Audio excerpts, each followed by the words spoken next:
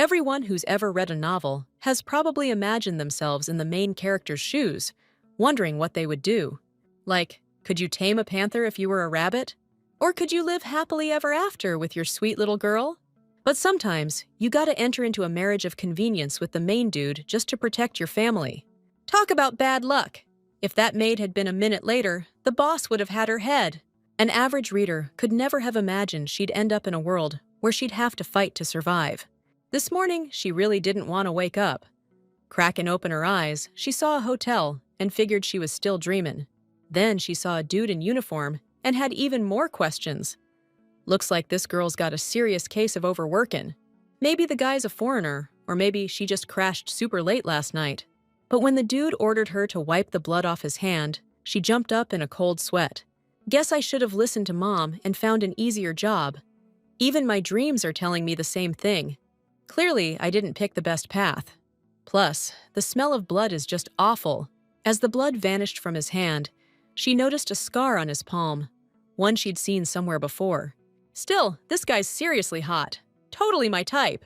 But the second he started being a jerk, she knew she was wrong. Definitely not her type. Doesn't matter how good-looking someone is. If they've got a rotten personality, it's a hard pass. No sooner had the maid, freshly dismissed by her master, left his chambers, than the other servants stared at her, calling her Rose. Turns out, they were all so worried, and they're happy to see she's alive.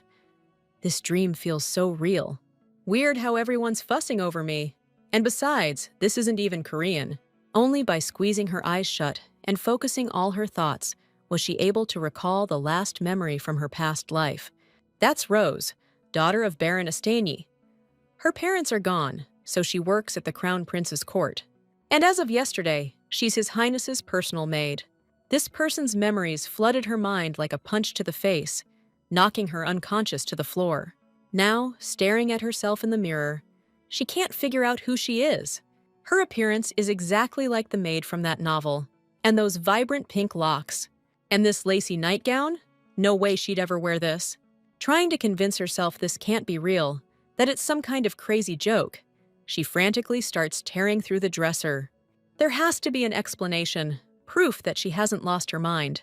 So, trying to calm down and figure things out, she suddenly spots a notebook on the table. Its creepy look sent shivers down her spine. The only hope is that the heroine finds a clue in this book. She's convinced nothing bad will happen if she touches it. But the second her fingers brushed the cover of the notebook, this freaky light just lit up the whole room. This blinding, all-over light. The girl thinks it's totally messed up. Seeing daily entries inside about being His Highness the Prince's personal servant, it's clear this is a private diary. In it, the girl wrote about waking up at 6 a.m., His Majesty eating breakfast at 7, her getting food from the kitchen and taking it to the prince's room. After he's done eating, she helps His Highness get ready to go out. Doesn't seem like there's any useful info here. On one of the pages, Rose confessed she was scared. She'd been ordered to take the prince out of the picture. Hearing that, the girl forgot how to breathe. She's in a world where she has no idea what the heck any of this means. Emily, the previous maid, is gone.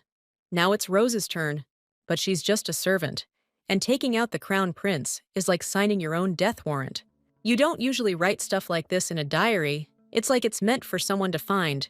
But the worst part is, the Duke wants Calix Fosman dead. That's him. This can't be happening. Looks like our girl got transported to another world. Not knowing what's going to happen with her career, her family, her life. First things first, she needs to chill and figure things out. Little by little, she's starting to remember this person's memories. Looks like she's stuck in the body of Rosa Estanya. She's an orphaned kid from a baron's family, and they made her Calix Fosman's personal servant. We're talking about a character from the novel she was last reading. Calix Fosman is the main character, a tyrant. What's worse, it's an adult novel, and she doesn't remember the main character being named Rosa. If the tyrant's still the crown prince, then she's at the very beginning of the story. In that case, even if she bites the dust, it won't change anything, 'cause she's just a side character. Calix Fosman's the kind of guy who'll off her the second Rose gets on his nerves. Her hair color's a disaster, and to top it off, the heroine doesn't even know if she died in her past life. She's just hoping she didn't. She needs to get back. And to do that, she's got to survive. Calyx is going to start taking out all the heirs real soon and grab the throne. Rose needs to figure out whose side she's on. According to the notes, breakfast is at 7 a.m. His Majesty's an early riser, total workaholic. Rose can memorize his schedule in like 10 minutes. The main thing is not to tick off the main character. And try to glom onto whoever wins. This girl's got to stay alive and get back home. Popping into the kitchen, Rose confidently announced she was there for His Highness's breakfast. The cook had heard some chick was made His Highness's personal servant. He smirked, seeing her head was still attached. But the girl still asked what was for breakfast today. The cook thought it was weird and decided to find out why she needed to know that. You didn't need to be a genius to see the kitchen was a total pigsty, but it wasn't like that in the story. Rosa had just started working, so she said it'd be good to at least know the names of the dishes for His Majesty. Today's menu: croissant with butter, an omelet with raspberry jam and cheese, arugula salad with pink peppercorn dressing, and apple juice. Finally, Rosa grabbed the prince's breakfast and went to make the delivery. This is just the beginning. She absolutely can't let the main character have any bad vibes about her. Her thoughts were clear, but she immediately hit a wall. The girl was lost in thought, wondering how to address Calyx. Your Imperial Majesty probably wouldn't fly. Figuring the guy would understand, Rosa knocked on his door and announced breakfast. With the prince's permission, the girl entered his room, but all he does is check her out from head to toe. Talk about a close call. If that maid had been a minute later, Calyx Fossman would have had her head on a platter. In Empire of the Crimson Moon, Calyx's backstory isn't really spelled out. But one of the big things is that Calyx was totally head over heels for the main girl. The novel isn't even about Calyx becoming emperor, for crying out loud. Who knew Rose was walking into such a nightmare from the start? Her life's on the line. She promised herself she'd always be on time from now on. But that fake smile screams, corporate drone. The fact that the Crown Prince didn't say anything back probably means the maid passed the test. But what struck her as weird was that the portion was way too small for the Crown Prince. That's a pretty pathetic spread for someone in the imperial family. All of Rose's suspicions from what she's seeing point to him being an outcast. Anyway, she decided to announce that Calyx is having a croissant with butter, an omelet with raspberry jam and cheese for breakfast today, arugula salad with pink peppercorn dressing, and freshly squeezed apple juice. Suddenly, the atmosphere got tense. Calyx got so close it was awkward. He decided to find out what kind of games she was playing, wrapping his body around the scared girl like a snake. If he doesn't like the menu, Rosa said she could ask the chef to make something else. At that moment, the prince was practically burning holes through her with his eyes, wanting to know who she was. The girl introduced herself as Sheila, his personal servant since yesterday, but that's not what he was asking. Rosa wasn't just going to back down, though. She's a 5-star hotel trainee from the 21st century facing the prince. Finally, Calyx told the maid to clear everything away and leave. Before leaving, the girl offered to mend his clothes, then bowed and left. Like every maid in the imperial palace, Rose headed to breakfast. But Mila suddenly interrupted her meal, rushing in like the building was on fire. Turns out, Mila thought her friend was a goner. She's just glad to see she's still kicking and has her head on her shoulders. No matter how you slice it, the mistress was way harsh on Rose. Everyone knows she's the best worker on the estate. Mila means that she's the least experienced girl, and also the one who messes up the most often. She doesn't even remember breaking that expensive plate, which is why the madame got so ticked off at her. The main character remembers this scene from the novel, and now she understands what's going on. Anyway, no harm done. Rose knows that becoming the Crown Prince's personal maid means there's a pretty good chance you won't make it back alive. Something's off, though. Calyx just takes every servant for granted. But his room and clothes don't exactly scream royalty. And there's also the order to assassinate the Crown Prince, and the diary's contents. The heroine's got her own theories about all that. So, she decided to find out if any new servants had arrived at the estate. As soon as Mila said she'd seen Madame with someone else, Rose's face totally changed. If her hunches are right, then she could bite the dust today. The heroine's theory is that the Crown Prince, who's also the main character, isn't some cold-blooded killer. If the personal servants who died at his hands were also ordered to off the Crown Prince, that explains why he executed them. The Crown Prince's personal servants were either pro-assassins or pawns waiting for the next hitman to arrive. Rose Estanya was probably blackmailed by the Duke, judging by the diary entries. She definitely wasn't a killer. What's more, the housekeeper's clearly in cahoots with the Duke. She's the one who gets to assign a personal maid to the Crown Prince. That girl who arrived at the estate today is the real deal. A stone-cold killer. So they need to make room for the new help and shut up the old, which means they've got zero reason to keep Rose around. Right now, Rose is cursing the whole damn world, clueless as to why she's stuck in this freaking novel. Today's been a killer. Cleaning these massive bedrooms all by myself is a real pain. Of course, Miss Estanya nailed it, thanks to her skills from her past life. At least she's got some free time after cleaning, not too shabby. Time to cook up a plan. Gotta channel my inner Rose the mastermind. Suddenly, a scream so loud ripped through her room that it scared the crap out of all the maids. The second Rose opened that notebook, she jumped back and tossed it away like it was cursed. This looks like some serious magic's been at work here. The diary's contents have been altered. The Duke gave Rose something nasty to do away with His Highness, who's now in a box to the right under the bed. The girl's freaking out just thinking about the poison being there and not knowing what to do with it. Turns out the poison is here, but the maid has no clue what to do with it now. Suddenly, it hit her. Rose grabbed a pen and wrote in the diary, asking who the heck was writing in it. But the guy's not answering. Guess he never saw Harry Potter. Actually, it's probably better this way. If the diary did answer, that'd be seriously creepy. Then the maid's eyes landed on that tempting little bottle that's been sitting on the table for days. First things first, she needs to figure out the best way to put these newly acquired goodies to good use. Day turned into night.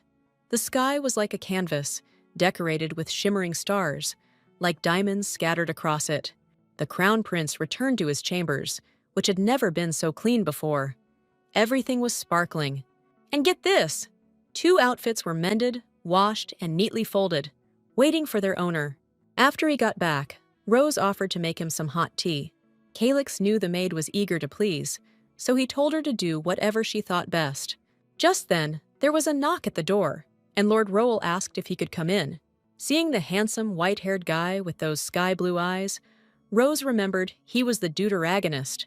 While the maid was filling the mugs with tea, all she could think about was hoping it was safe. Maybe she should try it, but if there's poison in there, she's toast. Main characters don't die that quick. But Rose is just a side character. She's expendable. Rowell Chris, the main character's right-hand man, and a knight, a good-natured subordinate of Calyx.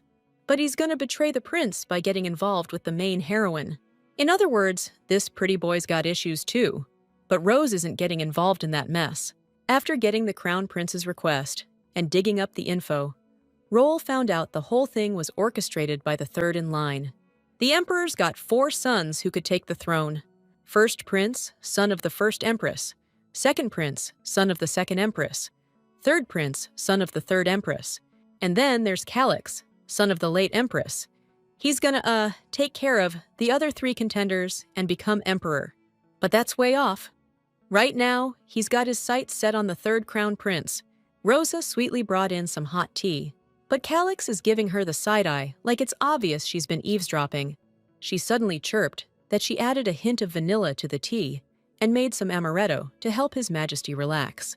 Still, the Crown Prince sent the maid on an errand, and that's when things really got interesting.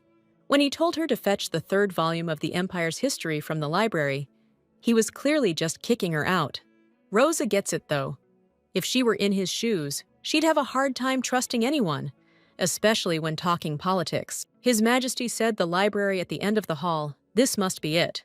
It's so dark in here. It's like some kind of ghoul's gonna jump out at Rose. She decided to grab the book and get out of here quick. But as soon as she found the 3rd volume of the Empire's history and thought she could head back, she stopped breathing for a sec. Every second, the maid tells herself, His Majesty wouldn't be caught dead doing something like this. So the question is, who could it be? Rose figured maybe it was just the wind. If someone was going to offer, they'd definitely make it look like an accident. If Rose starts poking around, she'll be in deep trouble, hunted by the Duke, the housekeeper, and some hired muscle.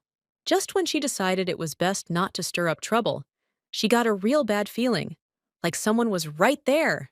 And whoever's in here, in this room, is definitely about to jump her from over there. Meanwhile, Roel reported that the new servant looks like a hired gun, and her connection to the Duke is confirmed. So, Rosa Stagnier has nothing to do with what's going on, even though it's weird the prince remembered a servant's name. As far as Roel knows, His Highness always just called the servants girls. Looks like he's got a soft spot for this one, though.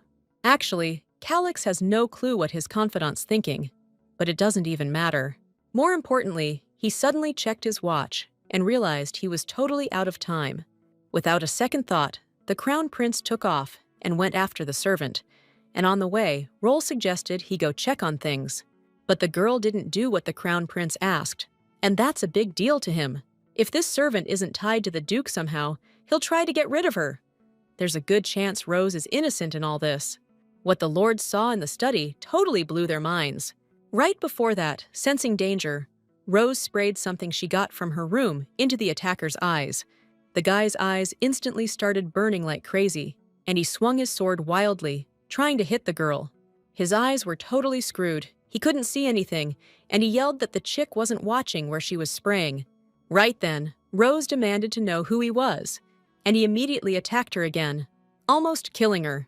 She warned him that she'd sprayed poison, the stuff she got from the Duke, so he'd be kicking the bucket pretty soon. While that lowlife was completely consumed with revenge, Rose quietly grabbed a flower pot and smashed it over his head. That creep, who tried to take the life of a defenseless maid, totally got what was coming to him. Maybe she's just a maid who wasn't trained to kill, but there's no way he can do anything against her now that he's blind. Rose started brutally tearing into the guy who attacked her, demanding to know who hired him, when His Majesty walked into the room. This is such a messed up situation. The maid had to explain her suspicions about the would-be killer. This guy attacked her, and Rose is just, questioning him right now. She thinks he was sent by the Duke. And then the girl showed Rix's poison, which she always carries, and sprayed it on that guy. Looking at him, Calix had this expression, like he knew exactly what was in it. When Roel took the killer's mask off, it turned out to be the stable boy. Then His Highness, the Prince, ordered Chris to clean everything up and asked the maid to come with him. So they ended up alone in the study, and this time Calix Faustman finally wants to hear an answer. He told the maid to speak plainly and confess who she really is. She's Lee Chae-rin, works at a hotel in South Korea, but she can't just say that, and he already knows she's Rosa Estagni. In that case, the girl stated that before she was appointed as a personal maid, she was briefed and the Duke gave her this poison. And also, she's sure that if a person has any sense, they'll know who to show respect to. The goal is what matters, right here, right now. Rosa Estagna swore to look after the prince. She needs to understand they're on the same side. Calix smirked at the sight. He was curious to see how she planned to pull this off. Actually, Rose was in the kitchen, already spotting tons of stuff that needed fixing. Gotta take care of the Crown Prince's meals, you know? And the cleaning, packing lunches, everything. She was sure she could make the prince's life way more comfortable. Everyone knows Calix is called the son of a traitor, so he can't figure out what's in it for her to side with him. Obviously, he still doesn't trust the new maid and will be suspicious till the very end. Maybe Rose kicks the bucket today. If not today, then tomorrow. If not tomorrow, the day after. That's why she needs to convince this guy of her unwavering loyalty. Begging His Highness to spare her life, Rose promised never to betray him and sincerely asked to be allowed to serve him. Those words brought a faint smile to the Crown Prince's face. He agreed to see how this plays out. Mission: survive in Empire of the Crimson Moon. Complete! Ages ago, when His Majesty decided to off the Queen, the little prince tried to stop him, swearing his mom hadn't betrayed him. He begged them to spare his mother, but His Majesty was dead set on taking out the woman who'd tried to end him. The kid, face to face with his mother's fate, pleaded with his uncle to save her. But even he was powerless, telling the prince to just pretend nothing happened. That was the only way he'd survive. His mother didn't want to go. She wanted to live. She hadn't done anything wrong. The little prince wasn't about to end up like his mother. He had to eliminate the threat if he wanted to live. If he doesn't get got, then he'll be the one doing the getting. The little prince, Calix Faustman. Rose sweetly offered some freshly baked crispy cookies with apple jam and a cup of fragrant vanilla tea. Bolting awake in a cold sweat, the Crown Prince realized it was all a dream, just a seriously messed up one. Just then, Roel walked into the room, not realizing His Majesty was there. The prince wasn't answering, so he just went in to drop off the report. Guess Calix was just catching some Z's. Anyway, Chris reported that he took care of the assassin's body and the third volume of the Empire's history. Figures the Crown Prince suddenly has an errand to run. After talking with His Majesty, Rose can't shake the feeling like something's crawling under her skin. Seeing the maid again, the royal chef noticed she's been coming around a lot lately. That dude is seriously nasty. Greasy hair, scraggly beard, filthy hands. Hygiene score, 0. So, Rose asked him to wear a hairnet and trim his nails, and also mentioned his beard. That made the head chef so mad, steam practically shot out of his ears. Back in her past life, Rose was fearless. She could always find a compromise. Countless situations like this. Introducing herself as His Highness's new personal maid, she suggested he just think about it. Being a chef, the guy's definitely pouring his heart and soul into that dish. Can you imagine how messed up it would be if something extra ended up in the food? His Highness would have to toss the chef's cooking, totally clueless about all the effort and love that went into it. Hoping her sweet talk would work, Rose said she was confident the chef wouldn't let something like that happen. But the guy's reaction was totally weird. He just burst out laughing right in her face. According to him, the fact that the maid was still around wasn't just good fortune. The head covering, fixing her hair and nails. He agreed to do it her way. This chick's got some serious drive, and the chef's digging it. He didn't even get to introduce himself. He's the Imperial Palace chef, name's Tyrant. He told the maid to come to him if she needed anything. Rose is really hoping this turns into a good partnership. After that, the nice guy introduced the prince's new personal maid to the whole kitchen and ordered everyone to fulfill all her requests from now on. All the kitchen staff were really happy about His Majesty's new maid. It was a pleasant first meeting. Only one of them, who stayed off to the side, regarded Rose Estania with suspicion. That same cursed book about the Empire's history, the one Rose used as a shield when the assassin attacked, it's back. Since she's got a mouth, Lord Calix wants to hear her explanation. In this situation, saying it's just a history book spells a bad ending. The prince will order her execution. Bad ending number 2 is saying that Rose had no other choice in that situation. Therefore, the maid decided to say she'd get him an exact copy. Thinking about that, the Crown Prince suddenly ordered her to open the book. As soon as Rose opened the history book, it immediately became clear that finding another one like it would be incredibly difficult. Still, Calix handed the maid a pouch of gold coins, figuring it should be enough. Hell-bent on getting it done, the girl was determined to complete the task the prince had given her, with only 2 days to do it. Turns out, Roel noticed it was an invitation to a ball hosted by the third Crown Prince. Even His Majesty had trouble getting one, so Roel couldn't figure out why he'd give a task like that. But the master was sure he didn't ask for anything like that. The girl volunteered herself. Ever since he was a kid, Calix understood. If he didn't want to end up 6 feet under, he had no choice but to take matters into his own hands. Roel knew damn well the maid wasn't capable of something like this. His Majesty was always hard to please, but this time he really crossed the line. After meeting with the master, Rose decided to seriously think about her obsession with money. That's when she realized, taking another look at the paper, that it was an invitation. Looks like it's from the third Crown Prince. Even if Rose manages to get the book, she has no idea what to do about the invitation. All those isekai chicks in novels usually have it made. But Lee Chaerin drew the shortest straw. Survive against a killer. Hold on to that invite. She's stuck in Mission Impossible. Hunting for clues, she hit up Mila to ask about nobles close to the third Crown Prince. When she heard that, Mila clammed up, said she didn't know anything, but she was totally hiding something. The library probably has family trees of the noble houses, but you can only get in if you have permission from a noble family. Good thing Mila's got just the thing, a rough map of Crimson books. You can find stuff there that exists, and stuff that doesn't exist. Rosa has no clue what that means. Mila was nice enough to hand over the map, and just asked her to grab her a tasty treat in return. The thing is, Mila doesn't even remember where she got that scrap of paper. Because of the novel's genre, the heroine thought the vibe would be super depressing, but it's not as bad as she thought. Mila went all out and gave me a whole map to the bookstore, but I can't make heads or tails of this thing. Rose was so caught up in that invitation, she didn't even see the dude barreling towards her with his arms full of bags. As he walked past, he just straight up shoved her aside and told her to get out of his way. Losing her balance, the maid almost ate pavement, but then some cute guy caught her from behind. His sandy red hair is like fallen autumn leaves, and his smile outshines the sun. His voice is like music. After thanking him, Rose took off, but the guy offered to walk with her. Turns out he's been following her since the palace. His name's Aaron. He was in the kitchen when Rose was talking to the head chef, and he thought she was up to something cool. Figuring he was a creep, the girl told him to stop following her. Aaron not only kept following her, but he also snatched the note with the Crimson Bookstore's name on it.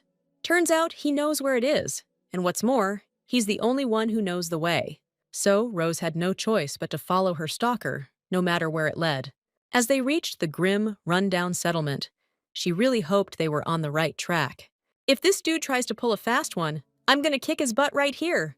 Aaron led her to a shop deep in a mysterious forest, an old, dilapidated shack shrouded in secrets. The sign says it's Crimson Books, probably the only place around here to get anything useful. Since there's no turning back, Rose took a deep breath and went inside, apologizing for barging in.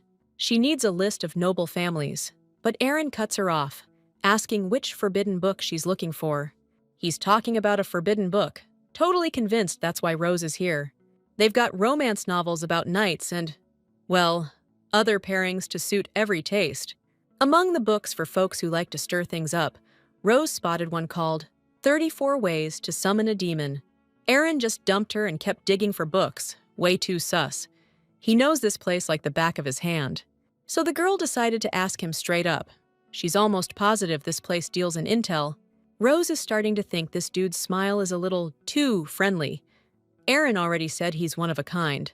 Out of nowhere, he grabs her hand, doesn't say a word, and drags her deeper into the bookstore. They end up in the basement, where some old guy's sitting behind a book. Aaron tells him he brought a customer. Hearing that, the grumpy grandpa declares he doesn't work with newbies. Rose ain't no newbie when she's paying with a mountain of gold coins. And this old dude's about to find that out. This girl is nothing like what he's heard. He's willing to spill the beans on whatever she wants to know. To His Highness's personal attendant. From her hotel internship, Rose learned one thing. Never let him see you sweat. Well, this guy sure saved her the trouble of introducing herself. It wasn't exactly rocket science. The unusual hair color, the fancy clothes and brooch, and of course, her willingness to haggle. The old man heard from some nobleman that the crown prince has a new personal maid again, and that she's managed to get on his good side. So, his question is, what does Rosa Estania want to know? The crown prince's personal maid, who somehow managed to survive. Looks like this guy actually has some skills, so she's curious just how much he knows about the empire. Truth is, the old man's not exactly rolling with the nobles, but he'll tell someone from the imperial palace what she wants to know. Since he deals in objects, Rose needs something he can get. An invitation to the third crown prince's ball, and she needs it ASAP. But first, she needs him to dig up some information for her. To distract Calyx and stay alive, the heroine needs to figure out where the main female character is. And to do that, she needs to know what Duke Tianel's biggest secret is, what he's hiding about his daughter. If the old man gets that intel, Rose will not only verify his skills, but also find out the heroine's location. That's hitting two birds with one stone. Calyx gave her 2 days, so she can't waste any time. She gave the guy 3 gold coins. If he gets the info, she'll double the price next time. This young lady knows how to play the game. Tomorrow, she'll get what she came for. That was the end of their meeting. Turns out, the shop wasn't so gloomy after all. Out of the blue, Aaron asked how Rose knew the price was 3 coins. Actually, she figured it out when she saw the master count out 3 coins. He found that hilarious. He's really having a blast with Rose. He's gonna keep an eye on her from now on. There seemed to be a hint of warmth in his words, which made Rose bloom like a real flower. But they argued the whole rest of the way. She just wanted him to shut up and escort her back to the palace. That evening, The maid steeled herself before opening the real Rose's mysterious book from the novel. As soon as she flipped the page, it was like magic enveloped her, drawing her deep into every line. Mr. Crimson, who deals in questionable goods, actually sells information. He knows the back alleys as well as he knows the capital. An info request from him costs 3 coins. Lady Mallory is a herbalist, but Lee Chae-rin is only hearing about her now. Lady Mallory gave her a box of Vegeta herbs, which can detect the presence of poison. If poison touches a Vegeta leaf, it turns blue. Rose keeps the box of these herbs in the 3rd drawer of the desk. The girl refused to believe there was actually a box in the drawer. It just couldn't be. But there they were, the herbs still fresh. That's how Rose got the Vegeta root. It's great that she can now detect poison. But the question remains, is whoever's writing the book actually helping? If that's really the case, then I should have sent her home. She's still dreaming of going back.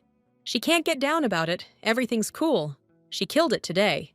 Lee Chae-rin needs to survive until the main girl shows up. Then she's ditching this palace and finding a way back home. The next morning, just like she expected, the girl got the intel she needed from Mr. Crimson. Turns out, the Duke's been keeping tabs on a girl who looks a lot like her. Her name's Serena, and she's the main female character. Lee Chae-rin's only hope is to hold out until she shows up and stay off the Crown Prince's radar. Of course, she's gonna trust the old guy with the next job. He's blown her away. The girl handed over the promised payment and asked him to score an invite to the 3rd Crown Prince's ball within 3 days. Everything's going smoother than ever. All the preparations are finally done. Exactly 3 days later, the Crown Prince's personal maid had her promised meeting with her boss. She handed him the invite, saying she managed to snag 3 of them, just in case. But then Calyx started grilling her, asking if she even knew what it was, what these invites were for. The Crown Prince was holding invitations to the 3rd Prince's ball auction. I'm betting she thought this through, knowing the event's shady. Rosa might even be working for someone else. She was born into the Estania family. After her parents died in the plague, she was brought to the palace and became a servant. Roel didn't find any weird connections, and Calyx couldn't dig up anything either. It's hard to believe a simple servant could actually get her hands on an invite to a private ball auction. It seems impossible, or maybe there was some way she managed it. Master Fossman knows better than anyone what a person is capable of when they're desperate. If Rosa really did what His Majesty asked to survive, I wonder if she'll go to the ball with him. But Calyx didn't ask her. He just told the maid she was going to the ball with him. This is totally insane. Rosa's just a servant. She thinks she shouldn't even leave the estate without getting paid extra. She wished she could say that, but she had to agree to escort the Crown Prince to the ball. Now her head's spinning, trying to figure out why he wants her there. She'll probably have to dance, and Rosa doesn't even know what to wear. As his personal secretary, she doesn't get why this jerk invited her to the ball. The Crown Prince thinks he can get away with anything. Aaron's eyes almost popped out when Rosa asked if she could borrow his clothes. Borrowing isn't a problem, but he's not sure they'll even fit her. Soon, the masquerade ball arrived. Calyx Fossman graced the hall with his undeniable presence. The black tailcoat with red jewel accents highlights his blood-red eyes. It's just dumb to deny he's hot. However, Rosa wore an outfit to the ball that would help her serve His Highness properly. Looks like the Crown Prince needs anger management. Seeing the maid like that really set him off. He pulled a fancy women's ball gown out of the closet, matched his suit in color, and told the girl to put it on. An exquisite red dress, off the shoulders, complete with red roses and a black lace ribbon. The truth is, Rose is going to the ball with the main character as his date. Lord Calyx will be waiting for her at 6 sharp in front of the blue-roofed temple, and he'll lend her some jewels. Rose managed to get dressed in an hour. She never imagined these girls had to wear this kind of stuff every day. All she has left is to do her hair and makeup. But in this god-forsaken romance world, there's nothing to use. Hard to believe a baron's daughter has nothing. Rose just can't show up to the ball without makeup, looking like death warmed over. In a moment of desperation, the girl's eyes landed on a diary. Rose, totally freaking out, begged him to send her home for a bit, or at least figure out a way for her to skip the ball. But the second she asked for, any makeup, the book suddenly lit up with this pink glow, and something insane happened. Watching the book go back to normal a moment later, Rose just can't believe her eyes. She started flipping through the pages and immediately realized the writing was changing. Lady Mallory brought Rose a one-of-a-kind makeup bag and some brushes she got from a merchant. The maid keeps all that stuff in the left drawer of the wardrobe.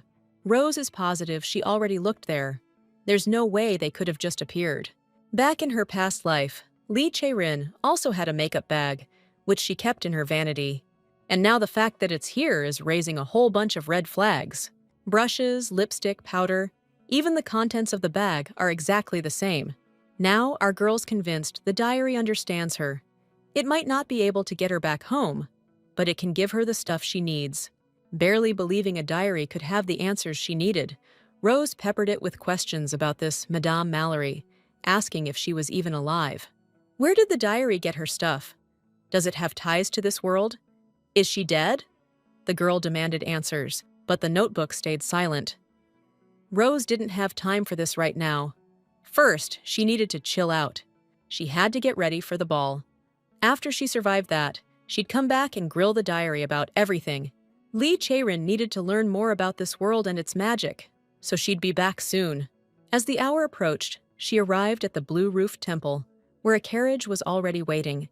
Honestly, Calyx thought she'd be late, but he motioned for her to get inside. Being late to meet the Crown Prince was totally unacceptable. Rose wouldn't create problems like that for herself.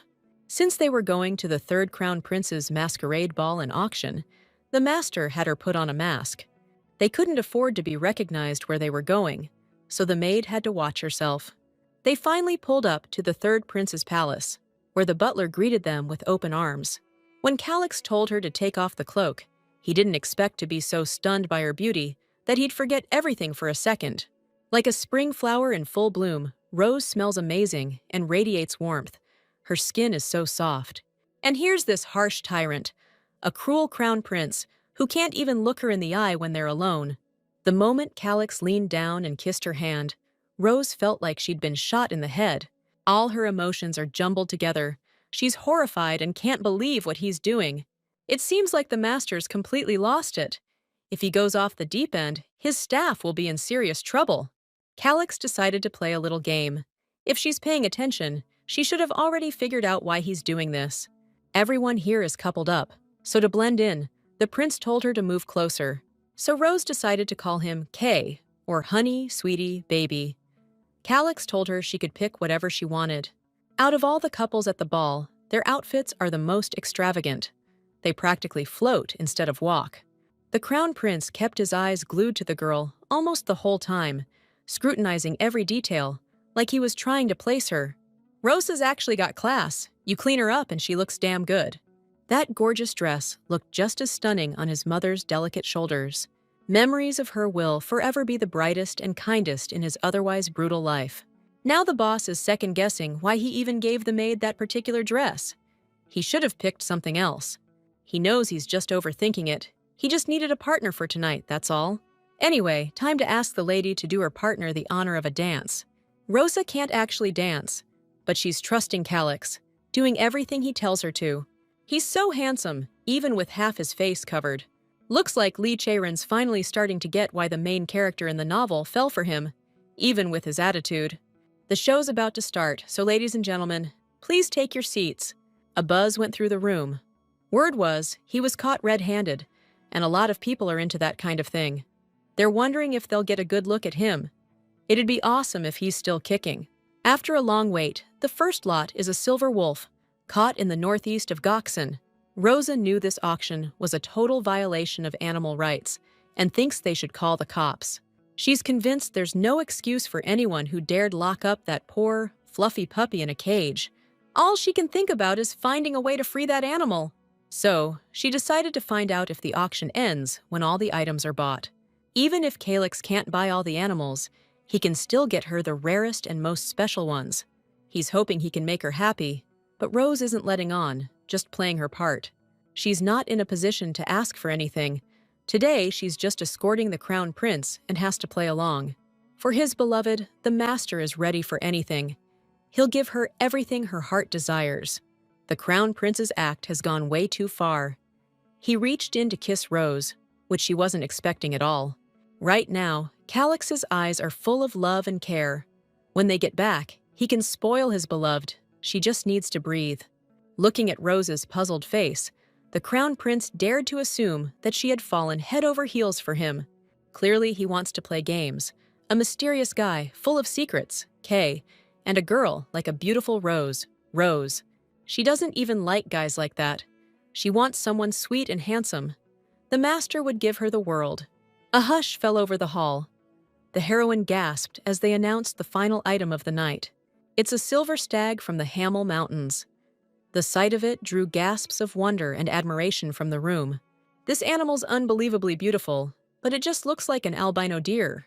Then again, Rose has pink hair, and her companion's got eyes that burn like fire. After thinking for a second, the girl just straight up said she wanted it. The bidding for this unique animal shot up from 50,000 gold to 200,000. The silver albino deer from the Hamel Mountains was sold for 500,000 gold coins to Crown Prince Calix Fosman. After their successful win at the auction, the esteemed guests were escorted to a private hallway.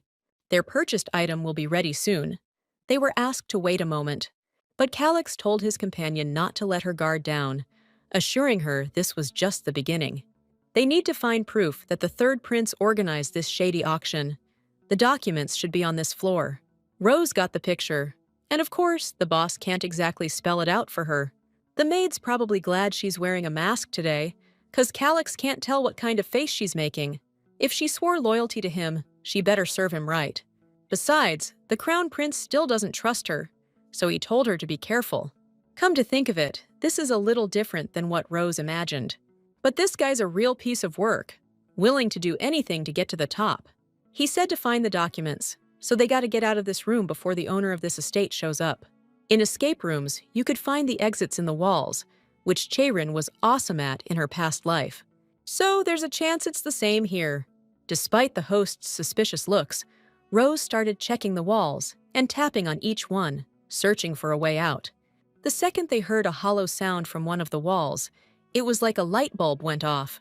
All right, they're bringing out the auction item now, and the engraved scroll will be here soon. They offered the Mr. and Mrs. a glass of their special white wine while they wait. So they have wine in this world too. Rose seems happy about that, but something's still bugging her. This white wine has a really weird smell. Not like freshly poured wine should smell at all. That's what made Mrs. Stang check it with her herb. The leaf barely touched the wine, and it turned blue instantly. The girl knew it. But when she realized, it was already too late to warn the Crown Prince. Desperate, she lunged at the mister and smacked his hand, yelling as she knocked the poisoned wine out of his grip. Calix's eyes went bloodshot, filled with a rage like never before. Thinking this girl had a death wish, Rose froze at that moment, not knowing what to do. She was trying to act as fast as possible.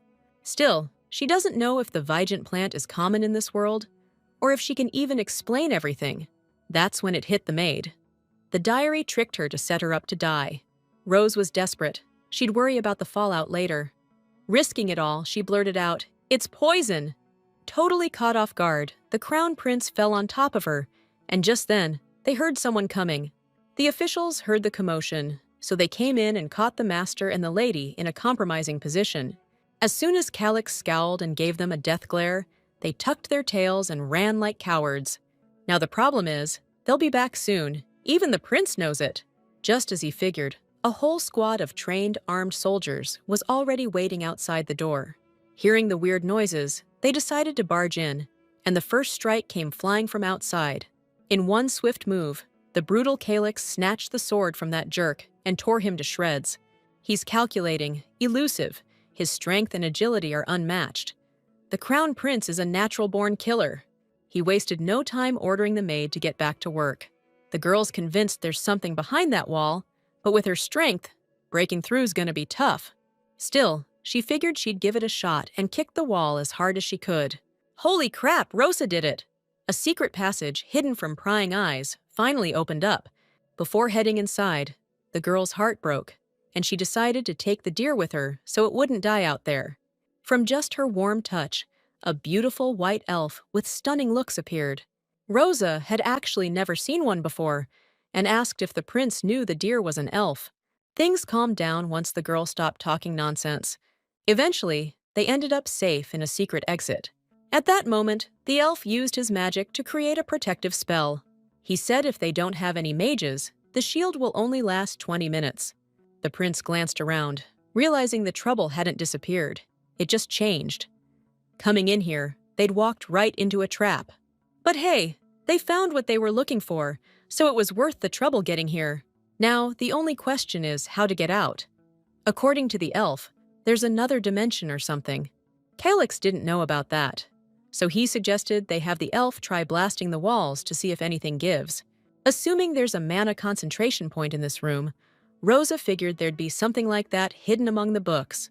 It's a total cliché in Korean movies and games, but, amazingly, the elf pointed right to it. And as soon as she pulled on one of the books, a secret room with a staircase magically opened up in the bookcase. Finally, it worked! Lee Chae-ryun is a total rock star, she found the passage. Still, His Majesty's convinced it's just not possible. Now he's wondering, who the heck is she? Since they need to get out of here ASAP, Rosa suggested they talk about it later. She's got a bad feeling about this. The Crown Prince has got this look on his face like he's about to lose it. He's totally over this whole charade. No way a mage is running this whole shady operation. They've got 20 minutes to ditch this place. The Crown Prince bailed, saying Rose wouldn't last 5 minutes, and told her to get a move on. Now, the girl's got no choice but to rely on herself, and she's dragging that elf outside with her. Looking at the beautiful pink-haired girl, the elf caught her scent. In his eyes, she was like an angel fallen from heaven. Climbing higher and higher in the magic tower, the heroes found themselves hounded by knights trying to catch them. Things are seriously going south, because these guys are willing to go all the way to stop them from escaping. Trouble came fast. The third prince's men caught up and went straight for a head-on attack. Their chance to escape is shrinking fast. The Crown Prince can't risk it anymore, so he just blasted the crowd with one hit. This is getting too hairy. There are too many assassins, and more keep coming from below. Right then, Rosa was overcome with fear that the boss couldn't handle things alone. She was completely consumed with worry. But suddenly, she felt a strong hand on her shoulder.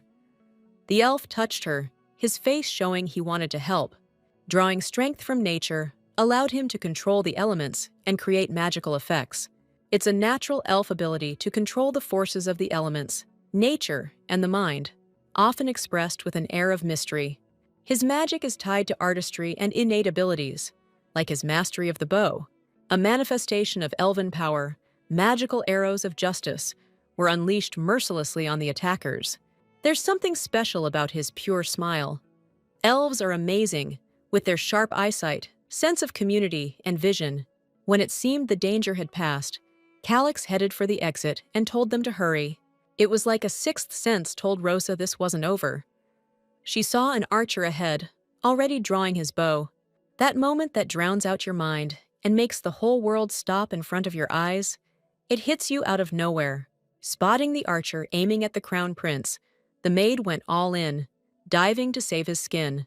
Then blood just exploded in front of His Highness, followed by a heavy, awful silence. Accepting her duty to serve the heir, Rose shielded him, paying the ultimate price. The horror of it made Calyx think the maid had just lost it. Panicked, he leaned over her body. Looks like this girl's totally cracked. She wants to go home, hoping dying here will send her back. Once she'd convinced herself she was out of options, she saw this amazing girl right there in front of her. Thing is, Rose made the same kind of choice as this girl. She just doesn't know who she is. Her memory keeps cutting out, then coming back, reminding her she took an arrow. But this girl, showing up like some kind of angel, Rose has no clue who she is. Still, she can't shake the feeling that they were talking about something. When Chae-ryun saw the familiar ceiling, she thought she'd died in the novel and woken up at home. But after looking around the room, she realized she was still stuck in the story. Weird, but nothing hurt.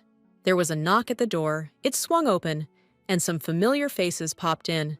Mila burst into tears and hugged her, saying she was so worried and thought Rose was a goner. Turns out they used a potion on the injured maid. His Highness used like 9 vials of it. Mila said 9 vials is their salary for 5 years. Good thing Rose is okay. Aaron was afraid she'd croak and he'd be bored again. So now he's got to know if the girl got what she was after. That's when Mila realized they were bothering her, and she hadn't even recovered yet, so she kicked Aaron out. They were making a real circus of things, but still, it's nice to have people who genuinely care. Okay, Aaron's acting kinda weird. Rose didn't catch what he was getting at, so she decided to ask him about it later. Now the big question is the Crown Prince. He shouted something right before the maid passed out. Plus, the main character's clueless about what happened to the elf, or if he's even working for the royal family now. And then there's that woman with the light blonde hair, the image that flashed in Rose's mind. The main character from the Blood Moon Empire had light blonde hair. So it was Serena. It's like she was trying to say something, but it's not clear what. First things first, the maid decided to head to the duchy, hoping the crown prince wouldn't make a sick person work. While she was getting dressed, she heard someone come in and figured Mila had forgotten something. But standing in her doorway was Roll, the main character's right-hand man. Talk about a strange encounter. He apologized for disturbing her rest and asked how Rose was feeling. Thanks to the potions His Highness provided, the maid is feeling much better. Roel's glad to hear that, but the real reason he's here is to ask Milady something. Without a word, he opened Rose's personal belongings drawer, which terrified the girl. Furious, she jumped on him with accusations, demanding to know why he was going through her stuff without permission. But Roel's determined to find what he needs. When he suddenly got his hands on that diary, everything changed as soon as the knight opened it. All the pages in the notebook were blank. What Rose saw shocked her. She stopped breathing for a moment, not knowing what was happening. With a deep breath, Roel closed the diary. It doesn't offer any explanations. Suddenly, he grabbed the maid firmly. Lady Estanhi now needs to come with him. And so, the prince's personal maid ended up in a heavily guarded dungeon, where they tied her hands and sat her down at the negotiating table. Rose knew this romance wasn't the best, but she never imagined it'd be this bad. When the archer's arrow hit the maid in the shoulder, the crown prince was right there, trying to help her. He put a bandage on her wound to stop the bleeding, desperately hoping to bring her around. In that moment, all Calix wanted to know was who this girl was and why she shielded him from the arrow. Since elven magic is tied to sharp hearing, she suddenly picked up something and bolted upstairs. The youth warned the crown prince that people were coming and asked him to take care of the girl, because if he didn't, that person would be back for her. Calix didn't fully grasp the elf's warning, but luckily, help arrived just in the nick of time. Leading the night squad, Roel apologized for being late. The security was way tougher than they expected. Now the crown prince's true ruthlessness awoke. He gave the order to wipe them all out, leave no one alive. He'll take out anyone who tries to mess with him. Rose, getting bold, asked what Roel thought he was doing, acting like a knight. But he just wants to ask a few questions. Thinking about it, he doesn't have to go overboard. Now she sees what the knightly order is really like. Roel's like she doesn't even exist. His first question is how Rose knew the wine was poisoned. That's just him. Even with his strong feelings for the main girl, he chooses his cousin and best bud, Calix. A noble and loyal knight, he really doesn't want to get rough. He just wants to hear the truth. If she tells the truth about Rose using Vigent's identity, she'll be accused of witchcraft and, well, things will go badly for her. She's the one who checks His Highness's food. According to her, it should be obvious she'd recognize poison. But Roel's asking how Lady Estanya did it. In that case, she said she got a few Vigent leaves specifically for His Highness's safety. When he heard that, Roel was a little surprised. Guess he's not too sharp when it comes to this kind of stuff. Usually, the main character can survive a few poisoning attempts. So Calix probably started experimenting with toxins when he was just a kid. So, he probably just downed the wine his enemy gave him, without even thinking if it was poisoned or not. Even though Rosa's not at fault, she genuinely feels bad for him, especially since his food and drinks haven't been checked until now. Roel's second question is about how the girl found the third prince's study and the secret passage. The truth is, His Majesty ordered Rosa to find some documents, and she stumbled upon a space in the wall. According to Roel, only members of the organization know about the hidden room. Plus, a magic barrier was detected at the entrance. If that's the case, Rosa suggested that her master ask the elf about it, since he was the one using magic. She's just a regular servant. The problem is, though, he was already gone by the time the knights arrived. Either way, Rosa doesn't know anything. The elf found the secret passage, not her. He sensed where the mana was concentrated. Sensing something was up, the girl decided to ask if she was right that His Highness was there with them and saw everything. She seemed to have forgotten that the Crown Prince's confidant is the one asking the questions here. Even though Rose insisted he had no right to interrogate her without the prince's order, Roll told her to answer. Just then, a loud noise echoed. The dungeon doors crashed open, and the Crown Prince strode in. As the one in charge around here, Calix wants to know what the heck's going on. The thing is, Roel had some suspicions, so he had to do some digging. Hearing that, Rose was offended, since everything happening here is nothing like digging. Now she'll show this jerk what digging is, after he put her through a real interrogation. When Calix noticed Rose's tied hands, Roll reminded him that he's a knight responsible for security. The Crown Prince, let's just say, had a serious case of selective amnesia. He remembers telling Roel to drop the suspicions. This situation's way too familiar for Cheiron. It's just like when Roll's feelings for Serena came out. After that, Calix started messing with Roll, and they were bickering over a girl. Of course, Rosa isn't the main character, and they're not fighting over her. Although there's a chance they might be. The prince's right-hand man didn't even suspect the new maid could be a spy, and he had to eat crow for that. Since everything was sorted out, Calix sliced through the maid's ropes in one clean move. Then he grabbed her hand and told her to follow him, leaving Roel alone with his boneheaded mistake. His Majesty's moving so fast that Lady Estanya's barely keeping up, with her little legs going a mile a minute. Noticing something was off, he realized her shoulder was still hurting. Actually, she's doing great, thanks to those 9 sausages the prince bought for her. As long as she doesn't move too suddenly, it doesn't hurt. Calix definitely liked that answer, so he told the maid to come see him in 3 days. No sooner did she hear His Highness bought Rose another 2 potions, then Mila had to remind her again how much 1 flask costs. 1 gold coin is like 1,000,000 won in Korean money, but 1 potion flask costs 6 gold coins, so that's 6,000,000 won. The Crown Prince bought the maid 9 flasks, then another 2, which is just an insane amount of cash. That's around 66 million won. Rose would have to save every single penny for 2 years to make that kind of dough. She already knows they'd probably fire her if she asked for overtime. But poor clueless Mila doesn't even know what overtime is. Here, once the maids finish one job, they just start another. There are no bonuses or monthly stipends in this world. When Rose said she was going home, Mila was confused, but told her today was payday. It's her salary, Rose's first paycheck as a personal servant.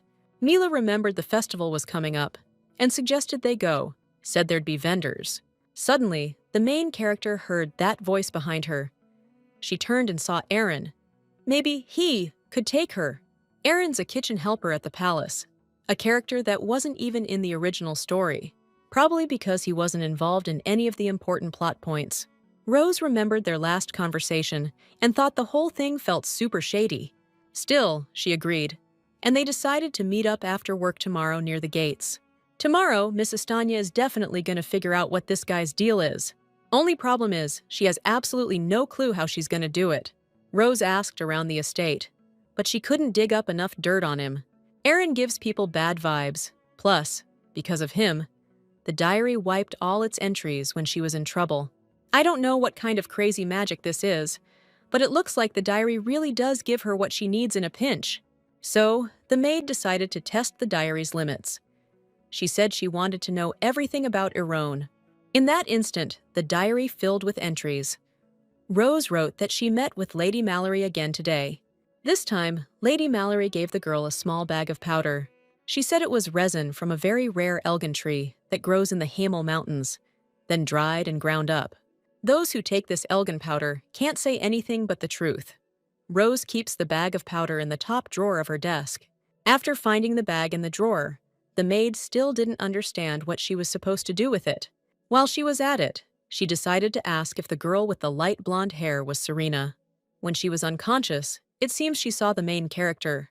But the silence can only mean that the diary won't say anything about it. The maid started to think she needed to grease some palms to get any info. Like clockwork, Rosa got decked out in a killer outfit with a blue skirt first thing in the morning, ready to roll. Her mission: find the duchy, dig up dirt on Serena, and slip Aaron that Elgin powder. She's only got 3 days, so every minute counts. First things first, Rose hit the palace main gates to sweet-talk the guards.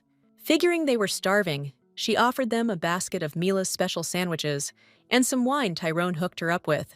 Just like she thought, the guys were down for a snack, and she casually mentioned her sister works in the building. But technically, they're not supposed to spill any secrets about the duchy. Playing the "we gotta stick together" card, Rose said she just wanted to know what kind of guy the Duke is. Turns out, they're hearing for the first time that the Duke even has a daughter. Still, the heroine didn't dwell on it and said goodbye to the guards. She asked around to a few more people, but nobody knew anyone like Serena. Looks like Mr. Crimson found out about the Duke's secret lover. The Duke's probably hiding the main female character really carefully. It's super weird that there's not a single trace of Serena. Mr. Crimson's intel can't be wrong, so then where the heck is Serena now? Cheiron's plan was to reunite the main characters, and then she could finally go home. While she was wondering if things would play out according to the story, if she just left everything alone, she suddenly heard someone call her name. That weirdo Aaron was met by a girl with a huge smile. Rosa was early today. This is the girl's first time not going to a festival, so there's something she wants to do first. First, Rosa suggested grabbing a bite, and Aaron immediately grabbed her hand to show her this little place that makes killer food.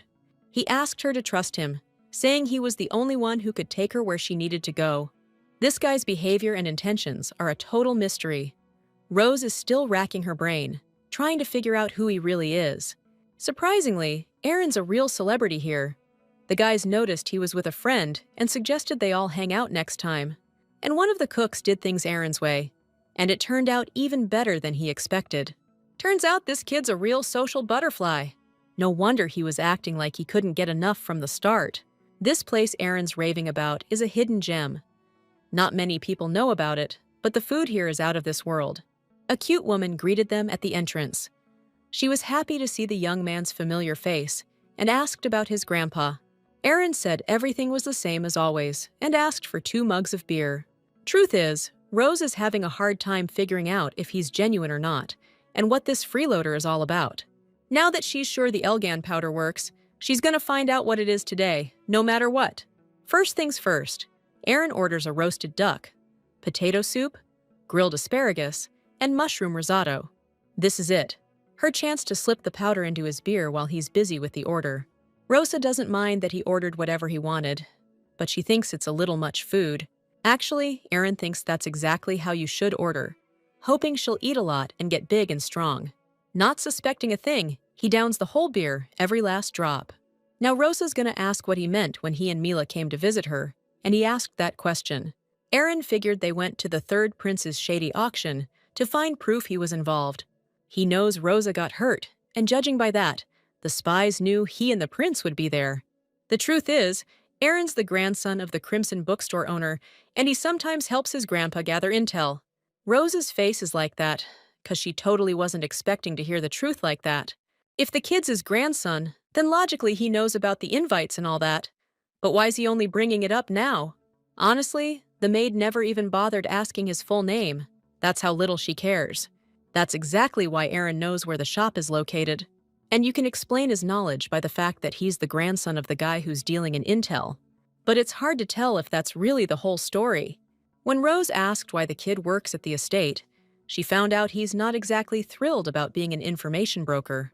It's too much for him. He'd have to meet with tons of people. It's boring. But it's weird because Aaron loves socializing. He actually dreams of traveling. He's got intel on where you can find rare dragons.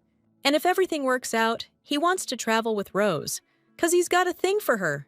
Looks like he's being straight up, 'cause he's been saying since day one he's got a thing for her, even if she doesn't get why. But out of nowhere, Aaron asks Rose why she slipped him that Elgin powder in his drink. She couldn't take it, and just hocked a loogie right in his face. He thought it was nasty as hell. So now Calix only has 1 servant left he can bring with him to the Saints' Day thing.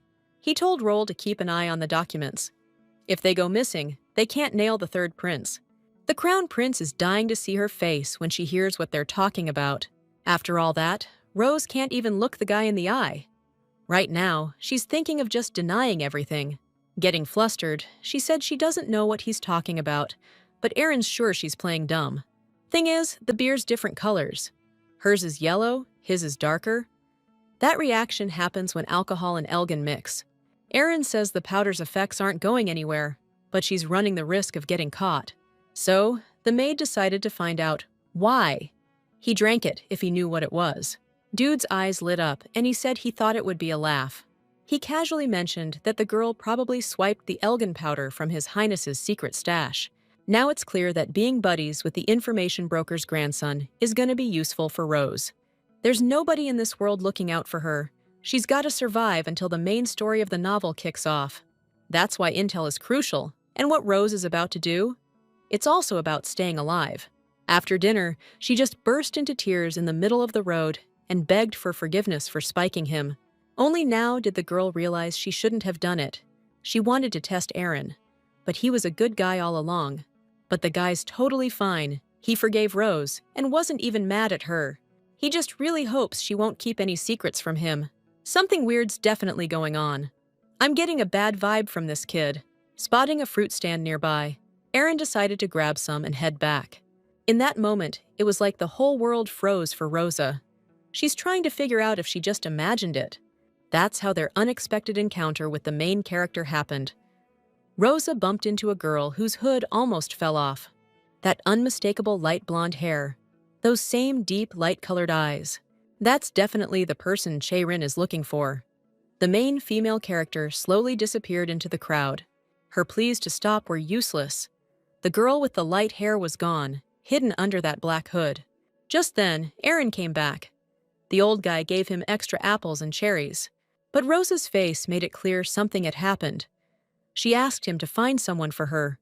The next morning, the crown prince invited the maid to go with him to the Saints' Day festival, since Roel has other duties. As for the other servants, only members of noble families are allowed at the Day of the Saints. It's a religious event dedicated to the destruction of the evil god Marias by Chemesis, basically Lord of Phosnia, the empire where our main dude lives. At the end of the day, this holiday is just a demon hunt, but Rosa can't figure out why she has to go. Seriously, in this messed up world, she doesn't even get hazard pay. Since the maid was just standing there frozen, Calix told her to take the papers and leave, now that she's here. To understand what Rosa's holding, we need a little backstory.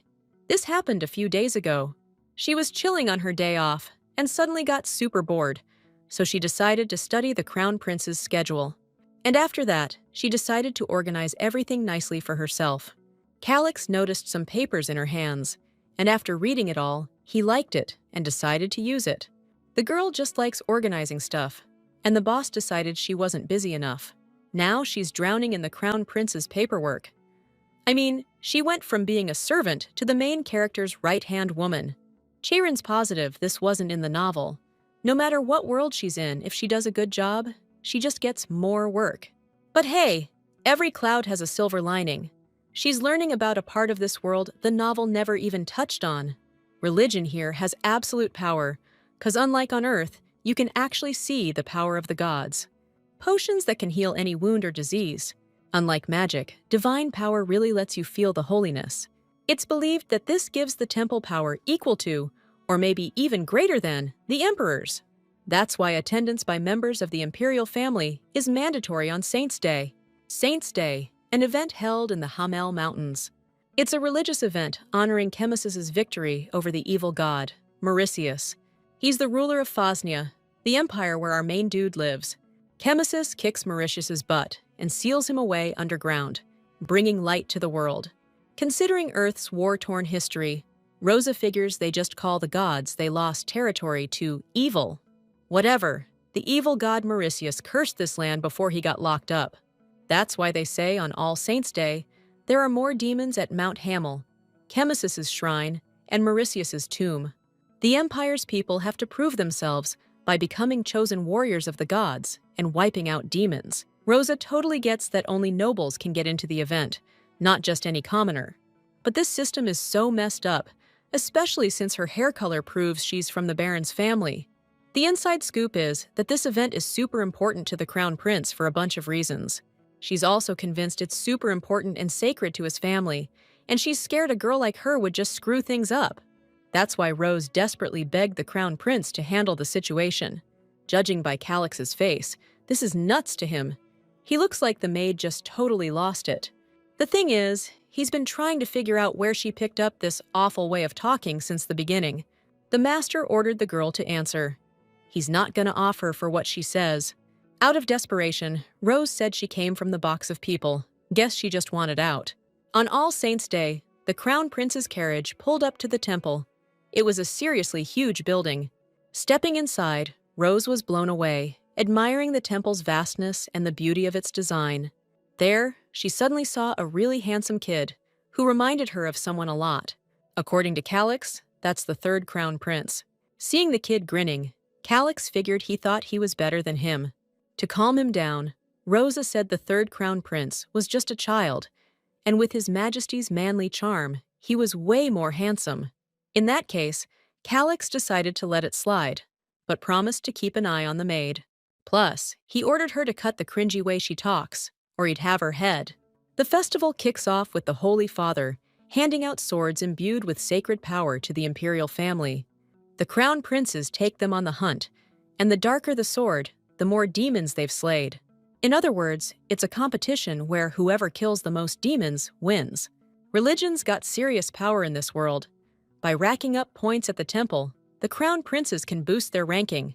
At such a crucial ceremony, the Crown Prince is usually accompanied by a knight or someone skilled with a sword to help hunt demons.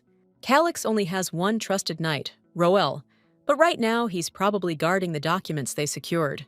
Ever since they showed up, though, Rosa noticed a ton of hostile glares. Nobody here's really on the Crown Prince Calix's side, seeing as he hasn't been seen in public for ages. As Chemesis's loyal servant, the third in line was told to banish the darkness and bring light to the world. At the ceremony, he got a blessing of divine power from the Holy Father. Calix said that after getting it, Rosa wouldn't be in danger of being corrupted by certain influences. That's why he told her to make sure the blessing covered her. Thinking he was just telling her not to worry in a roundabout way, the maid thanked His Highness for his concern. Truth is, she's a little scared, but at least she's not in mortal danger. That's what Rosa thought, until she hit the road with her boss. She's gonna die of a heart attack, not because of any demons. She just packed a ton of junk in her backpack, even though she can barely carry herself. Seriously, she's got spices, snacks, silverware, dishes, towels, the whole shebang. Oh, and she packed a journal, just in case. The moment Calix grabbed her heavy backpack and started hauling it uphill, felt like a breath of fresh air.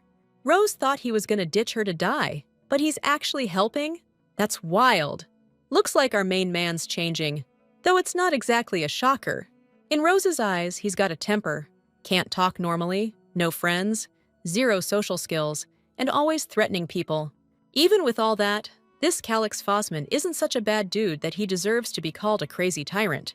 But the Calix from the novel, to survive, to avenge his mother, he offed his own brothers and climbed to the throne in a bloodbath. Trusting no one, he locked up the woman he loved, completely ruining her life. And his only ally, his best friend, betrayed Calix because he was in love with her and ended up getting wasted by Calix himself. The Crown Prince stopped dead in the mountains, spotting goblin tracks. Usually you don't see those guys during the day. If we're talking goblins like in the movies, Rose isn't ready for that. This is a novel, not a freaking video game. Word is, they're some of the most depraved creatures in Marisha. Seeing the maid was freaked out, Calix smiled and offered her his hand, all chivalrous, like he was gonna protect her. He said it was just some small fry tracks, and ordered them to keep moving, pronto. They soon found a cave. Calix suggested they camp inside, but Rose feels like they'll drop dead the second they step in. Looking at that scary, dark cave, she'd rather find some garlic and wormwood, just to be safe. She's just worried there might be a bear in there. But if she's shaking at the thought of a bear, she'll never fight monsters. Rose can't help being scared. The only wild animal she's ever met was a stray cat. Still, she's super curious if the monsters from cartoons and books are actually real in this world. Even though she's already hooked up with an elf, This girl is still desperate to get back home. Praying to the heavens they don't let her bite the dust in this backwater, Rose took off after the crown prince. Inside the dark cave, it was pretty quiet and gloomy. They set up a quick break by the lantern. Thank goodness the maid brought some jerky, but the vibe in here is seriously off. This is so awkward. Rose has been sitting in silence for 10 minutes, while Calix is chowing down like there's no tomorrow. Deciding to say something, she apologized for not being able to whip up something better.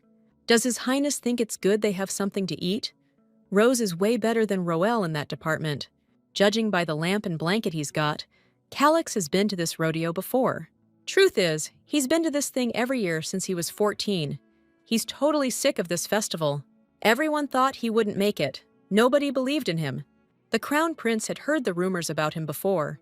Everyone always counting him out. Back then, Roel was both a godsend and a pain in the neck. He probably thought it was hilarious. But now he regrets not letting the prince bite the dust back then. Suddenly, Rose had a really weird feeling. Calix is just the main character, but something's off. Out of nowhere, Calix decides to go hunt for some grub. Because if Rose goes, he'll starve to death here. But a maid can't just stand by. As the prince's subject, she can't let him do all the dirty work. Even though it sounded legit, Calix figured out she's just scared to be left alone. Since she's so eager to go, the master told her not to lag behind. A gorgeous sunrise lit up the mountains. Seeing the incredible view, Rose almost lost her footing. It feels like we only just got to the cave, and the sun's already up. Calix told the girl to step back. He grabbed a rock off the ground and, spotting something suspicious in the bushes, chucked it right into the thick of it. Just then, there was a thud from the bushes, and a whole horde of bloodthirsty goblins came charging out. Humanoid creatures with green fur, pointy ears, and eyes that mimic human appearance to deceive. There were way more of them than the crown prince expected, so he grabbed the maid and decided to make a run for it. At that moment, the ground shook, and a huge, nasty beast blocked their path. A mythical, evil creature of gigantic size, laughing like it's about to have some fun with its prey. The crown prince knew right away it was the leader, but he couldn't figure out what it was doing here. Suddenly, he spotted a sack they'd accidentally dropped not far from where they were. Calix panicked, ordering the girl not to freeze up, to stay out of the way, and to try and defend herself. The Blood Moon Empire romance turned out to be not a love story at all, but a real battle of the titans. In the end, the main character's insane power and brutality let him master his weapon and obliterate the monster. One clean shot to the head took down the goblin leader, and that thing's death rattle means victory for the crown prince. Calix really had to bust his butt to take down a beast like that. It's like he's got some kind of crazy superhuman ability. The crown prince managed to kill that huge monster in seconds. It seems totally unbelievable. Now, Rosa probably won't even dare breathe in his direction. She never thought she'd get to witness his skills. She shouldn't get too excited, though, because the rest of the goblins have already caught up to them, thirsty for some payback. But seeing their leader dead, the goblin horde froze. They seemed totally lost and scattered across the area. The crown prince is sure they just got lucky, that these creatures have absolutely zero sense of loyalty. Seeing her master wounded, Rosa was about to rush over and help him, but Calix stopped her, saying it was just a scratch. Just then, a sword appeared from the bushes, and the girl's mind raced, thinking there were still goblins hiding there. The question now is, what if she tells the prince? He'll attack immediately. Actually, Rosa's been preparing for this. She's got a weapon that'll help her survive in this world. A special tear-inducing weapon, made from chili peppers and black pepper. The girl hit her mark, and that whole fiery pepper concoction went right into the guy's eyes. He screamed at the top of his lungs from the pain. The burning in his eyes was so unbearable, his eyelids turned red. The guy was practically blind and bolted from the ambush in a panic. When the pain subsided a little, the teary-eyed dude, gritting his teeth, declared that the girl had no idea who she was messing with. Looking up, he saw his death standing before him, a ruthless nobleman with devilish eyes. It was His Majesty, the Crown Prince. Recognizing him, the man fell to his knees and swore it was all a misunderstanding. But the merciless Calix Fossman didn't even listen and immediately clocked that spy good. Seeing the fight, a worried Rosa came running as fast as she could, hoping the guy wasn't dead. He's all right, just knocked out. Killing nobles is a pain in the ass. Way too much hassle afterwards. Looks like this guy was up to no good. Plus, Calix noticed the rose's red water works like a charm. Weird that the girl didn't spot the spy, especially since the prince knew he was hiding behind the tree and even saw a second one. This guy's Count Alcus, and he'll pay for everything with his head. Calix immediately grabbed his sword and almost executed the count, but threw it into the bushes where another one was hiding. He told Ash to come out, and that's when the third crown prince showed himself from behind the trees. The kid didn't hesitate. He charged with his sword, wanting Calix Fossman dead. But going up against the raw power of such a ruthless crown prince wasn't going to be easy. It's hard to even imagine how great and powerful Calix is. He effortlessly knocked the weapon out of the kid's hands with one swing. It's got to be about those resource distribution documents. Ash is trying to silence the air that way. Thing is, the mighty foesman's place stinks of goblins now, totally unusable. He might get away, but Ash is going to get eaten alive by goblins, or maybe face a trial. The third prince wants neither, so, scared out of his mind, he begged for mercy. Rosa can't stand seeing her master's awful cruelty, so she told him to stop and shielded the young prince. But Calix is dead set. He pressed his sword to her throat, figuring the maid just wants to bite the dust. That's when Rosa realized she really screwed up. She's not trying to check out early. Third Crown Prince Ash Fausman, the little weasel, embezzled funds, ran illegal auctions. He's trying to off his own brother for the throne, so it wouldn't be a shock if Calix just lopped his head off right now. But Ash is still a kid, and the moment Calix starts taking out his brothers, all hell's gonna break loose. Chayrin really doesn't want to see the main character lose his marbles, so she had to step in and say that Ash had already failed trying to attack them, and he couldn't do anything more. Just like Calix said, the third royal prince is pretty much monster chow now. Is the royal prince's personal servant suggesting he just let him go? She genuinely believes it's not worth getting your hands dirty with your own brother's blood. Thinking the girl was some kind of saint, Calix let her do whatever she wanted. He was already bored anyway. Calix was supposed to off Ash, but letting him go just puts his life back in danger. A manhunt could start any minute now, and he can't believe he fell for that load of crap. Everyone kept telling him he had to take them all out before they took him out, or His Highness wouldn't make it. But Rosa was insisting there was no need for any of that. She said there's no call for murder. After that, Rose decided to warn Ash. If he didn't stop attacking his brother, he could end up pushing up daisies. When she went to take the sword for herself, the young heir asked her name. Even though this little punk was young enough to be her kid brother, the girl introduced herself as Rose Estanya. The thing is, Ash remembered her and would definitely get back at her someday. Turns out he's got a softer side too. This kid and the main character, living in another world, would probably just be regular brothers, bickering over nothing. Just like Rose and that mama's boy, Lee Doyun. The girl thinks the reason for his temper isn't the world surrounding Calix, it's just in his blood. By this point, Calix had already returned and was calmly watching Rose desperately trying to calm his brother down. But suddenly, rage and fear flashed in his eyes. As if someone else was controlling him, he drew his sword and took off. Shielding his brother and the maid with his back, he announced an enemy attack. This thing's a freaking monster, straight out of hell, like some giant Venus flytrap. Only this one's a real toothy killer. It caught a whiff of human flesh, and those jaws of its just snapped wide open, all teeth and fury, coming right at us. The fearless crown prince, he just whips out his sword and slices that so-called invincible beast into 1,000,000 pieces in a heartbeat. Without its precious heads, the monster just dropped dead, turned to dust under the blazing sun. This is seriously messed up. The sun's still up, so Calix has no clue where this thing even came from. Realizing what just happened, he grabs Count Alcus by the collar, demanding some answers. But even with the pressure on, the guy claims he had nothing to do with the monster. So Calix suggests he try telling the truth from inside the monster's belly. Terrified of getting offed and with a total freakout about monsters, Count Alcus blames it all on the second prince. Turns out he saw His Highness walking around with a bull's horn. Calix's eyes blazed with even more fury at what he heard. This whole thing's going south fast. We gotta get out of here now. This place reeks of blood, and that's gonna draw more monsters. First things first, we need to find a new hideout before nightfall. After the first crown prince bounced, Count Alcus claimed he still had the documents. For now, Ash is cool with his brother holding on to them. We gotta move too. All he can think about is the girl who saved him, Rosa Estanya. What a trip.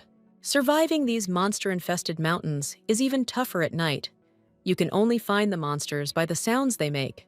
Calyx barely had time to react and strike before the monster hiding in the bushes could devour them both. Rosa's head was still intact, but this feels like a real curse. There's no end to these monsters. The heroes are surrounded with nowhere to hide. Their only salvation is for the servants to stay behind their master. Looks like Crown Prince Train Fosman's mixed up in waking some ancient god. The bullhorns are a symbol of the dark god Mauritius, and it seems like the monsters went wild after the awakening ritual. Truth is, both of Calyx's brothers were planning to off him today. Rose really drew the short straw, ending up as a servant to a guy like him, with a target on his back. There's always someone gunning for the crown princes, wanting them dead. Prince Fosman can't promise the assassination attempts will stop anytime soon. Rose is digging her own grave. After everything that's come out, he figures she's already starting to regret it. But then Rose suddenly shouts that they need to start a fire. Dry wood is best for a bonfire? She heard that monsters are afraid of light, which is why they fear the holy sword. All that's left is to somehow start a fire, and Rose has a special stone for that. Just a few tries and she got a fire going. Finally, they're safe. That actually made Calyx smile. Turns out his personal assistant is pretty damn useful. He finally gets it. First time he's acknowledged her worth. That's better than any compliment. Rose Estanya definitely doesn't regret becoming his servant, especially since she's still breathing. You'd think it wouldn't affect a tough guy like him, but lately he's been feeling something different. Lost his mom young, always flirting with death. Trusts no one. That's Calyx Fosman in a nutshell. Cheiron feels bad for him, but she's not from around here, so what can she really do? Who knows if she can stop Calyx before he goes after his brothers? Either way, they gotta get out of here alive. If Rose asks about the diary, it'll look suspicious. Just as she was about to tell him she definitely doesn't regret anything, she decided to step away for a sec. Like a man possessed, Calyx leaped to his feet and deflected the arrow headed straight for them. This looks bad. I see another one behind the maids. This is a full-on attack. Prince Fosman reacted instantly, grabbing the girl and throwing her to the ground, shielding her with his body.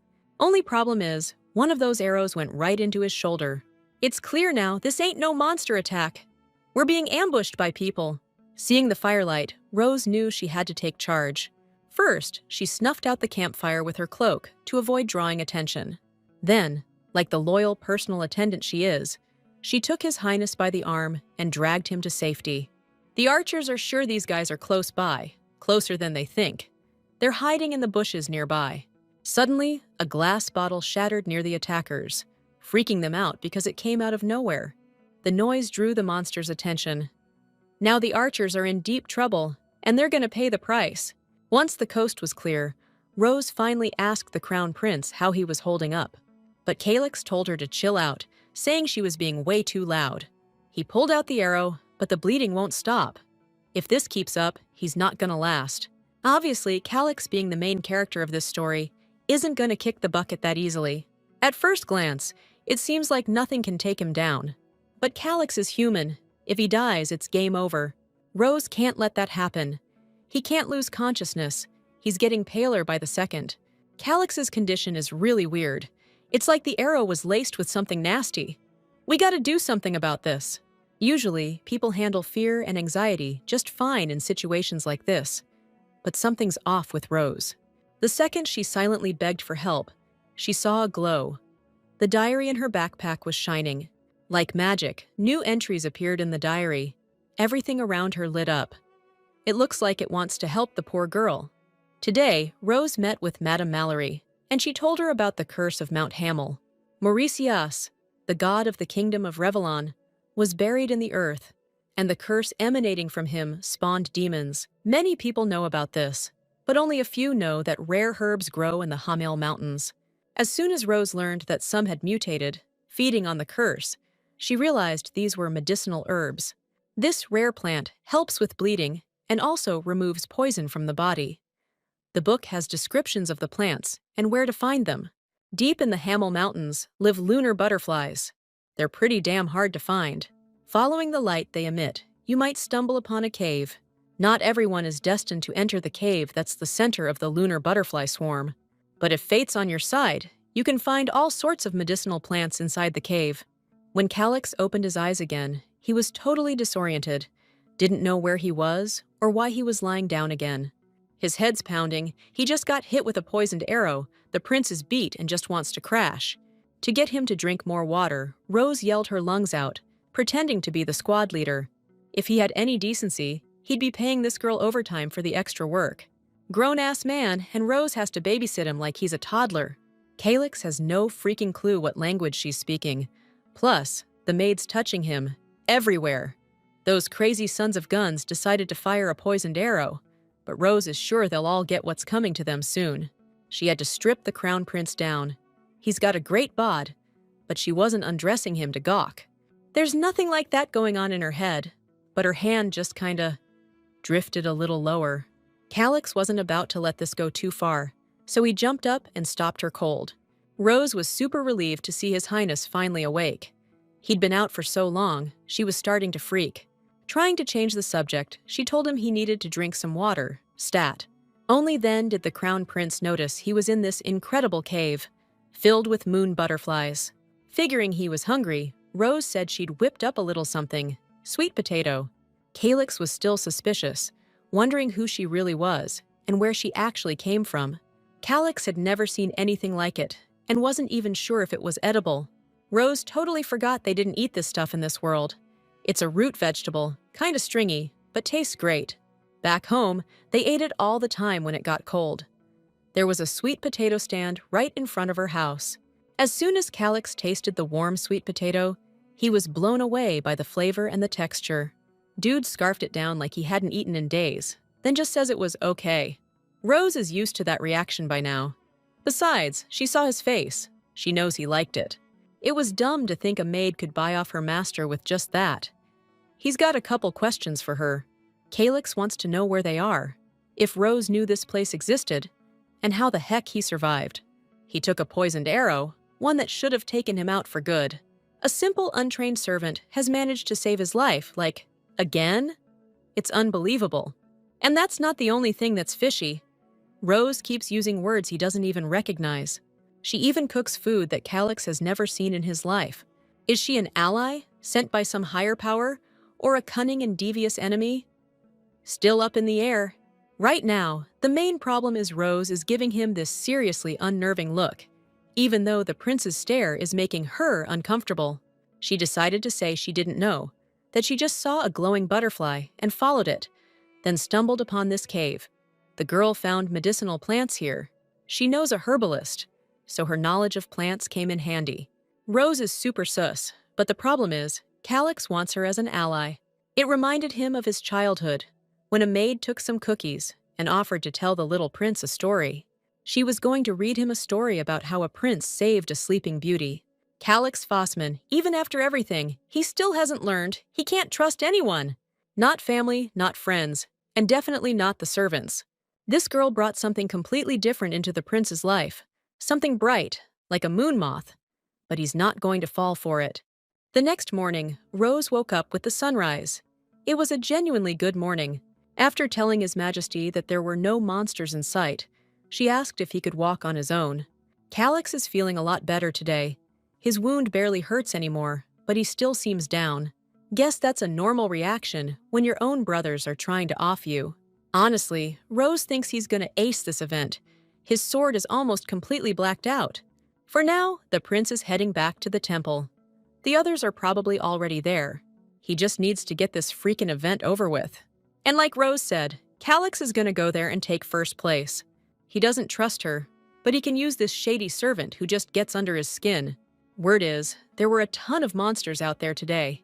People saw the paladins rushing towards the forest since this morning, but no one knows what caused it. Maybe something happened to the crown princes.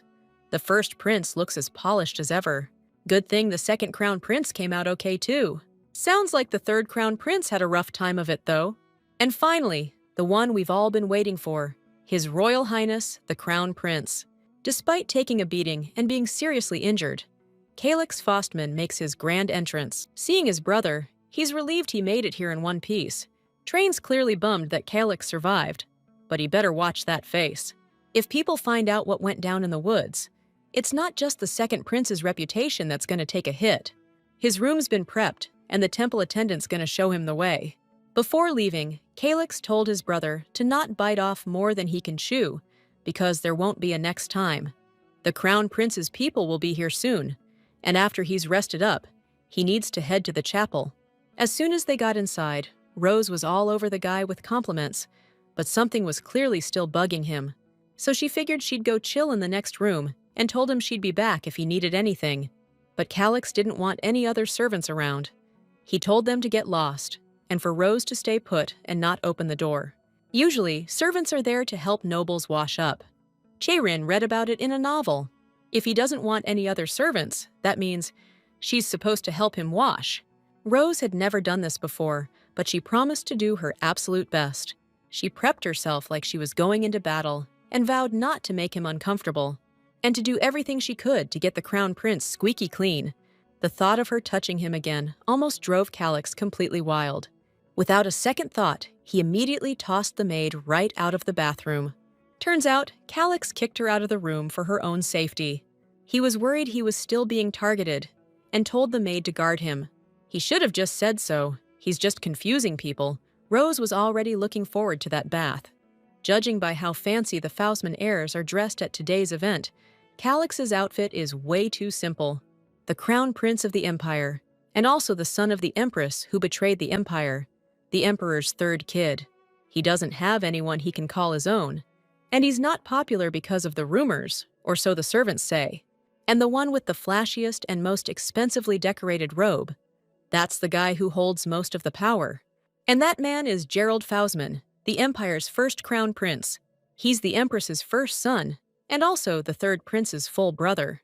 His gentle nature and regal bearing make Gerald a favorite of the people, who believe he's worthy of the throne. Calix is gonna ice Gerald, which makes Rose think the first prince ain't so perfect after all. But check it out! Prince Gerald's smirking as he looks at his brother's personal staff. Seeing them glance at each other, Calix figures Rose is thinking it'd be sweet to be the first prince's servant.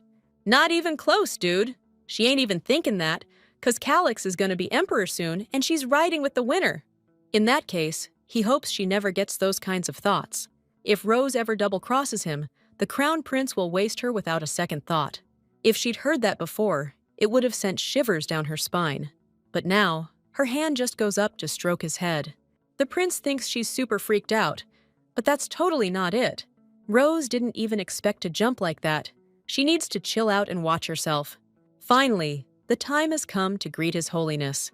You can tell just by looking at him, he's a true holy man. The light of glorious chemesis shines on the empire once more. The Holy Father says we live in a beautiful world protected by God, but evil forces are eager to break out and destroy everything. The great chemesis told the first emperor to dispel the darkness and bring the power of light to all beings. At that moment, Rose realized this was the moment from the novel. The creepy atmosphere was literally crushing her. To tear open the bellies of demons and kill their children so they may rest in the depths of the earth.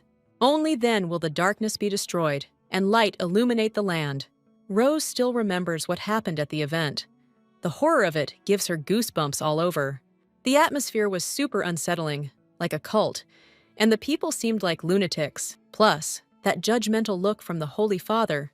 He was staring at her like that, not understanding why she wasn't clapping for God. Gerald thought it was weird that Calix brought this girl instead of Sir Chris. He can't just ignore her, not after she saved his precious little brother. Lady Estangui's here as a guest today, so the first prince is keeping it casual. Rose appreciates the thought, but she's here as an assistant today, so she prefers to be addressed accordingly. Gerald was curious about the girl Calix brought. Turns out, she's respectable and straightforward. He basically just complimented Rose. The first prince seems like a nicer guy than she thought. Calix thinks his brother's spot on, especially since someone sent him some unwanted company. Just like you'd expect, he's a hit with the common folk. Lucas Tynel hasn't had a chance to introduce himself yet, but he's glad to meet you. They say his archery skills are as good as his swordsmanship, but Lucas thinks that's laying it on a bit thick. Calix probably figures that guy could nail a bullseye in a pitch-black forest. No sweat. Ugh, that's gross. Dinner hasn't even started, and Rose is already feeling queasy. All right, time to cut the small talk. His Majesty will be here any minute. That's the main character's dad. The Emperor never even showed up in the novel. He was already dead in the storyline. You could almost think Calix offed him. Or maybe he's just sick. He definitely doesn't look too hot. The Emperor's super happy everyone's back safe and sound, and suggests they start eating. There's someone here he's never met before. Rose Estagne, serving His Highness Crown Prince Calix. The Emperor's heard about her. They say the girl lost her parents during the last plague outbreak. Not knowing about her unfortunate situation, His Highness couldn't do anything to help. This whole epidemic thing, there's a cure for it already. This estate's financial mess? That's a death sentence if we can't get some cash flowing. If Rose's memories are right, her parents really got screwed over. If the real Rose were here, the Emperor's words would hit her hard. But we're talking about Cheiron here, so she's just grateful the Emperor is paying attention to the provinces out in the sticks. Just surviving against those monsters is tough enough, especially if you can't fight. Calix's fighting skills blew Rose away. She said he fought like a total badass when things got hairy. That's why she thanked the Emperor from the bottom of her heart for raising such a son. After that glowing review, Calix just mentioned that his staff still hasn't recovered from the event. Those monsters up on Mount Hamel have been crazy dangerous lately, but Lady Estanya and Calix are okay, thank goodness. The Emperor heard he took a shot to the shoulder. The prince thinks it was probably outsiders. When the Emperor heard that, he practically lost it and burst out laughing. He reminded everyone that it's best to stay on good terms with the church, since they're meeting the head honcho tomorrow. After that, Rose's head was just filled with total garbage. After the event, the paladins found a bull skull with horns up on Mount Hamel. Even though they couldn't prove the second prince was guilty, the evidence sure points in his direction. The noble who helped the prince had his stuff found at the scene, which helped the prince dodge a trial. But the noble got executed. Basically, the Saints' Day thing is just an event where nobles throw each other under the bus and snitch. The Emperor felt bad for his son and promised to find the real culprit, so the investigation into the Calix mission got shut down. At lunch, Aaron figured Rose was starving, so he swiped some stuff from the kitchen. Finally, a normal, quiet day, she wished she could say. But she was working late last night. She's just a servant, but this is way too much work for her. Calix is grinding, but he's still going to be Emperor one way or another. But the main girl's still not sure if he should be Emperor. If Calix doesn't off his brothers, he won't become a tyrant either. But then he'll never even meet the main girl. While Rose was thinking that was the only way she could get back home, Aaron started making faces because she wasn't answering. He's bugging out about what she's thinking, 'cause she's straight up ignoring him. According to her, there's this thing called destiny, and it's set in stone. That made the dude grin like crazy. 'Cause the thing is, you can't change destiny. Especially if the guy trying to change it is just some regular Joe. Totally changing the subject, Aaron suggested they head out, but Rose wants to know where he got that stuff about destiny. Turns out, Rose is even more clueless than he thought. Either way, the kid's gone, so it's still up for debate who's more clueless. When she found out those were famous words from the Bible, Rose was stunned that the Bible even existed in this world. Following Aaron, the girl suddenly bumped into a maid in the alleyway, and she looked totally lost. Feeling a hard shove in the back, the young maid barely kept her balance and spilled hot soup all over Rose. Aaron was back in a flash, worried sick about Rose and if she was hurt. The maid just collapsed on the ground, shaking all over, her eyes full of emptiness and despair. She could barely string together an apology, the tears choking her up, making it hard to speak. This girl's probably been getting a hard time from the other maids. Their taunts are really getting to her. This fair-haired girl, offering a helping hand to the poor wretch, like a guardian angel. Rose can't just let this slide.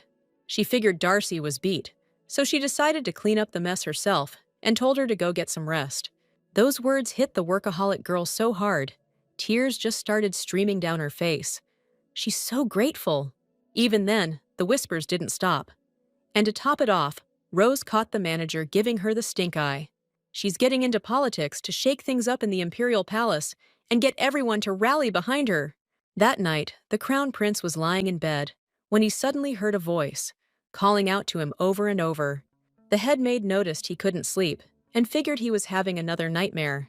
Sleeping pills aren't exactly great for a young guy like him, so Madame decided to read to him until he drifted off. Makes you think about how they say fairy tales are full of it, always are. Next time, Madame will find a book that His Highness enjoys more. Tonight, Calix's head is way too full of worries to just fall asleep. The next morning, the prince's personal servants were ready to bail from the estate if he said it was a no-go. So she wants Calix to fire the estate manager. And the reason for that is the manager has way too much power. Plus, she's the Duke's puppet. That's why Rosa's convinced a killer could waltz right into the estate. Calix doesn't think messing with the first prince's people is a good move. It'll probably just make things worse. On top of that, the manager was his nanny. If she leaves the estate, the rumors will fly. A guy who'd ice his own brothers without batting an eye suddenly doesn't want to hurt the nanny. Sounds like he's playing the long game. Looks like he needs to cook up a reason so people buy the whole thing. Seems like Rosa's got a scheme. As someone who lived in a cutthroat Korean society, Chae-rin is so over all this dirty power play crap. She's convinced they need to spread some believable gossip. At first, he felt for her, poor kid, saddled with huge responsibilities so young. Losing his mom like that, Calix really became like family to her. The nanny hoped to comfort him, even a little, but it didn't last. Rumors started flying that her husband was in financial trouble, and then she got offered a deal. In exchange, the Lord promised to help her husband with his debts and reward her handsomely. He wasn't asking for anything too crazy, nothing that would put her in harm's way.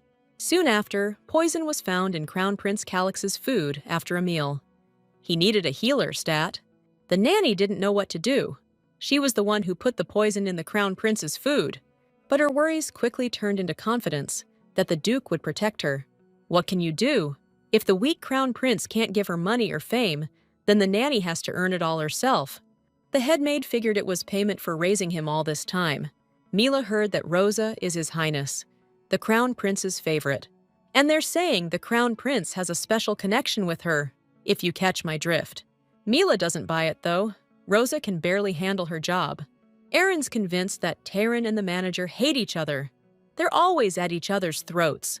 The kid's seen every fight himself. Head chef and manager. Classic oil and water situation, no matter where you go. So Rosa tasked Erin with finding Tyrant's location, and Mila's job is to spread rumors among the servants. That desperate hanger-on definitely shoved Darcy last time. Sounds like she's sweating Rosa taking her spot. If she wants to play dirty, she better be ready for what's coming. Didn't have to wait long for a reaction. The manager found the maid herself for a little chat. The fact that Rosa started rumors about her and Duke Tianel really set her off. When she heard that, the main character acted like she was hearing it for the first time. So smooth. It's hard to even imagine how much trouble the manager's in now because of her. Spreading rumors about her being a mistress is unthinkable. The lady declared nobody should know about the illegitimate kid. And there she is, caught red-handed. Realizing she said too much, the manager freaked and started making excuses. She tried to say there's nothing between her and the Duke. And as for the kid, it's got nothing to do with Rose. Kitchen and hall staff are secretly watching the whole conversation. Everything's going according to plan. So, the Duke has an illegitimate child, but the lady doesn't want a scandal over it. What's more, the Duke works for the first prince. Rose figured out that the Duke wanted to off the Crown Prince and handed over poison. But His Highness is still alive, because Rose, it seems, used the poison for other purposes. After those words, the manager got even angrier and smacked the girl across the face, so hard she hit the floor. Rose is a traitor in her eyes, and the Duke will never forgive her after this. Speaking of which, the housekeeper had no idea the estate had ears and eyes everywhere. The Crown Prince's men heard every word she said and finally saw her true colors. Afraid of being exposed, the schemers started saying it wasn't what they thought. To really sell it, Rose started crying and begged the lady not to tell the Duke on her, because she still wants to live. She genuinely had no clue that the housekeeper was following the Duke's orders and doesn't think it's a sin that she didn't poison the guy. But a servant under the Duke's thumb has no place in the palace. Rose really hopes His Highness also thinks she's right. After everyone knew the truth, The housekeeper was forcibly tied up and forced to her knees. The first thing the backstabber did was try to convince His Majesty it was all a big misunderstanding. Rose says there were so many witnesses. She was caught red-handed. Aaron brought the maid too, and Rose had her confess she was in on the Duke's dirty scheme. Turns out the housekeeper promised to provide medicine for her sick mom for life if she offed the crown prince. The maid just spilled everything. The Elgin tree sap worked like a charm. Rose thinks Madame Harrington's long service as nanny and housekeeper definitely deserves respect. But if she did all this to line her own pockets, then she's guilty of harming His Highness. Everyone knows assassins attacked His Highness, but he didn't say anything because he's fond of his nanny. The crown prince is so generous. Rose doesn't get how Madame Harrington could try to kill someone she raised. Now Sir has to decide. It's forward, but the maid's begging him as the crown prince. She earnestly asked him to punish the guilty party. Right after, the estate workers bowed before His Majesty, begging him to punish the offender. Calix figured dealing with Madame would be way harder, seeing as she's tied to his childhood. But thanks to his unusual help, things aren't as bad as he thought. Looking at the prince's sharp sword, Madame Harrington's sure he can't go through with it. She was the one who raised him, which is why Calix has forgiven her until now. However, Ma'am crossed a line a long time ago, and there's no coming back from that. Nanny even used to read him bedtime stories. But there's nothing for it, it's too late. After pushing the crown prince to this point, Rose stopped him with her own hands, begging him not to do it. Calix didn't get what was up and ordered the girl to get out of the way. But all this happened 3 minutes earlier. Seeing the sword in the prince's hands, Rose realized this was a little different than what she'd planned. Okay, so the manager was totally trying to off him, but the maid's been working overtime to get everyone to like her. If he just chops the manager's head off right here, right now, everything's gonna go sideways.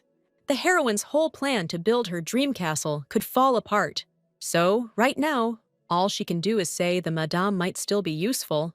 Surprisingly, Calix was quick to agree and told Roll to deal with her. Honestly, even if they get rid of the manager, it's not gonna change much. The Duke's still gonna try to get his way. The staff's opinions don't really matter. But Rose doesn't want to see Calix ice anyone. Either way, she handled another problem like a boss. After all that went down, the crown prince called the maid over to find out why she asked him to spare the manager. She figured he'd forgotten all about it, but it's cool. She already had an answer ready. You might have noticed some of the staff are starting to get a little sweet on His Majesty. If he'd, taken care of the manager right in front of them, it could have really messed with his image. Basically, everything the staff used to say about him. Water under the bridge? But Calix thinks Rosa's getting a little too big for her britches, considering she's just staff like them. She knows he's not gonna, go there with her, but she still flinches, thinking about the past. The truth is, the staff were saying His Majesty doesn't have anyone but Sir Roll, the knight who's always got the tyrant's back. You can find stories like that down at Crimson Books. But that's not what Rosa meant at all, even though Calix has no clue what she's talking about. She was trying to say Roll's the only one helping him out, and there's nobody else on his side. That's why the prince has a shot at getting more people on his side. After all that, Calix told the girl to cut the crap and sit down. Now that he knows she wants to sway people to his side, he's willing to hear her out and find out exactly who she has in mind. Rosa heard this story when she was just a kid. A story that pictures the ruler as a ship and the people as the ocean. Let's say the ship is a tea leaf and the ocean is tea. If there's water under the ship, it'll float. But if there's no water, the ship's just gonna sit there.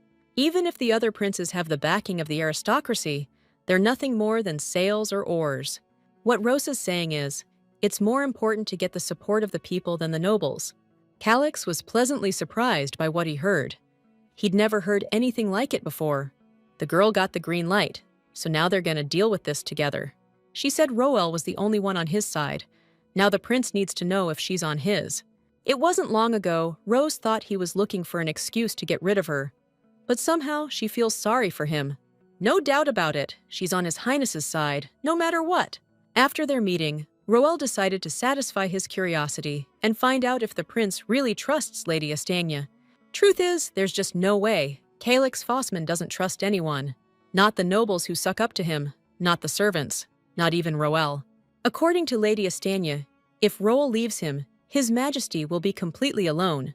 Even though he said he doesn't trust anyone, his behavior has changed a lot. Curiosity, trust, and goodwill. It'd be good to leave things at that. If he opens up even a little more, Roll's gonna lose it. Death or betrayal. If Calix loses someone close again, there's no telling what he'll do. After all that, Roll figures he needs to watch the prince even closer.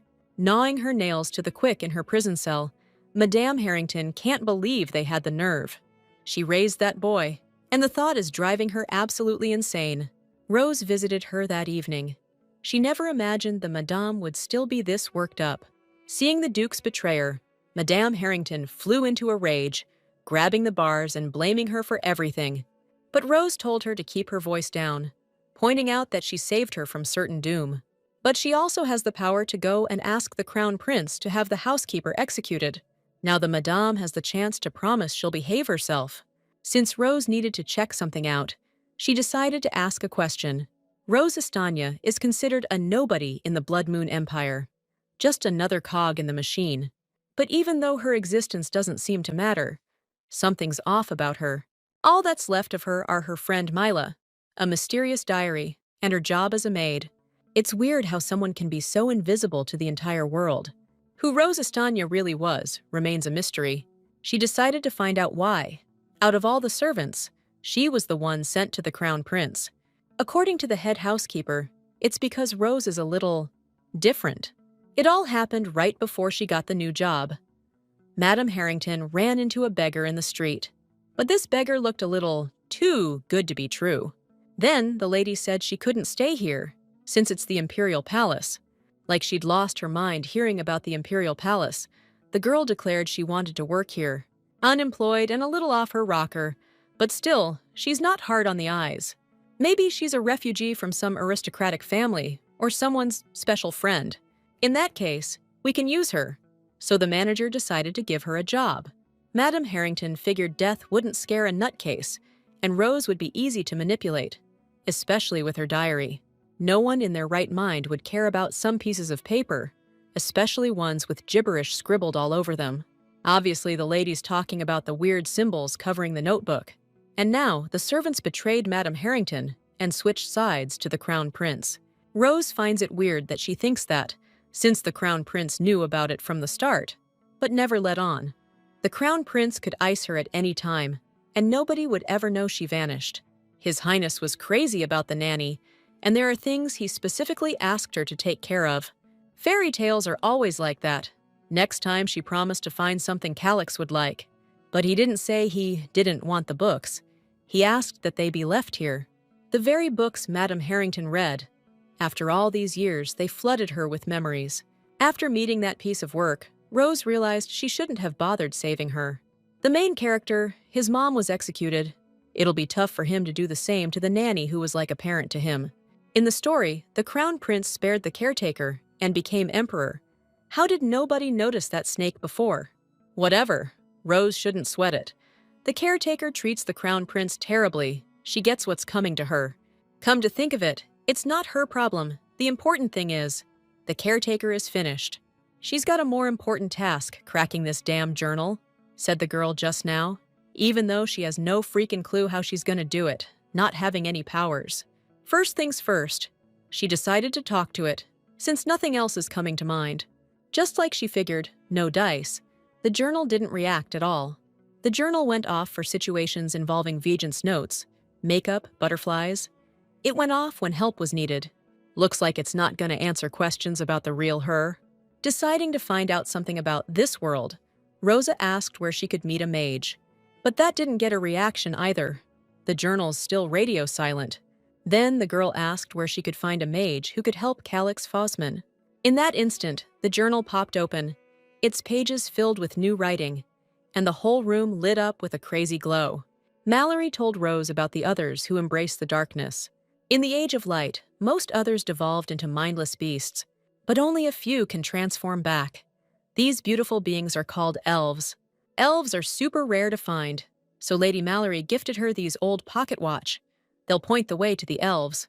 The second Rose saw that pocket watch, she knew it was a compass. So the diary answers questions about the main dude. Right now, The biggest threat to Calix Fossman is the dragon. It's still alive. A moment later, all the entries about the dragon and the pocket watch vanished from the diary.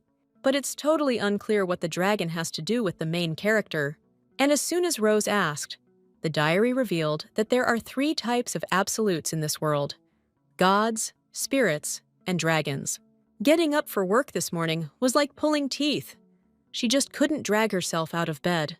Last night, that journal just flat out refused to open, no matter what she tried. Before starting her day, Rosa just had to sneak into the library and read a couple of books. According to the journal, there are 3 absolute beings in this world: the spirit ruler, who hasn't been seen since the age of demons; the gods, who usually meddle in history by possessing people, but these gods here are a little more human; and finally, the dragons. They're pretty much what you'd expect from any fantasy novel. They say a lot of super powerful beings get bored with living forever, so they wander around looking for kicks. Rosa's got a more pressing issue right now, and she needs to deal with it ASAP. It's about that Imperial Palace system reorganization. She's put together a proposal to divide up the workload. Even though His Majesty told her to handle it all herself, she still needs his okay. When he saw the plan, Calix couldn't believe the maid came up with it herself. Or rather, that she was trained in this stuff. According to her, they need to put together financial reports to avoid waste, like what happened with the last manager. Anyone can do it, you just gotta write down your budget and expenses. So we need to approve a budget, and the main thing is, it's gotta put a dent in His Highness's wallet. The amount Calix decided on almost made Rose's eyes pop out of her head. Turns out, he really does have that much dough. Guess the prince is loaded. Since the maid's putting in so much effort, the crown prince is considering making her the manager. Then she wouldn't have to be his personal servant anymore. But the girl doesn't want it. She's gonna find someone more suitable for the job. Seeing her friend's crazy plan, Mila decided Rose had completely lost it. She says that, but she's grinning from ear to ear. Mila can't help but smile when she's getting paid this much. She's never seen so many zeros in her life. She's stoked about the sudden promotion, but doesn't get why Rosa didn't want to be the manager. Thing is, Mila's been working for the Crown Prince for a long time, and she's got a solid rep. Plus, she's been looking out for Rosa Estagni, so she'll have a better handle on things and be able to get the job done. Just like we thought, the other employees gave her rave reviews. There's nobody better than Mila for the manager gig. And if Rosa became the manager, people would start gossiping even more. She couldn't handle that, and doesn't want to anyway. Mila will be a great manager, setting a good example for everyone. At that point, the maid started to suspect there was something going on between her friend and the Crown Prince. I mean, when Rosa got hurt, he pulled out a ton of expensive healing potions. And get this, he coughed up a ton of cash just because she asked. If Mila's right about all this, and it turns out to be true, then no harm, no foul. Rose could be Empress, but she doesn't want the job, 'cause it'd be nothing but non-stop grind. Plus, their Crown Prince ain't her type at all, even though everyone's drooling over His Highness's looks. The heroine ain't saying he's ugly, but she cares more about what's on the inside, you know? That's when Mila had the nerve to suggest Aaron as a potential boyfriend. Honestly, the perfect guy would be like half of each of them. As for the contracts, Aaron's working on them. He's gonna start by writing 100 pages by hand. And about Rose's request, Darcy's got it covered. With that, Rose told the guys to wrap things up before she gets back. Mila just now noticed how much her best friend had changed. She used to be terrified of the Crown Prince. Now she calls him their Crown Prince. From now on, Tyrant's gotta keep things clean before and after work. Gotta do the cleaning. These aren't Rose's orders. It's just, it'll be better for His Majesty this way.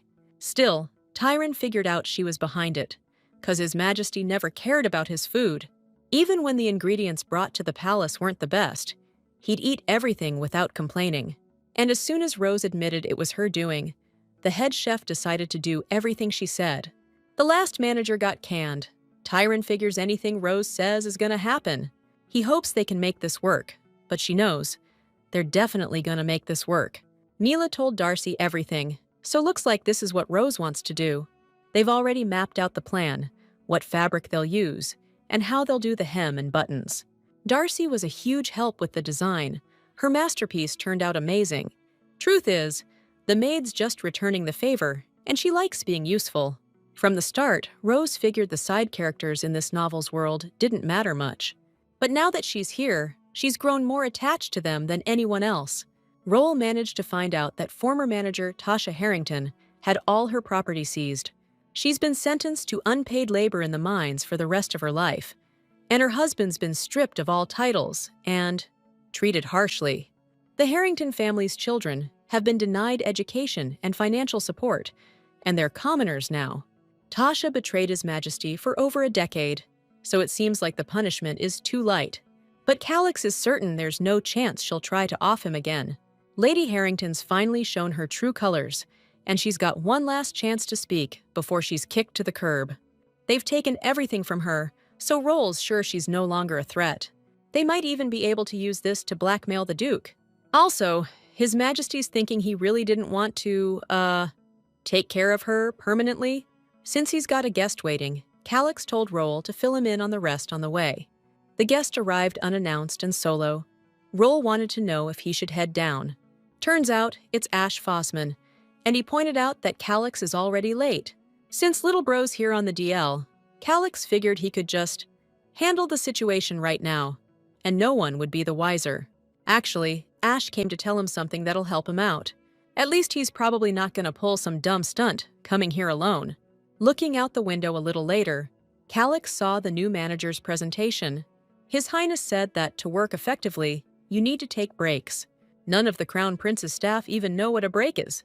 It's a holiday in the palace's history. Mila introduced weekends to everyone. It's the first labor reform on the estate. That means they'll rest twice a week. It's going to be called weekends. But that's not all. There's also an addition of amenities that were so lacking on the estate. Effective work reorganization based on experience and skills. And finally, fair compensation. His Highness, the Crown Prince, is a man with a good heart who cares about his people. From what she saw, Rosa can't believe it's possible. It was a wonderful announcement. Erin thought she was maybe laying it on a little thick, but she's really just showing respect. She called the kid Buddy, and suddenly he was closer than he'd ever been before. Of course he's her friend. Rose wouldn't be looking out for some random nobody like that. But Aron's clueless about this looking out thing. He thought his hand was going to fall off rewriting all those contracts. Before the third prince left, Calix wanted to know why he suddenly felt like spilling the beans about everything. Actually, Calix has nothing to do with it. Anne just needed to pay back that woman. That evening, Prince Fossman told Roel to start making preparations. Rose Estagny is going with them. So the Crown Prince's estate reforms are finished, and all positions are now open. It's called an employment contract. It's got all the info, job duties, salary, and work schedule. Everything's laid out clearly in the document, so nobody should have any trouble understanding it. Still, one of the maids wondered what all this was for. In this world, where status is everything, something like this doesn't mean much. Still, a document is needed to protect everyone's rights, no matter their rank. Without a contract, people could be in way more trouble. But in this world, nobody's ever heard of that. According to Rose, with rights comes responsibility. Like you could just take the Crown Prince's property if you wanted. In exchange, the servants get 2 days off a week, just chilling at home doing nothing. To stay here, we need to get the management right, so Rose needed to make things more efficient. Suddenly, Darcy walked into the room, asking us to accept the servants' clothes. It's the new uniform. She says the clothes will be neater, made of high-quality fabric, not heavy at all, and super stretchy. With those features, the clothes won't wrinkle or get dirty. But the best part is the pockets. You can't see them because they're hidden. Rose came up with the idea. Darcy was saying Rose is a genius, and on top of that, she's as good as an angel. Next, the maid went to the kitchen to check on things, but the head chef wasn't there. Turns out he hadn't arrived yet. But suddenly, the doors burst open, and the master returned to the kitchen. Seeing the head chef, the guys were completely stunned. They were floored by what they saw. Tyrone came back to the kitchen with a perfectly shaved head, reflecting the sunlight. He looks like that because Rose wrote that they had to use masks and a cap because of the hair on his head and beard. But Tyrone was already hot enough without all that, so he decided to skip it and shave everything off. He can't wait to see His Highness's reaction to the incredibly delicious food. Rose had been working hard for several days straight, and tonight she collapsed on the bed from exhaustion. Anyway, she'll have to live in this place until she finds a way to get back home. Lee Chae-rin's doing a solid job. From now on, she's gonna focus on making this estate a comfortable place to live. Turns out His Majesty just announced a surprise trip, and the maids got to tag along. Again. They're heading to Desat, a desert empire they've got diplomatic ties with. So, not just a trip to the next town over. This is gonna be a 10-day haul, easy. Rosa was looking forward to kicking back and enjoying the results of all her hard work here. But nope, not happening. She argued she should stay behind, since they just reorganized everything at the estate. But His Highness pointed out she's not the manager, so her being here isn't exactly crucial. Truth is, the first in line to the throne will find any excuse to bail on a trip to Desat. There are a ton of nasty monsters along the way, so he doesn't want to take any chances. It'd be awesome if Calyx just, disappeared on the road. That's what the older brother's thinking, not what Ash said. The third prince didn't even care if he lived or died. Paying back that woman for saving him was all that mattered. Rose Estanya saved Calyx more than once too, and even managed to sort out that long-standing issue with the manager. On top of everything else, it was thanks to her that the third prince got to Calyx and spilled the beans about those secret plans. That girl's like a guardian angel, sent straight from above. Soon enough, it was time to leave. The journey to the Desat Empire would take 10 days. The Crown Prince was hoping his personal attendant would come through for him again this time. Time to hit the road. Rose and Calyx got a send-off fit for royalty. They'd be back soon enough. Lee Chae-rin decided to make some changes at the Crown Prince's estate to make living in the new place better. But she was too valuable, so they took her to the Desat Empire. And so, with teary goodbyes to everyone, they set off on their journey. Little did they know what was coming. On their way to Desat, a giant monster attacked their carriage, throwing them into one hell of a situation. The day before all this went down, it started with Rose telling His Highness to hold still and keep his mouth shut. She'd just slathered his face with cream, and now she was asking him to give her his hands. It's sunscreen, helps protect your skin from getting fried. Thank God he found it in her makeup bag. The girl also asked the guy to put this on, even if he thought it looked ridiculous. All this stuff's essential for surviving in the desert. Roel warned His Highness not to trust Rose, since she clearly had no clue about this kind of trip. Still, she'd heard that sandstorms are pretty common in the deserts. The scarf will help cover your head from the sun and keep sand out of your lungs. But, she didn't bring a spare scarf for Roel. Just like Roel said, she'd never been on a trip like this, so Calyx wants to know where she learned all this stuff. Rose read it in a book somewhere, but she can't exactly say she was reading a desert survival guide. Surprisingly, Calyx didn't press her on it. His attitude's been different lately. When it turned out she had to ride with Roel, she was totally taken aback. She needs to ride double with a subordinate, or she'll fall right off if she tries to ride alone. Judging by her weird reaction, Roel's hoping the maid didn't think she'd be riding in the royal carriage with His Majesty. Riding in the carriage with the main dude? That's how rumors start. Rose isn't trying to get that close to him, and so the imperial carriage finally set off. Looks like it's gonna be a long ride. On the way, Rose told him to call her by her first name, and then Roel suddenly wanted to know how she did it. His Majesty doesn't trust anyone, especially not the help. He's always super cautious around them. Rose somehow got him to trust her. But lately, Roel's been acting real sour towards her. It's like he's jealous that the maid stole his buddy, which is totally insane. He's worried Rose managed to win Calyx over, 'cause every time he's trusted someone, he's gotten burned. That's what happened in the novel, so Roel's probably just looking out for Calyx. Rose totally gets why he's worried, but she's convinced there's nothing to sweat. All she wants is to live a long and happy life in the palace after all. She stretched the truth a little about the handkerchief, 'cause she got the feeling Roel didn't like her. She warned him to keep his mouth shut, or he'd be eating dirt. Just then, a knight whacked his horse in the flank, and it reared up on its hind legs. Sir Chris told her to hold on tight, 'cause monsters could pop up in this area. So that's how they ended up in danger, with Rose somehow completely unconscious. The girl snapped awake at His Majesty's shout and was horrified by the sight of the endless sky. With the last of her strength, she started moving and scrambled into the carriage. They'd miraculously survived. She thought she was gonna die, or figured they already had. But Calix is sure nobody bit the dust. His Majesty had heard that griffins hunted travelers, but he didn't think they were strong enough to lift a carriage. Looks like all that's left to do now is wait for the bird to drop us back down to earth. Rose is freaking out that griffins eat whole carriages, but according to Calix, they just like shiny stuff. A shiny carriage for the crown prince. His Highness personally made sure they got this carriage. Everything's going according to their plan.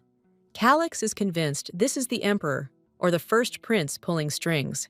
Suddenly, there was a huge jolt, and the carriage started shaking like crazy.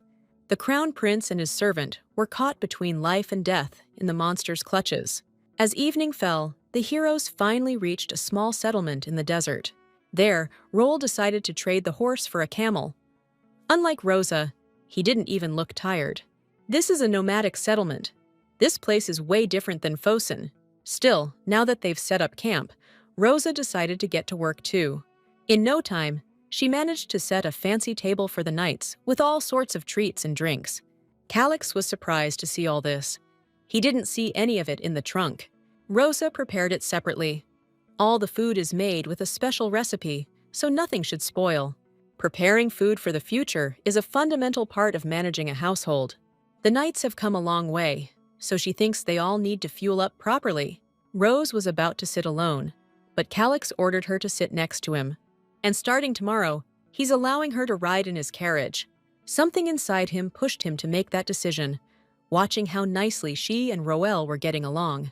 But the prince said he's just bored riding alone, so the maid shouldn't get any ideas. So basically, starting tomorrow, Rose is riding with him in the carriage. And it's not an order, it's an invitation. Crossing her arms, she thanked His Most High Highness for such a generous and magnanimous invitation. It's so fun to tease the prince, but she needs to be careful, using only one joke per day. Suddenly, a loud shout was heard from a man trying to break through to them. The old man is desperately trying his best to meet with His Highness. Even the guards couldn't stop him. He broke free and rushed towards the crown prince. The old man dropped to his knees before the heir to the empire, begging the prince to take his people in. This conversation's pretty heavy, so they invited the guy inside to talk. The old dude's shaking like a leaf. He's got to be scared stiff, but at least he picked the right guy to ask. Because our main character's a grade A tyrant, the kind who lops off heads without batting an eye. Even so, everyone in his empire's always got plenty to eat and lives comfortably. Calix figured they were begging for food and supplies, but they just want to become citizens of his empire. As you can see, this place is no place for anyone to live. The land's dried up, no crops at all. And every winter night, they're terrorized by monsters that can pop up anywhere. Rosa thought this was just a temporary camp, but turns out people actually live here full-time. This desert belongs to Desat. These people are a tribal nation that got exiled from the Desat Empire, and the fact they're begging a favor from the neighboring kingdom's prince could seriously screw up relations between Fosnia and Desat. That's why Calix Fossman ordered the guy to be shown the door, pronto. But the dude, not giving up hope, kept bowing at his feet, swearing his people were dying. The Desat Empire kicked these people out, and Rosa can't figure out what the tribe could have done to deserve that. But there are kids in that group, so it's not like they could have done anything that bad. The maid got so caught up in her thoughts, she didn't even notice Calix trying to get her attention. Looks like Rosa's gotten so bold, she's straight up ignoring him now. Handing her a dagger, the prince said those people from the tribe might come after her tonight, and things could get dicey. Since they couldn't get to the crown prince, his inner circle is their next target. Rosa's with Calix now, and Rosa's riding in the carriage with him tomorrow, which means his right-hand woman is also Rosa. She needs to find out what they're after. The prince ordered her to squeeze the truth out of them, get them to spill everything they're hiding. Rosa was starting to think they wouldn't show. But here they are. The young girl, tears streaming down her face, begged Lady Estanya to help them. Rosa told her to get up, reminding her that she's just a servant. She doesn't have any real power. All she can do is listen. The final decision rests with the crown prince. And so, the heroine spent the night listening to the tribe's mysterious stories. She got so little sleep that she started yawning right in front of His Majesty the next morning, a real jaw-dropper. Calix didn't exactly love how comfortable she was getting around him, but it was his fault she was up all night listening to those stories. Just like he said, Someone from the tribe came last night. The tribe's been accused of treason. The Daysat are a people of spirit kings who acknowledge elemental forces, but not magic. That ain't no dog next to the girl. That's a spirit animal. Her tribe got exiled because they were too damn strong. Looks like she's the one keeping them alive out here with all these monsters. They were kicked out of DSAT for treason. If Bosnia takes them in, things are going to get real complicated between the two countries. Calyx thinks if Rosa keeps nodding off like that, she might as well just crash. Her eyes are half closed, so he knows she's fighting sleep, but she's pretending she's not. So the prince pulled her scarf down over her eyes and told her it was okay to get some shut-eye. His voice is so soothing. Rosa shouldn't sleep, but she's feeling so out of it. Still, if he said it's okay, she'll just close her eyes for a sec.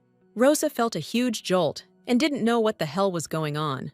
Her first thought was if His Highness was all right, but then she saw some kind of crazy magic power. All right, looks like the griffin finally dropped them off at the nest. They saw rocky terrain all around. That's when Cheiron realized she'd been played. This ain't no romance novel. It's just one adventure after another. Suddenly, Calyx went into a whisper and told her to be quiet. The griffins would be heading out to hunt soon. Until then, they gotta keep it down so they don't attract any attention. Calyx is the main dude. Ain't no way he's gonna die that easy. He'll survive whatever comes his way. It's hard to say what's real. The scars on his body, the people, and the crazy situations Calyx finds himself in. All this is the Blood Moon Empire that Cheiron read about. But she doesn't remember the author of the novel throwing Calyx into situations this messed up. Guess the story got all twisted because of other stuff that came into this world. Rosa decided to ask if stuff like this happened to Calyx often before she started serving him. He saw the girl was too close and told her to keep her distance, but he'd told her to keep it down, so the maid was whispering. But Calyx also didn't say to sit so far away. He can just do everything himself. Basically, this kind of crap happens to him every year. Then the girl noticed he was getting hot. She was used to the heat and humidity in Korea, but he wasn't. Unfortunately, she didn't have anything to fan him with, so Rosa started waving her hands. Suddenly, Calyx stopped her, told her to quit screwing around and pack their stuff. They needed to get out of there ASAP, because the griffins would be leaving the nest soon. And even though Rose trusts the prince, fear's getting the better of her, so she quietly snuggled up to him. Knowing the situation was dicey, the master told her she had nothing to worry about. Calyx grabbed the servant's hand. Besides, he was used to this kind of danger. Once it was clear the griffins were gone, they bolted out of there on the signal. That selfish tyrant's actually getting nicer every time I see him. Looks like he's developing feelings. But Rose is terrified that all these messed up situations are happening because of her. Even if that's true, she's kinda stuck. 'Cause she wants to live, you know? The good times lasted until the prince gave her a choice that wasn't really a choice at all. There are two paths. First, a cliff. The griffins won't spot him, but one wrong step, and it's curtains. Second, a steep slope. But it looks like two griffins are guarding the treasure. They risk becoming lunch. Calyx figures they have a better shot sliding down the steep slope, but with Rose being so slow, the griffins will see them. He seriously wants to crawl along that narrow path like a couple of mountain goats? Unlike Calyx, that's way too much for Rose. But she's not trying to be Griffin Chow either. She's got to find another way out of this. Taking a closer look at the skeleton's hand, the girl realized it was a map. Looks like he was an adventurer, judging by the fact he died down here and not in the nest. Maybe this is the very map that'll help them get the heck out of here.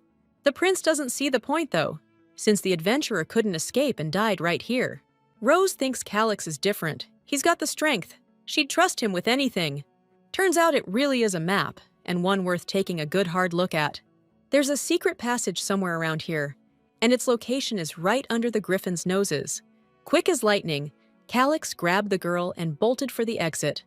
The noise drew the attention of those nasty birds. No time to think. The prince ordered Rose to get inside now. The griffin was way too close, and the maid felt a hard shove in the back, sending her tumbling into the cave. Luckily, Calyx jumped in after her, and they managed to dodge the beast's attack. The passage is too small. There's no way that monster can squeeze through. So, they ended up in this underground cave that stretches way back, and the griffin's screeches are fading. According to the map, they're pretty close to the DSAT Empire. That griffin carried them a long way. The problem is, they don't have anything on them to prove they're here on a diplomatic mission. They're gonna be in a world of hurt, whether it's from the decent emperor or one of the Fossman brothers. Looks like His Highness is about to throw in the towel, but now's not the time for that. The ground started shaking like crazy, and Calix barely managed to pull the maid close when some wild monster rushed past. A monster that looked like a centipede, but freaking huge. Rosa was so freaked out, she didn't even realize the ground was gone, and she was tumbling head over heels. In that moment, she thought she was a goner, like there was zero chance of her making it. If she kicks the bucket, she doesn't know if she'll get back home, but ditching Calix now would just suck. This whole thing is complicated. A second shot at life, a chance to fix all her screw-ups and figure out what she's really supposed to do. They plummeted into the water from way up high. Must have been a good few stories. Rosa freaked seeing this totally unfamiliar place, and on top of that, His Majesty was out cold. Spotting land, she gave it everything she had to drag the prince out of the water and haul him to safety. Feeling helpless scares the crap out of her. But what's even worse is that Calix isn't breathing. Rosa went into total shock. She can't believe this is happening, especially since Calix is the main dude. Not giving up, with a lump in her throat, she started calling out to him, begging him to wake up. Spotting a light, Rose, crushed by the tragedy, turned and saw a magical glow coming from the diary. The whole cave lit up with a magic circle, like stars bursting all around them. The servant girl was totally lost. The diary was acting weird again. They were in the water, but neither the diary nor the bag it was in got wet. Rose couldn't understand anything. It seemed like everything happening to Calix was because of her. Every time he's in danger, the diary comes to the rescue. Her head was a total mess.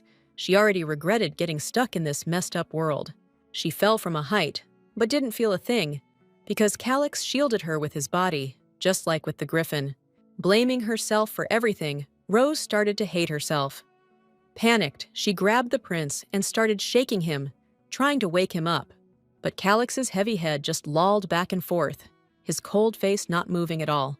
Rose, insisting it was all her fault, suddenly steeled herself and decided, "This isn't happening! Nobody dies today. She won't let Calix bite the dust. No way!" With tears in her eyes, listening to her heart, she desperately fought to keep him alive, giving him a breath of life with her own lips. Her only hope was that Calix would live, and she relentlessly worked to revive his heart. The water flooding his lungs instantly burst out, and the crown prince finally opened his eyes and coughed it all up. His face started to get some color back, but he's still in rough shape and doesn't know what just happened. Rose immediately threw her arms around him. Hearing Calix's voice and feeling his warmth made her break down sobbing against his chest. Thank God he's alive. She was so worried about him this whole time. Looks like the maid saved him again. Since they need to get a fire going, she took that on too. Calix is sure his heart stopped beating for a while there. Looks like his mana's completely drained. But nobody can restart a heart. Then, out of nowhere, he spots Rose's bag with a diary sticking out. Just then, she shows up with firewood, ready to get a fire going and warm up a bit. Too much weird stuff is going down. This time, the crown prince needs to get to the bottom of it all. Noticing there's still no fire and the girl's hands are shaking, Calix decides to do it himself. But Rose tells him to rest and tears a few pages out of the book. And finally, she gets it lit. Convinced Calix's body temperature has dropped, she tells him to sit down and warm up by the fire. Even though Calix is freezing, starving, and his clothes are soaked, he orders the maid to sit. The way he sees it, Rose should think about herself for once. If only she could see herself right now. Suddenly, the girl feels the prince's hand gently pull her close, and she doesn't resist. With magic powers, you can easily raise your body temperature, so Calix told her to stay still. His magic made her so warm, Rose didn't even realize she was frozen to the bone. It terrified her to think Calix could die. The thought that it could be because of her was driving her nuts. It's getting way too hot in here. At that moment, the girl heard some suspicious noises. One look at His Highness, and it was clear his cheeks were flushed, and he was staring at the ground. Looks like it's all because Calix's heart stopped for a second there. Something's off here. There's definitely some kind of mix-up. The crown prince doesn't get it. Rose noticed the master's face was red and thought he had a fever, but he wouldn't even let her touch him. According to him, it's all because of the mana. He's not sick, so there's nothing to worry about. In that case, the girl asked him to close his eyes for a sec, since she needed to change. Surprisingly, the stuff in the bag didn't get wet. Guess that high-quality leather really did the trick. That's total BS, of course. Rose is convinced the power's in the diary and the glow it was giving off. Actually, all their clothes are still in the carriage, so the maid warned him she only had a really basic outfit with her. Calyx figured she meant sleepwear, and he thought, hey, as long as she's comfortable, right? But when the maid finally came out, the prince forgot how to breathe for a second. Bare arms, bare legs. She's way happier wearing something that isn't soaked. Burning with embarrassment, Calyx got even angrier, convinced Rose had completely lost it. He gets that they're in a tough spot, but he doesn't understand how she can just chill in her underwear. It's actually pajamas, not underwear. Rose borrowed some clothes from Aaron and tailored them to fit. Underwear looks like that in this world, but she said she borrowed pajamas from a close friend. This news totally short-circuited the crown prince. I think he figured out we're talking about that redhead. It is his clothes, and they're super comfy and look pretty good, actually. She knows the outfit isn't exactly formal, but they're in a freaking crisis right now. Later that night, after Calyx was out cold, Rose jumped up and quietly slipped away. She ducked behind the cave rocks to take another look at the journal. She doesn't know if this thing will help her or screw her over, but it saved her bacon more than once. Cheirin keeps finding herself in situations where she's got no choice but to turn to the journal. Getting out of here is priority one, so she asked how to get Calyx safely to the Desat Empire. Mallory finally showed up after forever, and Rose grilled her about where she'd been. Mallory told her she was in the Desat Empire because she needed a big horned mushroom. The great horned mushroom is this blue mushroom that glows in the dark. You can usually find them in the deepest death cave, right next to Leviathan Lake. At first, Cheirin thought there's no way, until she saw the blue mushrooms growing in the cave. So this is Leviathan Lake. That name rings a bell. In the game, it was some kind of dragon. Then she decided to check the diary to see if it said anything about needing to watch out for a dragon. They say the time of year when the blue great mushroom grows is Leviathan's sleep season. However, this is also when the crystal ants breed. Since they're Leviathan's snack, they have to live outside the cave. But during Leviathan's sleep, tens of thousands of ants end up inside to give birth to a new generation. Mallory also said that if you become ant food, you gotta wake up Leviathan. You can do it by juicing 10 of those shrooms and dumping it in the lake. Trust me, crystal ants are way worse than dragons. Even though Rose hates bugs, they're definitely better than a dragon. These heroes are damn lucky they haven't run into the Leviathan yet. Just then, something huge slammed into the ground near the girl. The earth shook, and there was a terrifying sound. Face to face, Rose met the monster they called the Crystal Ant. And it's freaking massive! Sensing danger, Calyx rushed to help like a guardian angel and charged into the attack. Rose is freaking out about the monster's size, but the prince knows that, for a crystal ant, it's actually pretty small. This hopeless situation came way too fast. Their only option is to hide behind Calyx.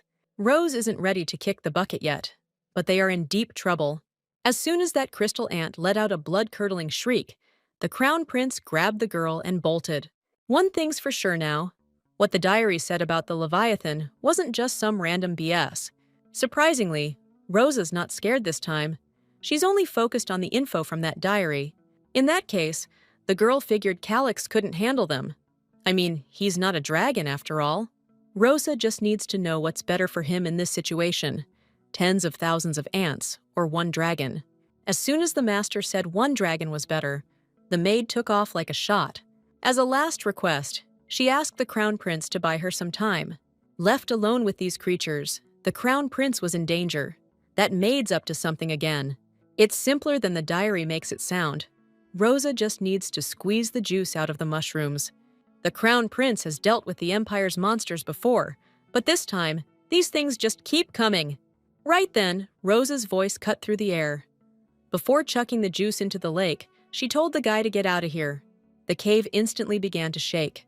An unbelievable force was unleashed. A monster locked away deep inside. Calyx just can't believe the girl woke this thing up. just because he said one dragon was better than ants. She woke up Leviathan, a sea serpent created by God among other sea monsters.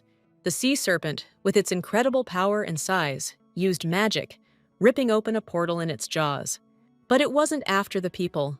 With its unimaginable strength, it subdued the crystal ants. Picking the perfect moment while Leviathan was occupied, Calyx pulled the girl away. Now it's clear she's behind this, but she still thinks it's a good thing there's only one dragon. Then, a terrifying voice boomed throughout the cave. "The sea devil wants to know who disturbed his slumber." So, Rose woke up the dragon. That's why she was asking which was better, ants or one dragon. At least the ants won't be bugging them anymore. That's a plus. But Calyx isn't seeing any silver linings here. He thinks this place is going to be their tomb. They say Leviathan can talk, so Rose is planning to try and reason with him. She probably doesn't get that dragons despise humans. One breath from him, and she'll be toast before she even gets a word out. How the girl woke him up isn't important anymore.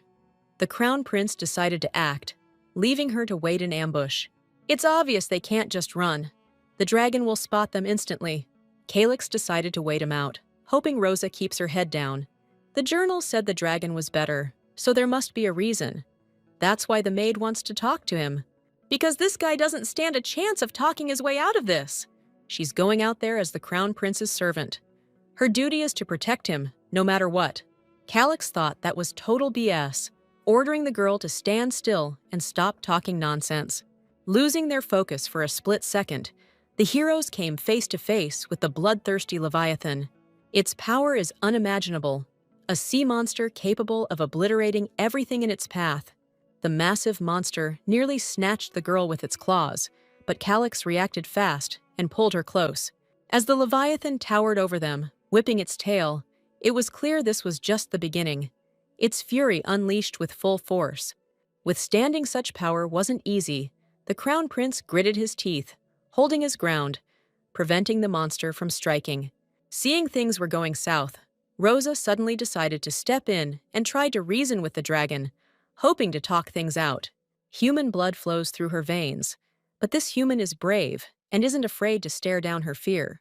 But watching her from the sidelines, the guy thinks the girl's lost her mind, standing defenseless before the dragon. Rosa's the one who woke the dragon, and in its eyes, she's just a foolish creature who thinks she can take it down. Truth is, they weren't even thinking about killing the dragon, and they couldn't have done it anyway. That calmed the dragon down a bit. Leviathan figured Vivi sent these guys. She couldn't make it all the way here herself, so she sent them. That's what he thinks anyway. But the dragon wanted to talk to her face to face, so he ordered them to bring Vivi to him.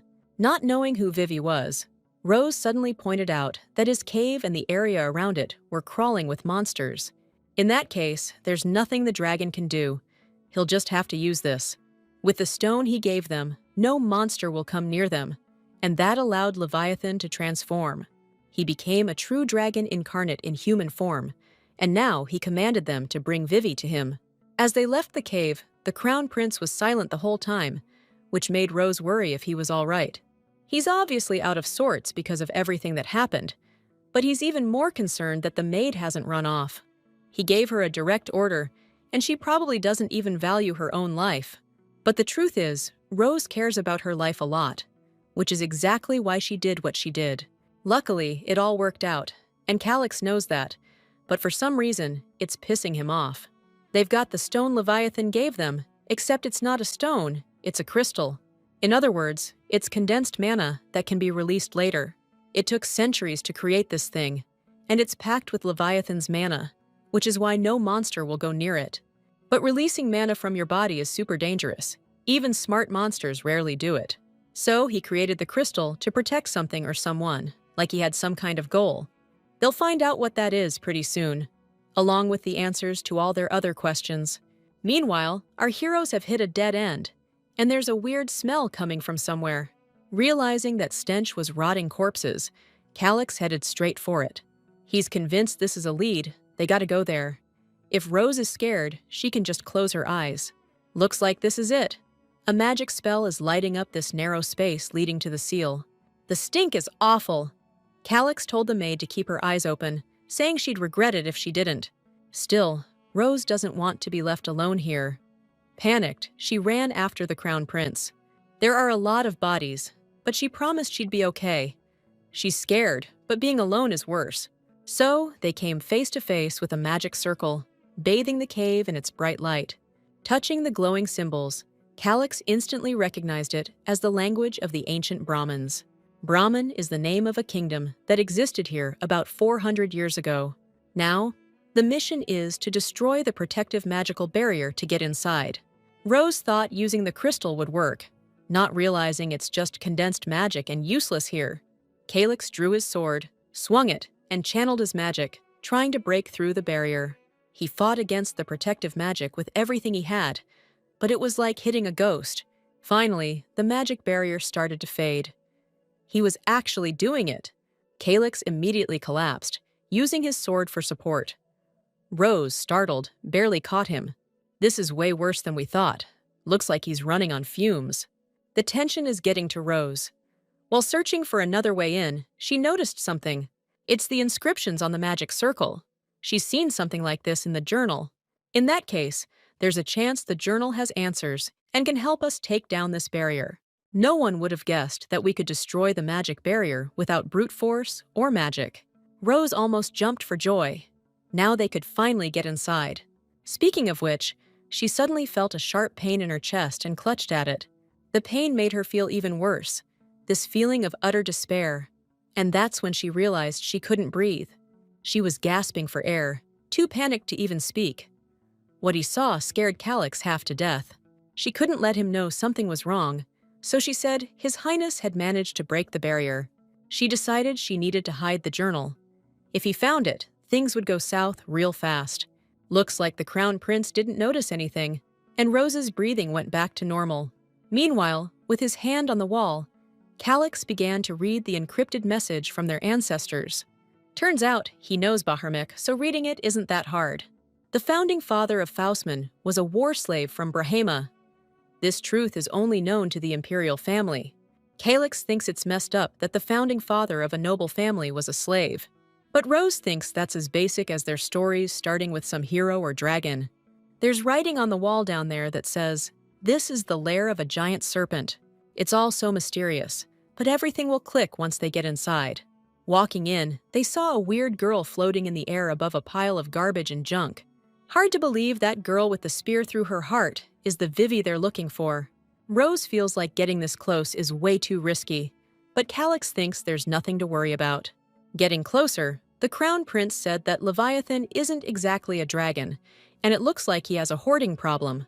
His intelligence is like a baby's, way lower than real dragons, so he's not interested in human civilization. Like Miss Estanya, Calyx also thinks that's pretty bizarre. As he got closer, it was clear this was a ghost, wearing the robes of Bram. And Bram was wiped out 400 years ago. Legend says that the last princess of Bram, Vivian Brainium, summoned a monster during the Revlon invasion. Her goal was to wipe out thousands of soldiers. But the dragon went berserk when he learned his mistress had died. He's her friend for eternity, a giant serpent. And Vivian, his Vivi, will always be by his side. Suddenly, Calyx touched the tip of the ghost girl's ear, and her face immediately began to vanish, revealing a skeleton and skull. Vivian's remains crumbled to the ground. Now Calyx is going to bring her to the dragon, just like he asked. Looks like this stream leads to Leviathan Lake. They've come a long way. The Crown Prince is convinced Leviathan knows Vivian is dead. He's just burying his head in the sand.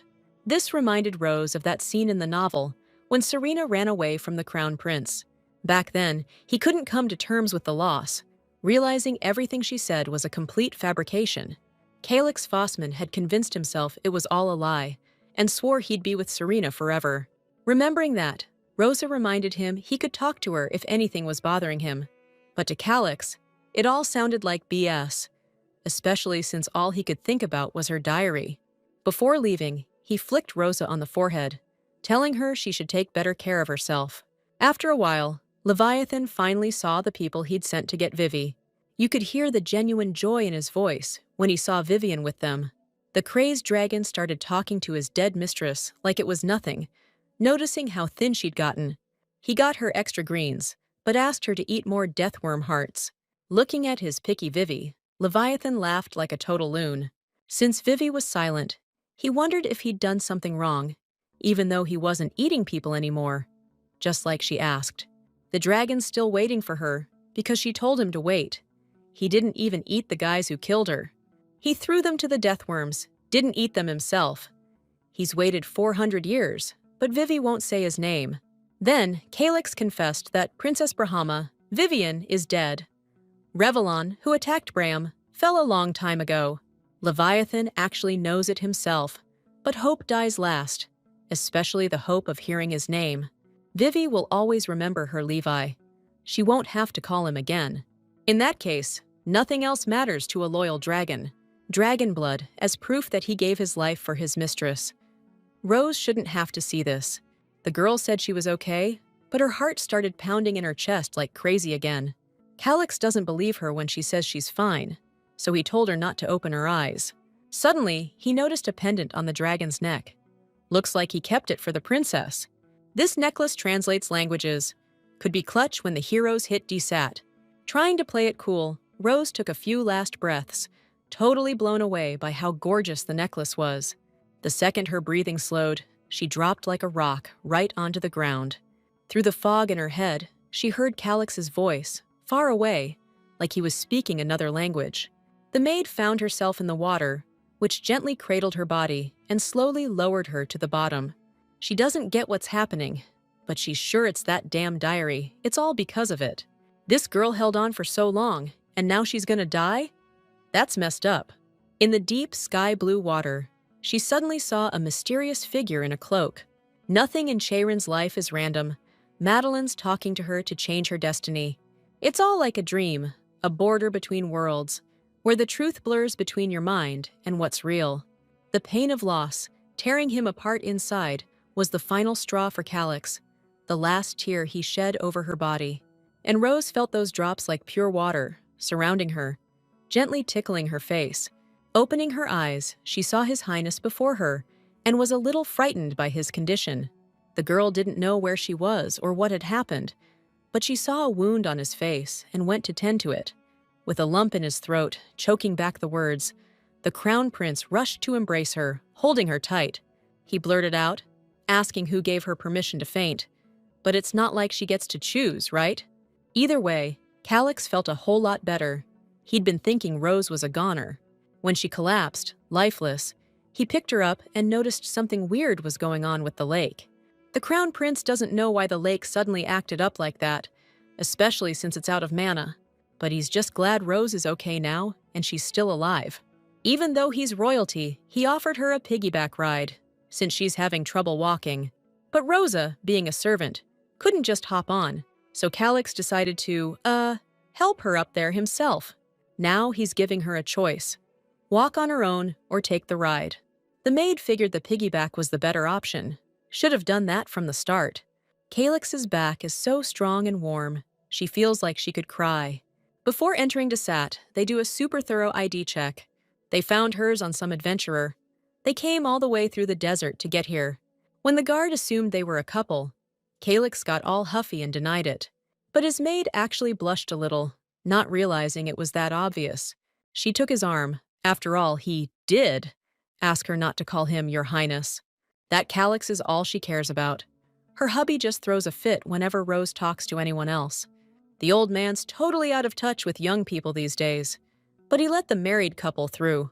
Rose thinks pretending to be married is the least suspicious cover.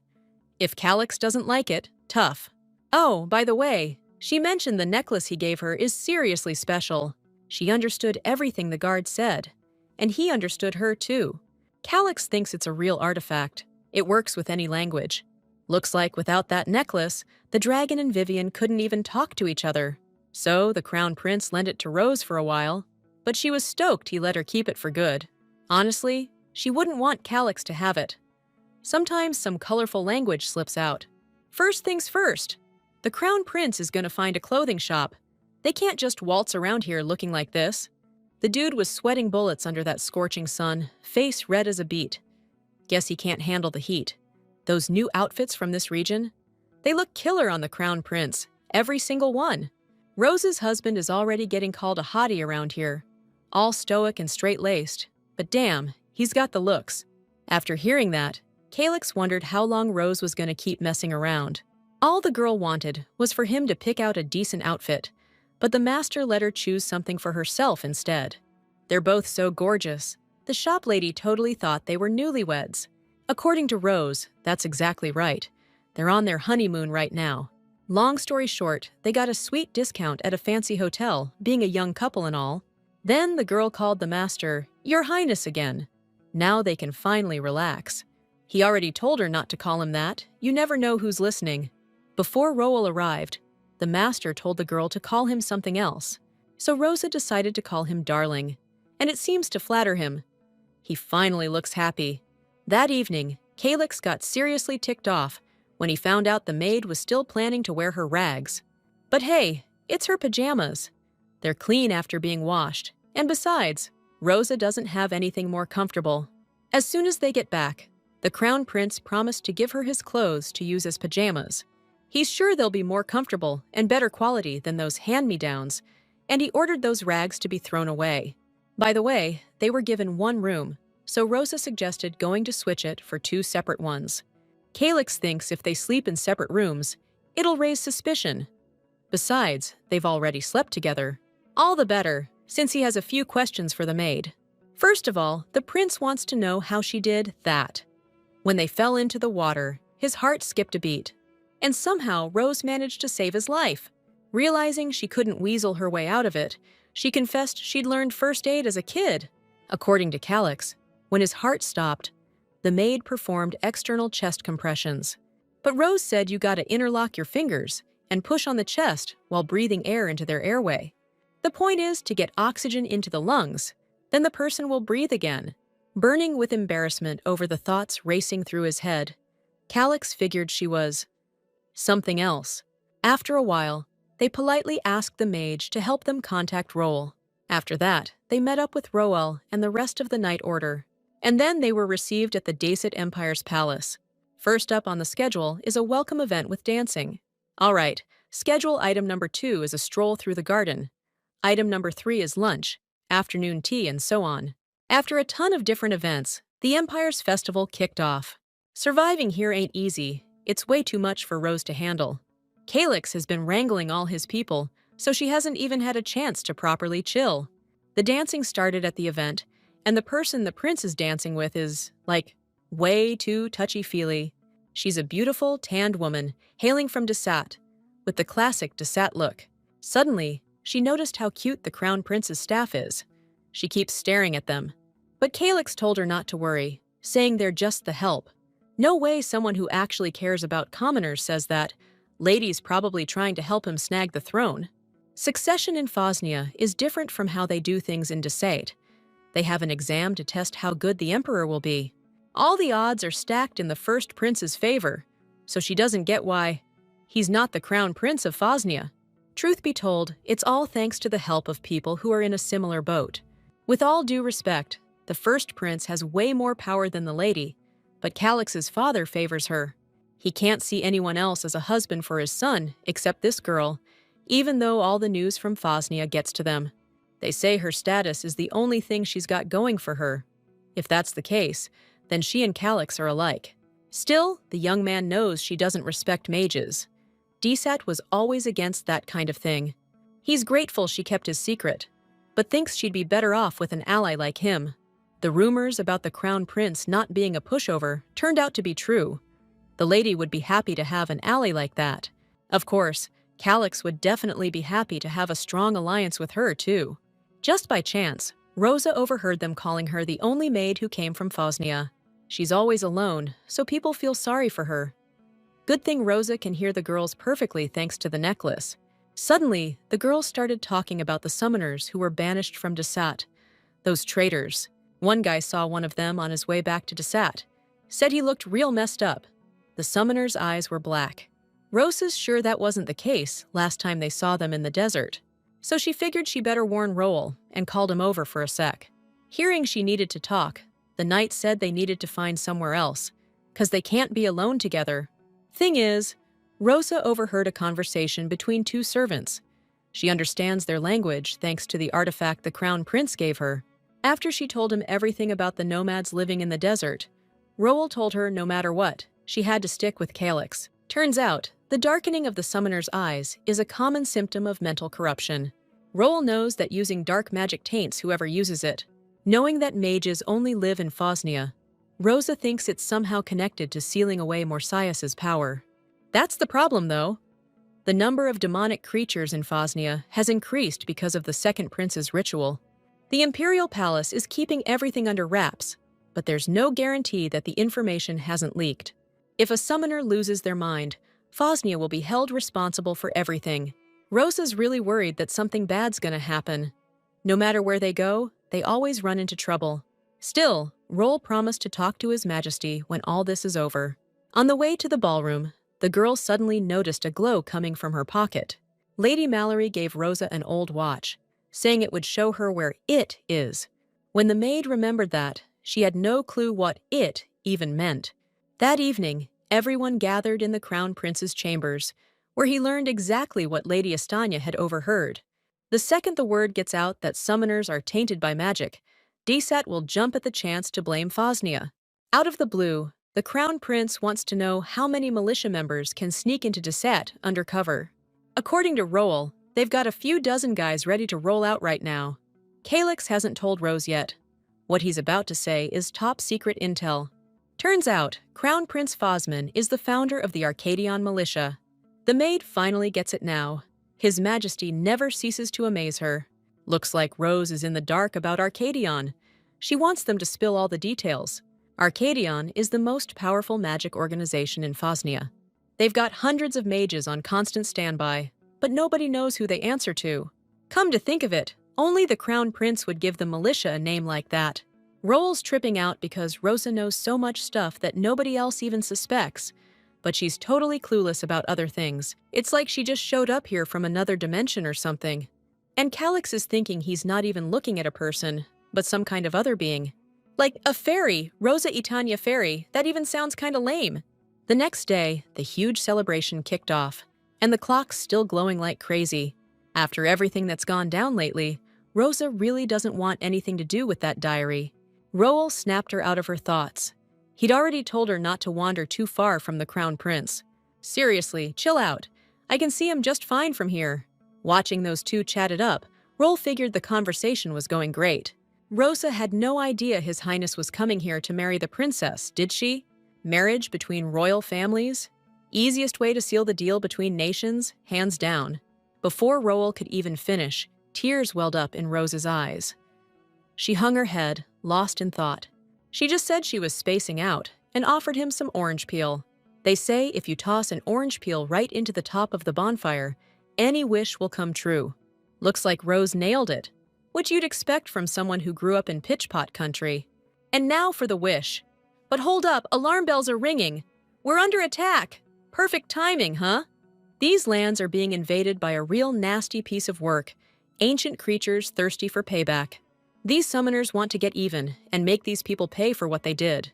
Seeing things were going south fast, Roel told Rose to get out of here, pronto, and bolted for the palace.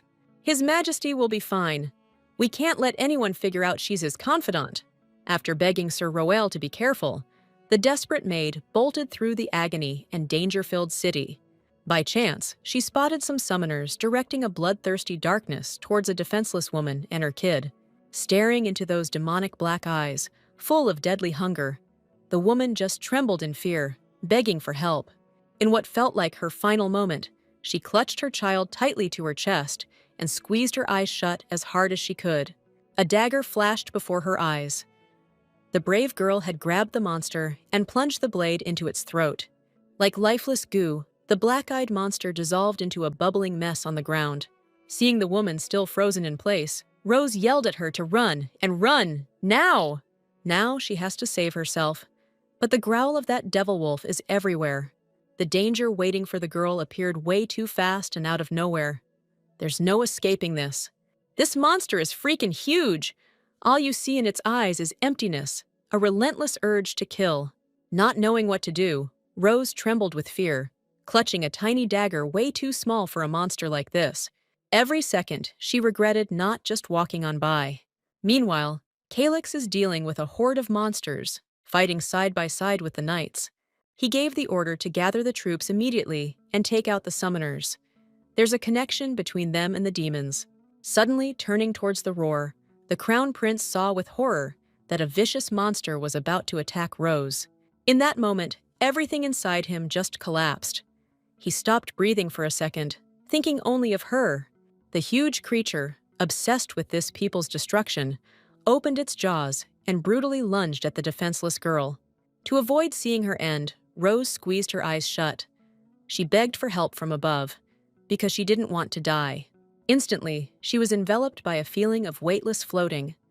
Opening her eyes, the girl saw her savior, a white-haired man with pointed ears and magic power. It seems like she's seeing him for the first time in her life. But just a second later, the maid realized it was that elf. The young elf carefully carried the girl to safety and told her to wait there. Rose doesn't treat him with the same kindness, though. She grabbed him by the collar and demanded to know who he was. She wants to know why he saved her, convinced he knows about the ancient clock. When the elf said it was their fault, the rescue, the payment, the maid thought he was talking about what happened that day. The experiment, the malfunction, their fault.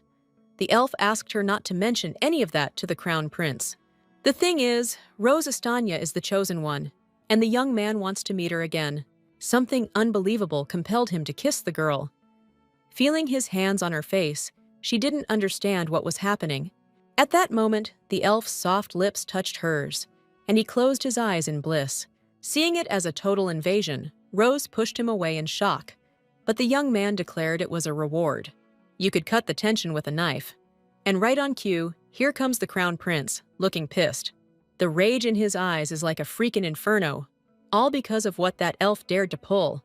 Without even a second thought, His Highness draws his blade, leaps into the air, ready to punish the punk for what went down. He puts everything he's got into this massive strike, but the elf's ready and throws up a magic barrier. Then, out of nowhere, things get crazy. It's like Calyx just loses it, starts driving his sword right through the shield. The magic barrier can't handle that kind of power, and shatters. The elf gets blasted backwards from the impact. He's thrown back a good 10 feet, but he's still trying to throw up some kind of magic defense. As he tries to bail, he tells Rose his name is Luminous, and begs her to remember it. He's about to disappear, promising he'll see her again before he goes. After the elf vanishes, Rose looks up into the Crown Prince's eyes, totally freaked out and with her heart pounding. She was about to tell him something, but he grabbed her arm hard and accused her of having a death wish. He was so pissed that the maid was out amongst the demons, like she was trying to get herself killed. Even Rosa doesn't know why. She just can't stand by when people are in danger. But she's safe and sound. Seems like she's even in top shape. Truth is, elven kisses have a beneficial effect. Still, Calyx doesn't get why he kissed his maid. It's not like she was controlling him. As for the summoner, he used a magic circle and vanished. Right now, the important thing is that Rosa has something she wanted to tell His Highness. They came to a safer place, protected by walls, to talk. This attack by summoners and their possessed demons looks like the work of elves this time. That elf mentioned something about a screw-up in the experiment, and that they were to blame for everything. He also asked us to keep all of this a secret from the Crown Prince. But Rose has no ties to the elf, and Calyx is her master. Either way, they'll manage to clear Phosnia of all charges. But the prince doesn't like what's going on.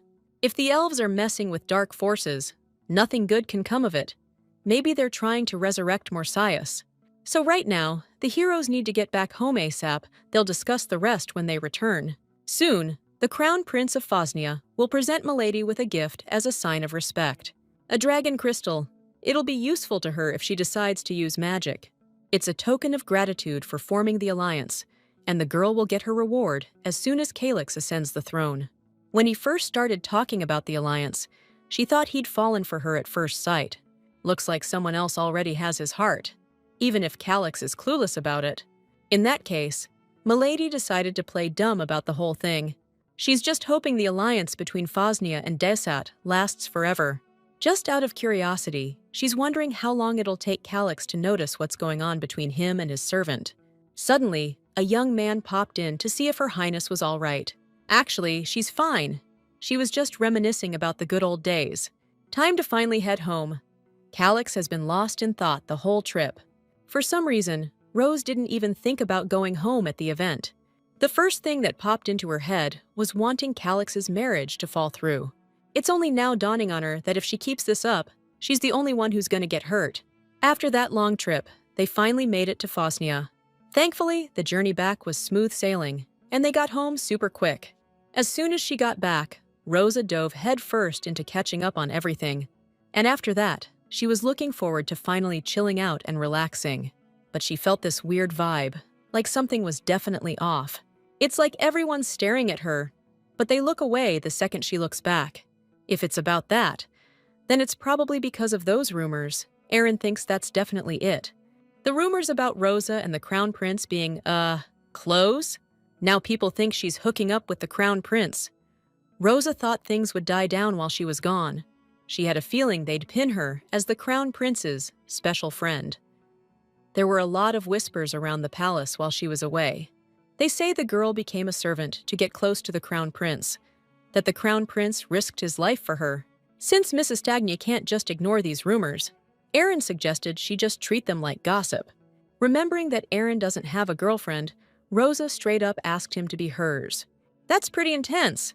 But the guy was a little bummed that she confessed her feelings like she was from another planet. They'll just pretend until the rumors die down. But first, Aaron asked for something, like a hair ribbon. He needs proof that he's her boyfriend, you know? No harm in that. So Rosa handed over her hair ribbon without a second thought. But then Mila just had to ask what her relationship with the Crown Prince was really like. Since the maid's an aristocrat, it would be amazing if she became empress. Just the thought of marrying Calix made Rosa's eyes pop out. She can't even picture herself as his wife. She said she wished Calix wouldn't get married. Not that she wanted to marry him. If he ties the knot, she won't know how to get back home. So end of discussion. Until those rumors about her and the Crown Prince die down. Aaron's her cover. Figures. Soon the gossip started that a maid was hooking up with that redhead from the kitchen. They totally bought it. Out of the blue, Rosa ran into Aaron. He asked if he could have a word with her. Roel hates to bring it up, but he said the whole palace knows about their little thing. Actually, Rosa knows, 'cause she's the one who spread the word. She doesn't see a problem with it and invited the master to head to the office with her, since they both need to go there anyway. On the way, Roel apologized for bringing it up again and asked how Rosa felt about breaking things off with the kitchen hand. Considering the situation, he thinks she'd be better off focusing on her job instead of her love life. He didn't say the girl was slacking off, not knowing if he could even mention it, but the knight brought up His Majesty.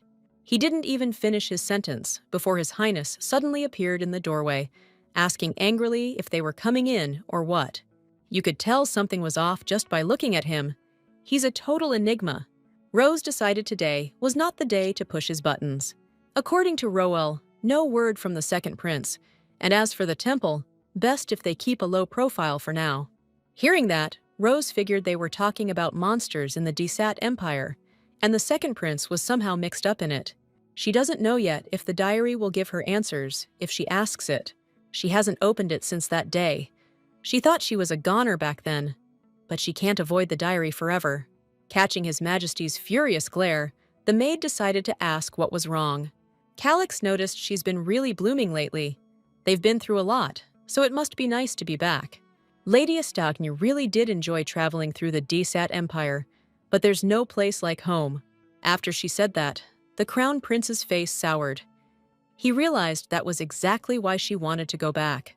He suddenly asked Roel to step out for a bit, because he needed to talk to his maid. The Crown Prince had been in a good mood this whole time, but now something's gotten to him again. First thing he did was sit the maid down across from him and ask if there was anything she wanted to tell him. According to Rosa, the financial reports are in order. Thanks to Mila, she managed to keep the system running smoothly. And then it suddenly hit her that she hadn't mentioned she'd finally put an end to the rumors going around the palace. The rumors that the maid and the Crown Prince were, involved. So, she preferred that lazy redhead to her own lord? That realization really got under Calix's skin. Since Aaron knows a lot of useful stuff, and he's always so positive, it's obvious she's planning to marry him. That's total BS. Aaron's just a friend to her.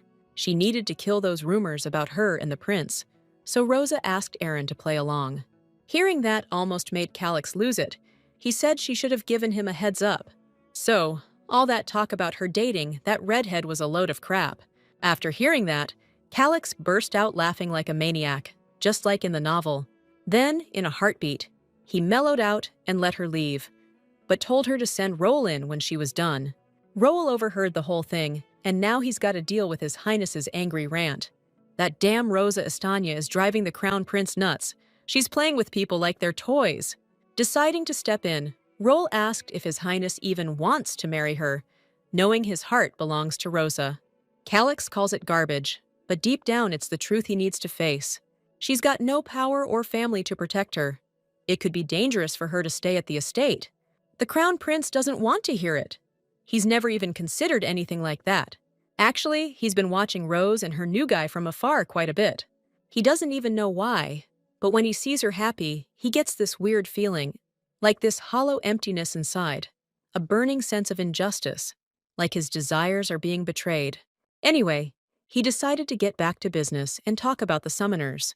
And then Roel explained everything about what happened with the summoners and their demons.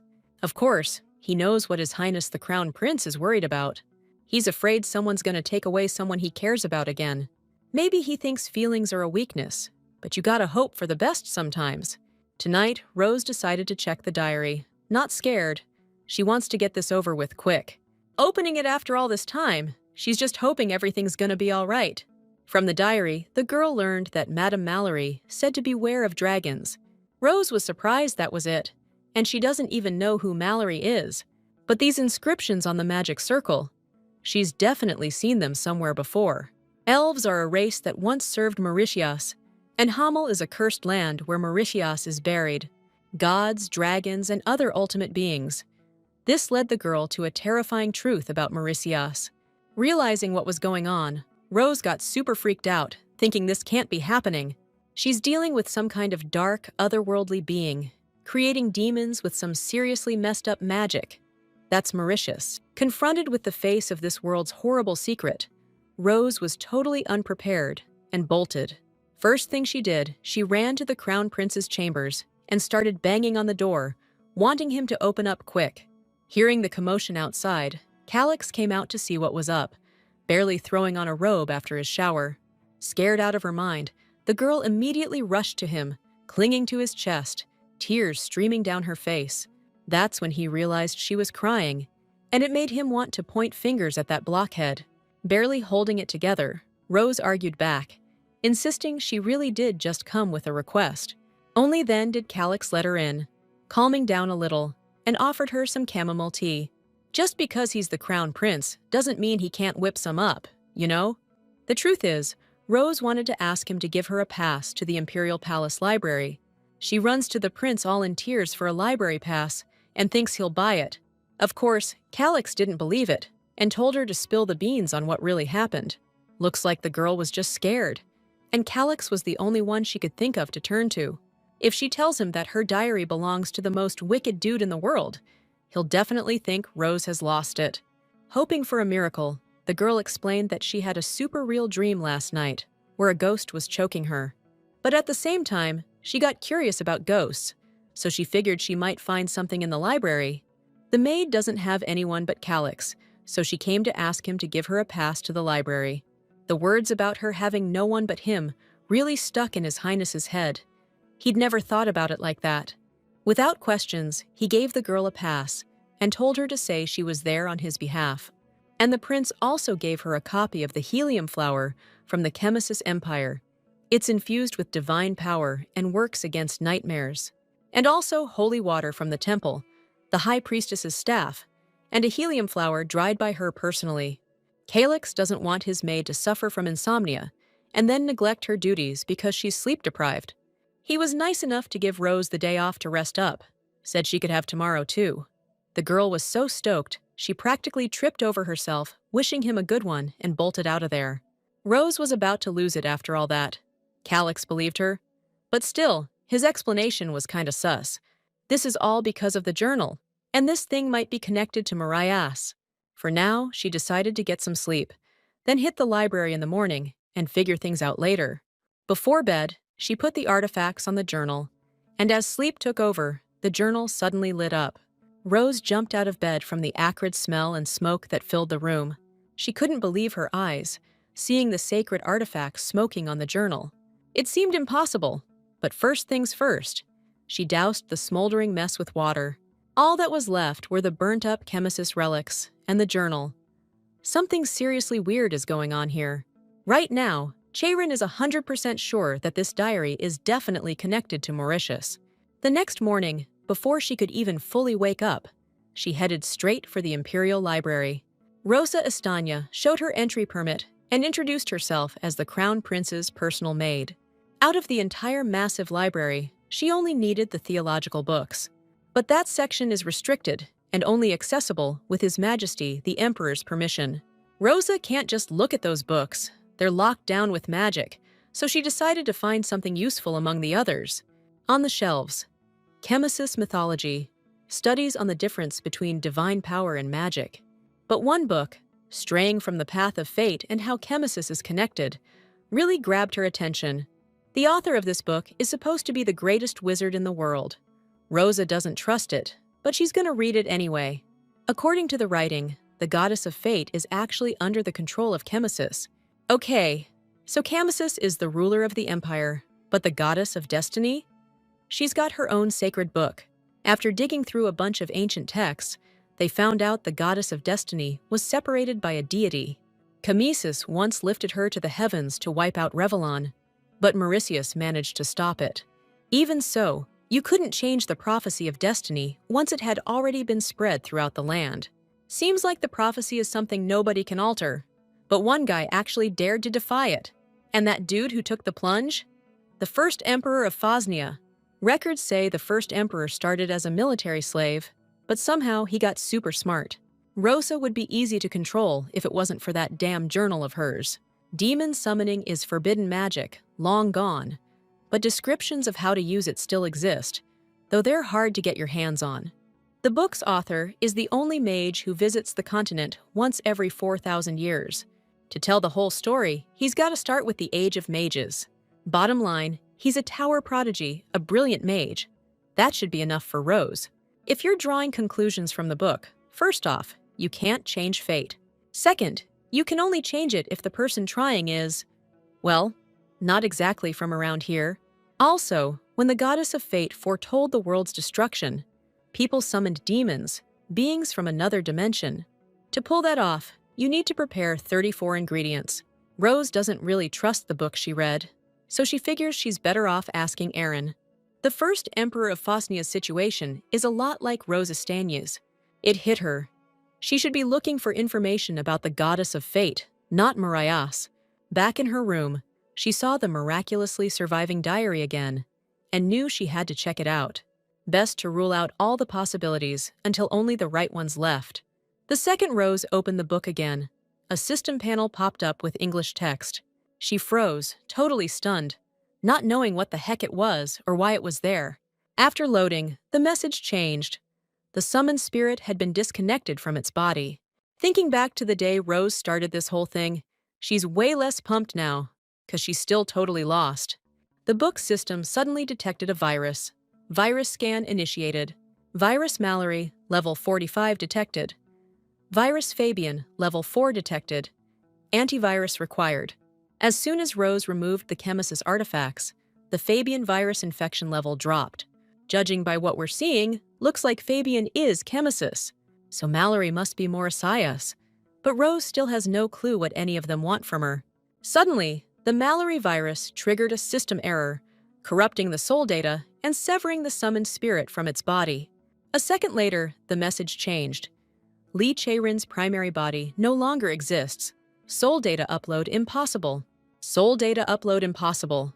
It kept repeating over and over, and with each second, the girl's blood felt like it was boiling. Enraged, she jumped up from the table, yanked a blade from the drawer, and ordered the journal to shut its trap. Like a woman possessed, she started hacking at the journal, screaming that this couldn't be happening.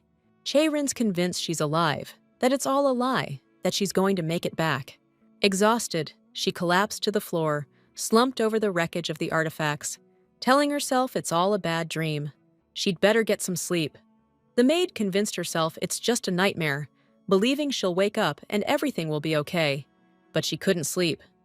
Now she doesn't know what's going to happen to her, or even what she's doing anymore. The girl doesn't know who she is, or if she ever even was Lee Chaeren. Huddled under the covers, she told herself it was all a dream, so real she was totally lost in it. Meanwhile, Lord Calyx noticed his personal maid was running late. Roel figured she'd just stayed up too late. She's been working herself ragged lately. Or maybe she's just lying in a coma after an accident, ending up in a novel world. That's just crazy talk. Despite Roel's reasoning, the Crown Prince quickly got dressed and went looking for her. But the more people he asked, the more he heard that no one had seen Rose today. The human mind is wild. So for Chaeren, this world is just all in her head. And she really did love that novel she was reading. The voice calling her by the name Rose is everywhere. But Rose isn't even her name. If she kicks the bucket in her dream, she doesn't know if she'll ever get out of here. When the Crown Prince walked into the servants' quarters, he found her unconscious and in really bad shape. Panicked, he rushed to her and pulled her head out from under the covers. But the girl was super weak. Something weird happened. The maid was in some kind of state, like she wasn't even breathing. When everything seemed hopeless, Calyx had no choice but to give her mouth to mouth. Rose was practically seeing the light when she suddenly woke up and jumped back, startled. She was about to bolt, but suddenly felt a strong hand grab her. It was His Majesty right in front of her face. Realizing she dared to be late for work, Rose threw herself at his feet and started begging for forgiveness. Instead of punishment, Calyx gave the girl time off and moved her from that cramped room to a bigger one. While she's resting, he let her visit her folks. She really needed to go see them anyway. The prince gave her 10 days for it, figuring that should be enough, and told her to bring a friend along. He gave her permission to forget about estate business for a while and just focus on herself. His Highness let Rose go completely alone, so Roel's worried about whether she'll be all right. She would have been better off going alone. When Calyx said she could bring friends, he definitely wasn't thinking of that redhead. It's not that he's planning to make her his bride. He just has a personal problem with that ginger. The thing is, the Crown Prince doesn't trust him. There's something off about his eyes, not quite human. That's why he ordered Roel to plant a spy to watch him, knowing full well his spy would get taken care of. Looks like that kid has feelings for Rose, so he won't hurt her. But Calyx can't guarantee the safety of anyone else. He's really hoping all this worrying is for nothing. Turns out, Rose took Aaron along for the trip, and that dude's got a serious appetite. You're supposed to eat on a trip like this, but it's wild how he can chow down with all this bumping around. This carriage is bumping all over the place, and he's just eaten. That girl brought it on herself asking about it. Truth is, Aaron's ready to spill everything he knows, free of charge, since Rose basically got him this vacation. He knows way more than she thinks. The kid's the bookstore owner's grandson, after all. So Rose decided to ask about the search for that person she inquired about last time. Aaron figured out she was talking about the Duke Tiel's illegitimate daughter. It's her request, but she hasn't been checking up on it lately. She's just been swamped. Turns out, the Duke just recently welcomed her into the family. She'll probably make her debut at the next ball. This social bash could mean the original story is finally about to kick off. Rose asked him to find her because of something in a diary. Now she's starting to suspect her body died in that world. The plan was always for Calyx to meet the main girl, and then they'd ditch the palace together. If Chaeren goes back to her world in spirit only, and her body's not there, she'll be stuck living in this world. The coachman says it's about 8 hours to Francis, so we've got time to grab some shut-eye. After hearing that, Rosa decided to crash and leave Aaron to kick rocks out of boredom. She told the kid to get some sleep, too, and forbid him from waking her, since she hasn't slept in days. Aaron's got a ton of questions for her, like why she was looking for that girl, and if it has anything to do with that conversation from before. It's pretty obvious Rosa's trying to rewrite fate, but the kid doesn't care. Giving her to the Crown Prince is a damn waste. Meanwhile, in the forest, a couple of figures in black robes walked by, faces hidden under their hoods. Suddenly, The girl noticed something weird and turned around to look back at the carriage. Fate said she was supposed to meet the crown prince, but she's ditching because she doesn't want any part of it. Serena told the kid to do his job, and that she hopes he wasn't lying about them being close. By the way, the kid's worried about whether they're gonna be all right. I mean, the carriage is headed straight into monster territory. This guy's convinced the temple's around here somewhere, but Serena clearly doesn't trust him. He's the only one who's listening to her and can actually help her get what she wants. Teheran Forest's usually safe. People use this path all the time, and the nearby settlements keep an eye on things. The kid figures something must have, forced the monsters to come out here.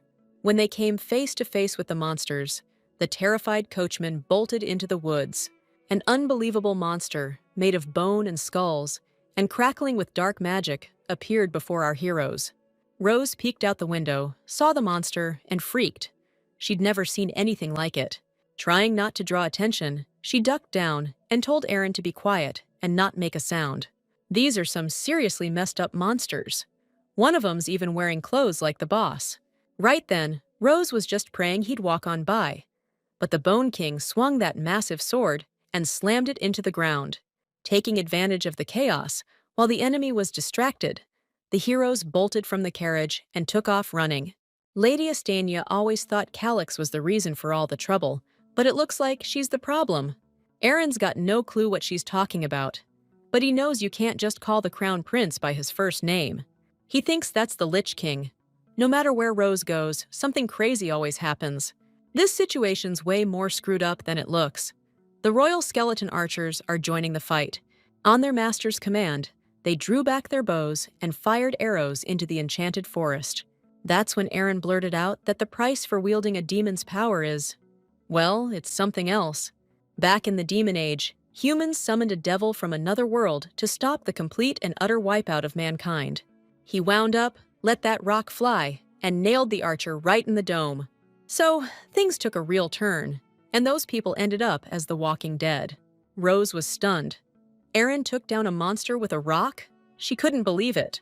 Judging by the look of him, that big bad is Prince Degshil. That freaked Rose out even more. She grabbed her buddy's hand and told him to get the heck out of there, now! But that wasn't happening. Not for this desperate dude. He let go of her hand and told her to go on ahead. The kitchen helper's about to throw down with these guys. He didn't work in Terran's kitchen for a year for nothing. Rose tried to stop him, but felt a powerful shove to the chest. She couldn't even touch him. Time for her to bail. This regular guy had lost his mind, thinking he could take on monsters with a kitchen cleaver. If she was worried, he told her she could go get some backup. Things have gone way too far. A freaking tree just fell right in front of Rose's face. She was shaking with worry. She warned that idiot not to you-know-what on her. Anyway, enough talk. Getting out of here alive is what matters now. As for Aaron kicking the bucket, well, Rose has a dark sense of humor. Now that there are no witnesses, this little helper's about to have some real fun. Exhausted, Rose ran non-stop, never looking back, trying to find help ASAP. She doesn't know how far Francis is, but she's sure Aaron won't last until she gets back. Suddenly, she tripped over a rock and ate dirt. And wouldn't you know it, her diary popped out of her bag. She vowed to give him a bath in Chemis's holy water if he'd just spill the beans on how to beat those monsters. Just then, a bright light burst from the diary, its magical aura reaching for the sky. Seriously, this damn diary said nothing except that Rose should watch out for the dragon. Clearly, it doesn't get that she's in a real bind right now. The diary keeps harping on about some dragon. It's like it wants her to give it a holy water bath or something. Truth is, Rose wasn't planning on bringing Aaron along. She thought she'd go by herself. If he dies, she'll never forgive herself for agreeing to bring him. Just then, something terrifying happened. The diary started spewing out this wicked black smoke. A monstrous black hand grabbed her and dragged her inside. Rose screamed, but it was no use fighting it. She vanished. The diary sucked her into its magic world and then disappeared itself. A magic teleport zapped Rose to some mysterious, unknown world, and the landing was rough. She looked around and saw an ancient building. She had no idea where she was. Lady Estine is positive she was just in the woods, and now her journal's gone missing. But out of nowhere, that cursed journal just pops up right in front of her face. Furious, Rosa rips it open, blaming it for everything that's happened, demanding to know where it dragged her. She understands every word it says and orders it to answer her. The journal's not much of a talker, just says that only the chosen can find the Temple of Fate. The vibe of this place is seriously creepy, and Rosa has no clue why the journal brought her here. Suddenly, an ominous voice booms out, commanding Rosa Estagne to go deeper inside. It knows who she is, knows what she needs to do. This girl's in a seriously messed up place with a ton of questions. At that moment, the antivirus kicked in. The system was running smoothly, and the search for her soul's location began. Location confirmed. The isekai girl is in Fosnia, Tehran. Right then, a warning popped up saying the connection was unstable, and the system was shutting down. If this really is the Temple of Fate, maybe Rose can find a way back home. Stuck here in the middle of nowhere with only this creepy thing, she's hoping she can pull this off. The journal lists her as a soul, which means she really did bite the dust back in her world. All this time, Chae-rin's been clinging to the idea of getting back home. From now on, she can't live in the past as Lee Chae-rin. She can't even be herself. It all feels like a load of bull. She needs to chill out. First things first, she's got to find a way out of here. Speaking of which, this place looks more like a library on the inside. In the middle of this huge glass hall, crammed with chairs and fancy furniture, a strange glow appeared. A bright glow's coming from the bookshelf. One of the books is mysteriously shinin'. The book with the gold cover is shinin' real bright, so Rosa couldn't help but check it out. As soon as she read the title, she stopped breathing for a sec. It's The Empire of the Crimson Moon. The very story Rosa's been living every day somehow wound up here. It's totally impossible. The girl was so shocked by what she saw, she didn't even notice something happening to the journal. Then she felt hands touching her. They finally met the guy who's been trapped in the magic journal. She screamed in terror, not expecting to see someone like him. The mysterious stranger who popped out of the journal is giving off crazy energy. It's almost too much to handle. Rosa doesn't know who he is yet, or where he came from, but this dude's been waiting for her. First things first, she's got to figure out who he is, or more like, what he is. He's got the same kind of power as the journal. Speaking of who he is, this guy's been a huge help to Rose Estany all this time. Of course he's no Mauritius, he's just his loyal servant. He's a distant relative of Rose, Mallory Estagne, and he's happy to meet Lee Chae-rin. It's hard to believe Mallory is Rose's ancestor. They even look alike. The young man, what's left of him, his soul, has been helping Rose this whole time. More importantly, the most powerful book of prophecy in the world. It's the key to attracting souls. The Crown Prince was a good candidate to use as that key. The most powerful soul in the entire empire. Moderately interesting and attractive. Soon he'll be doomed, that's what the prophecy says. Everything living is under the goddess of fate's power. You can't change what's meant to be. However, a being from another dimension might be able to change it. So, the guy working for Marias brought Rosa here to change Calix's fate. He said it didn't have to be her, but it just so happened her soul left her body. Now the big question for Chae-rin is, does she even want to change Calix's fate? Honestly, she doesn't get what this kid's on about. Even if she does change it, what's in it for her? That's what she was thinking, until Mallory reminded her that her main goal was getting back home. This all sounds like a load of hooey to her, seeing as her body's pushing up daisies. Even so, Marias' servant claimed that Master Marias will take care of everything once he's free. All this time, Chae-rin's been living with the thought of going home, and now that there's a chance, she can't even believe it. However, Mallory said that to do that, they have to free Marias, who's locked up by Chemesis. Basically, the Phosman Empire's enemy #1.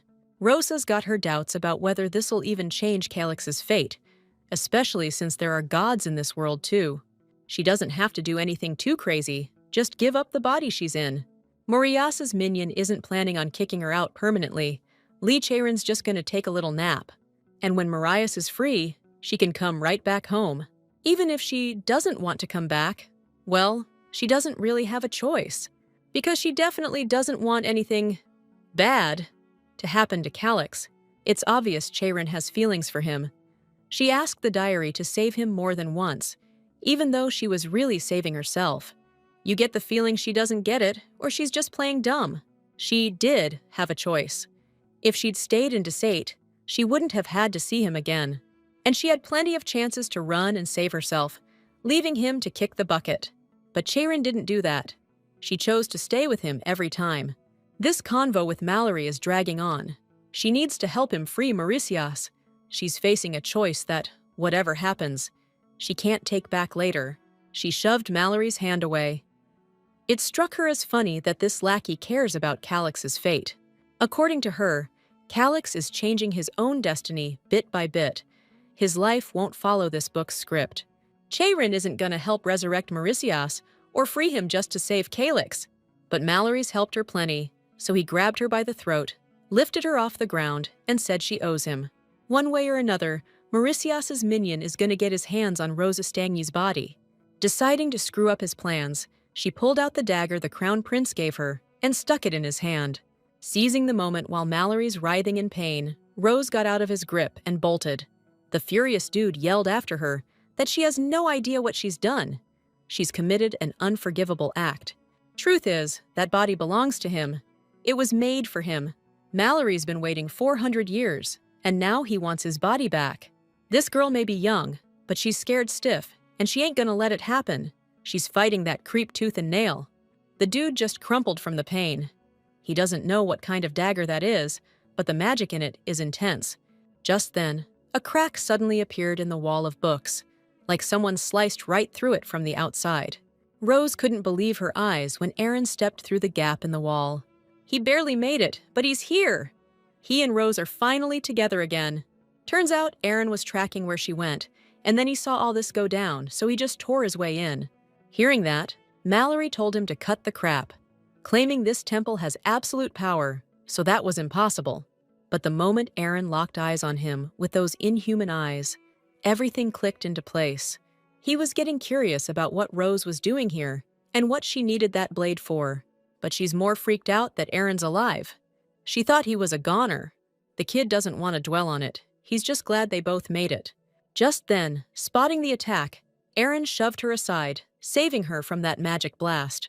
That was way too close, and Mallory's just pissed that Aaron treats him like he's nothing. He ordered Rose to get out of here, saying it's his body, or he'll take them both down.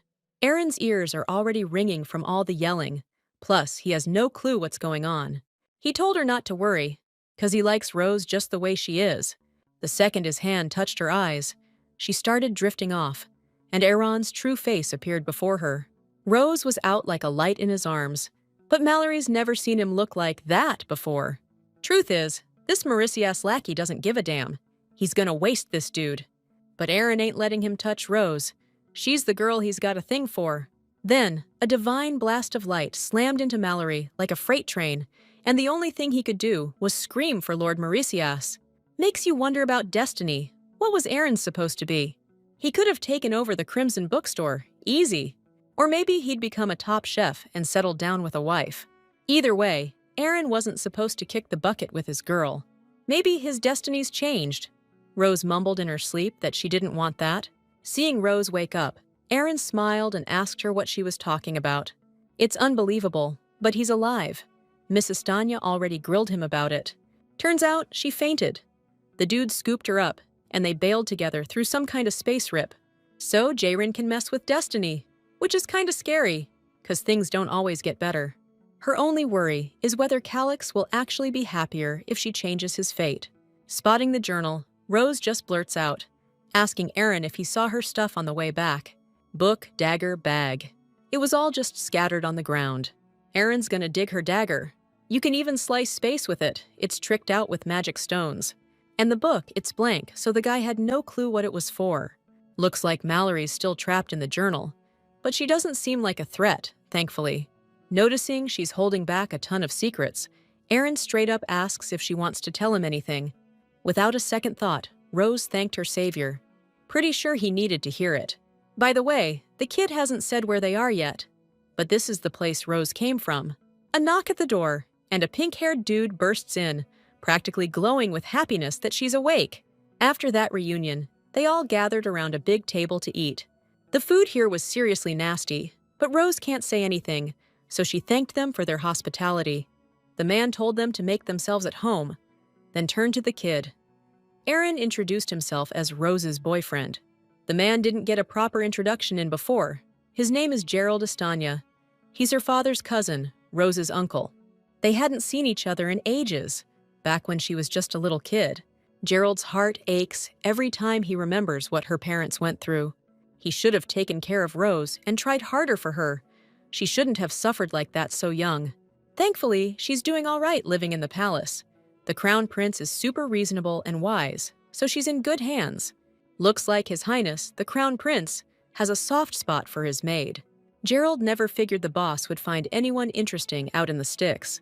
It's just, His Royal Highness the Crown Prince has never shown any interest in the Estanya family before.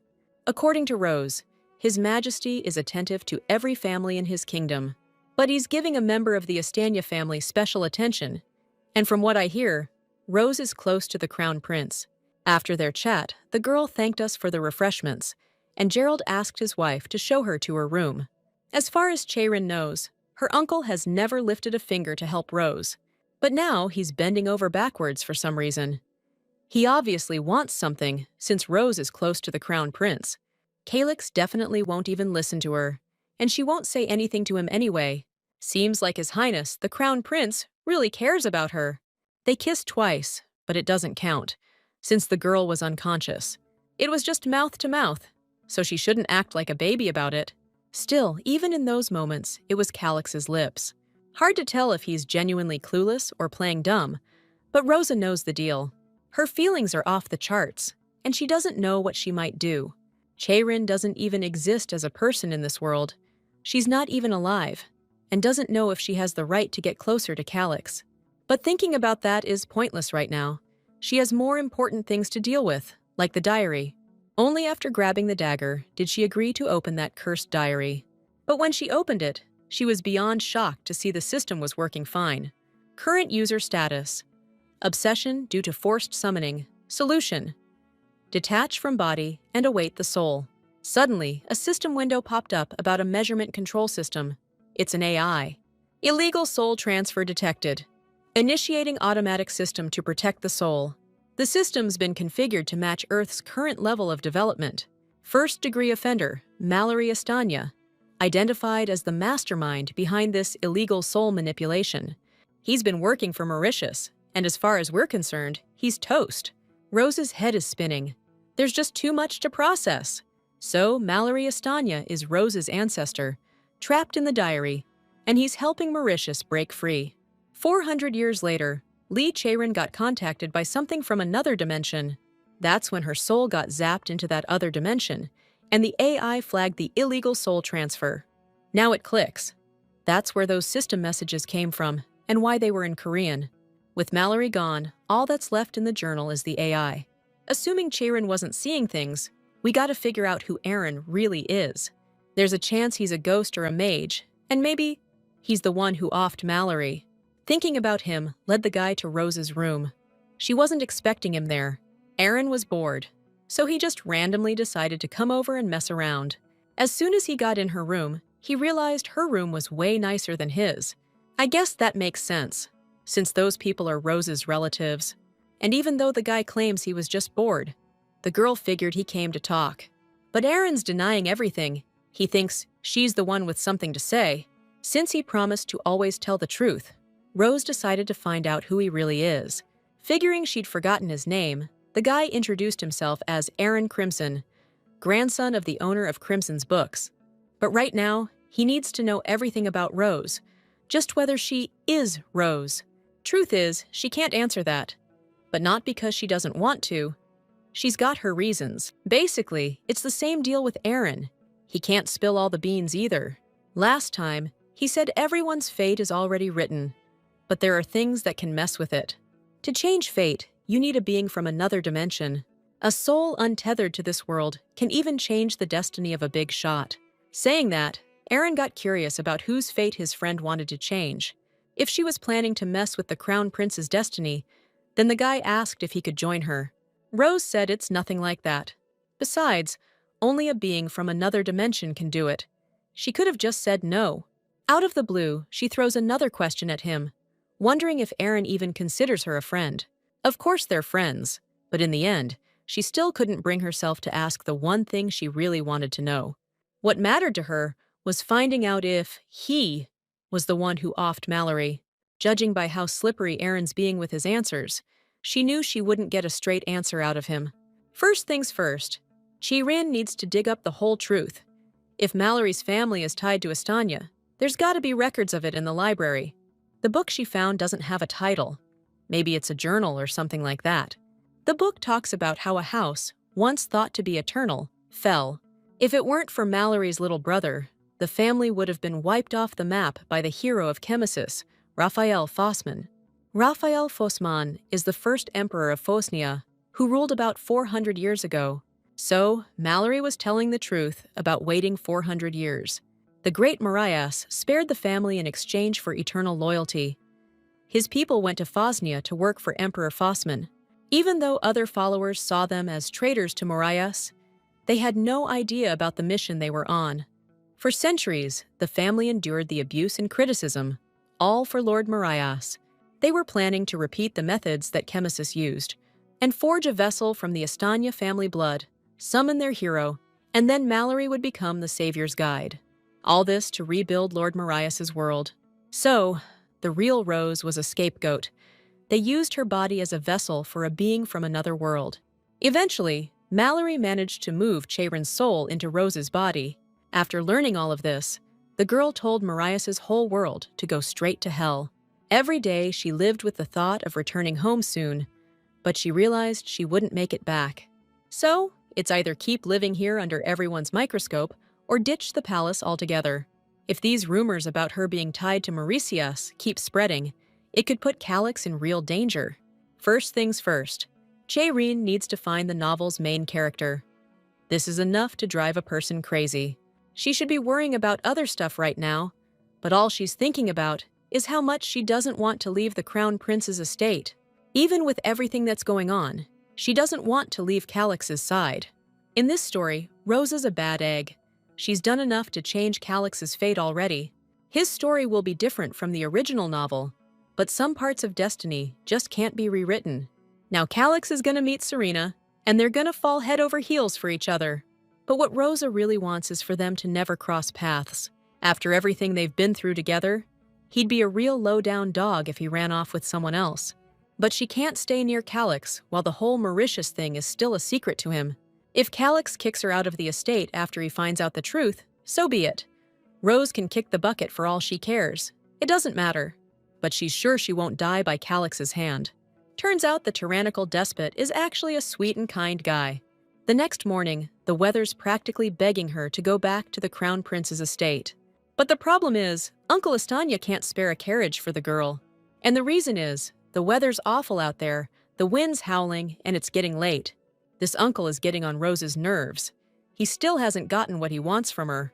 Plus, he thinks a carriage needs to be prepared in advance. It's not as easy as it looks. It's obvious Gerald's got something up his sleeve. He's looking to grab some influence.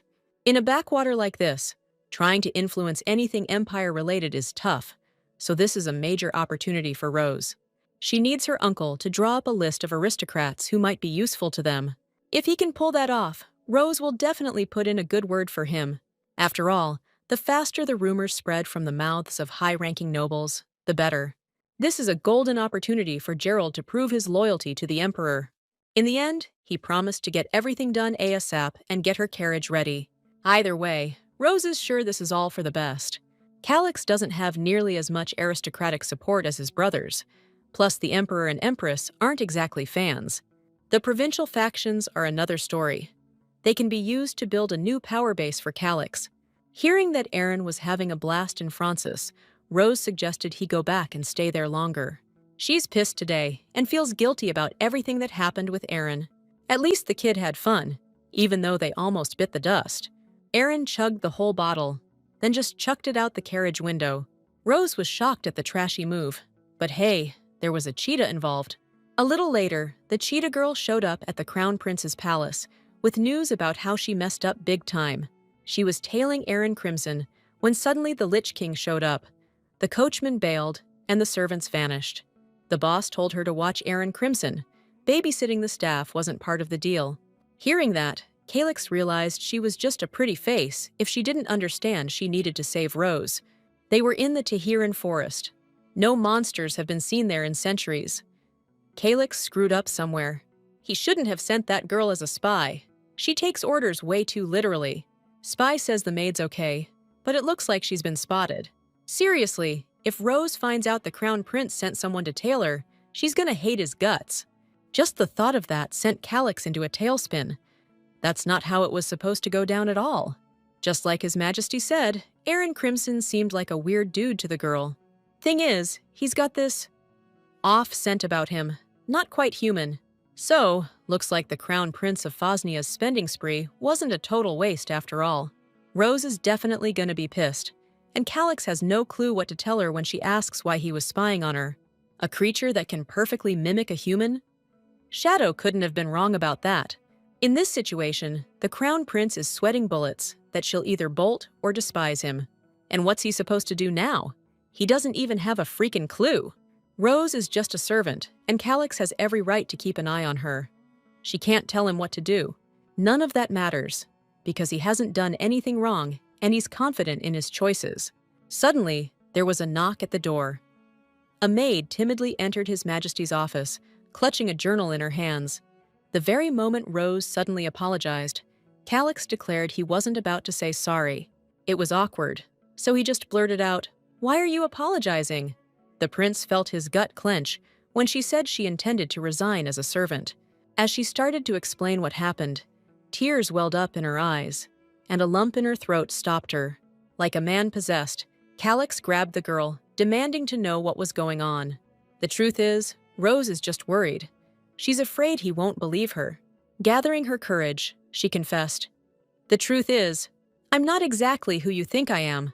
They kept talking at the table, and then Calyx asked the maid to chill out and start over. The truth is, Rosa Estania is a ghost from another world. This body was prepped for Mauritius to be reborn. To Calyx, that just sounds like crazy talk. He doesn't get it, his head's spinning. Then the girl gave him a diary, a kind of gift from Mauritius that she always carried around. Turns out Rosa's connected to Mauritius, so she thinks it'd be best if she left the estate. But Calyx can't let that happen because he's into this girl. When he says that, he means he likes how she gets things done. And Rosa's not going anywhere until he gives the okay, even if she is connected to Mauritius. The Crown Prince doesn't even sweat the temple, or his brothers finding out about all this. In Cheiron's head, if that happens, it's game over, and she'll really be a ghost. She's freaking out that they're both gonna get executed, but Calyx is positive that ain't happening. He's gonna protect Lady Estania, so he told her to stick close to him. Even though Rose is supposed to be protecting him, protecting her is just what His Highness wants to do. In the morning, the maid brought the prince his breakfast in his chambers, like usual. But what she saw in Prince Trin's room scared the crap out of her, and she dropped the food tray. Right in front of her, His Highness went absolutely berserk on that poor maid. His eyes aren't human anymore. They're filled with some kind of dark power, and his only goal is to save Master Mauritius. It took a while, but Rose finally calmed down, and it was time to get back to the conversation. She really thinks the master won't believe she's a ghost. Of course Calyx can't buy it. He's heard you can't even touch ghosts. Since she's in Rose's body, he thinks they gotta figure out how to get the original Rose's soul back where it belongs. Plus, Calyx is worried she might be hurt, especially since he knows they ran into some undead types.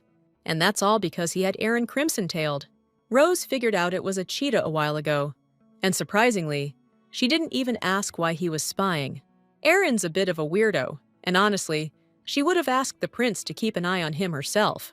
She figures, for Calyx, as the future emperor, this kind of thing is just gonna become second nature. Looks like Rose only sees him as the crown prince, but he doesn't care if she's a ghost or a Mauritius minion. If Calyx was just the crown prince, like she thinks, he would have slit her throat or shipped her off to the temple by now. But he hasn't done any of that, and there's one pretty obvious reason why. Rose's guess is it's because he cares about her. So Calyx decided to find out what she thought she was to him, but Rose didn't even know the answer herself. He's the main character from Empire of the Crimson Moon, the Crown Prince of Phosnia, who might just become a total monster one day. Plus, even though he seems like a wild card, He's actually kinda sweet, Rose has to admit. And that made her want to ask the prince the same thing. She needs to know what she is to him. Just as Calyx was about to answer, Roll burst into the room, yelling his head off.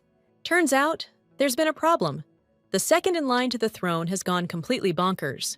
Meanwhile, at the second prince's palace, it's total chaos. They're throwing everything they've got at possessed Prince Mauritius. Rose was seriously freaked out by what she saw. She had no clue what was going on. The knights are having to hold Train down with magical gold chains attached to his neck and arms. In the name of Chemesis, Train Fossman is being called to account. Is he involved in spreading demons in the Hamiel Mountains? But the Fosnian heir, desperate to free Maurice, just keeps babbling about his patron. This is way worse than Rose thought. It's looking like the situation in Desat all over again. Talk's cheap right now, though, 'cause he's already here. His Majesty has arrived. First things first. The boss wants to know who the heck dared to break into the palace without permission, and armed to the teeth, no less. According to the knight, they had no choice, 'cause Prince Thrain's straight up possessed. This proves the imperial family's tied to Maurice, the second prince's body. Actually, Mount Hamel's under the temple's jurisdiction, and this is what their terrible work has led to.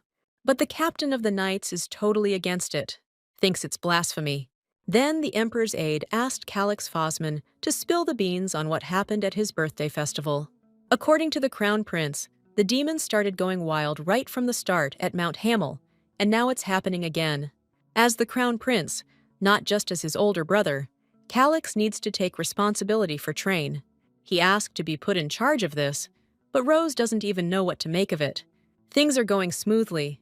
Calyx told the emperor everything that happened in Desat. The temple doesn't know yet that summoners are tied to dark forces.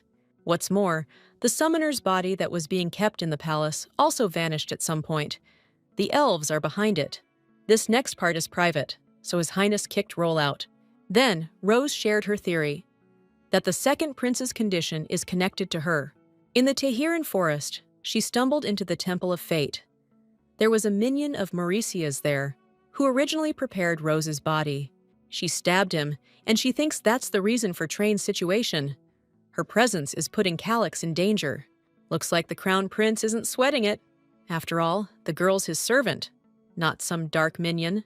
She spilled the elf's secret, and then shanked that minion. Thinking she's one of them after that is just plain dumb.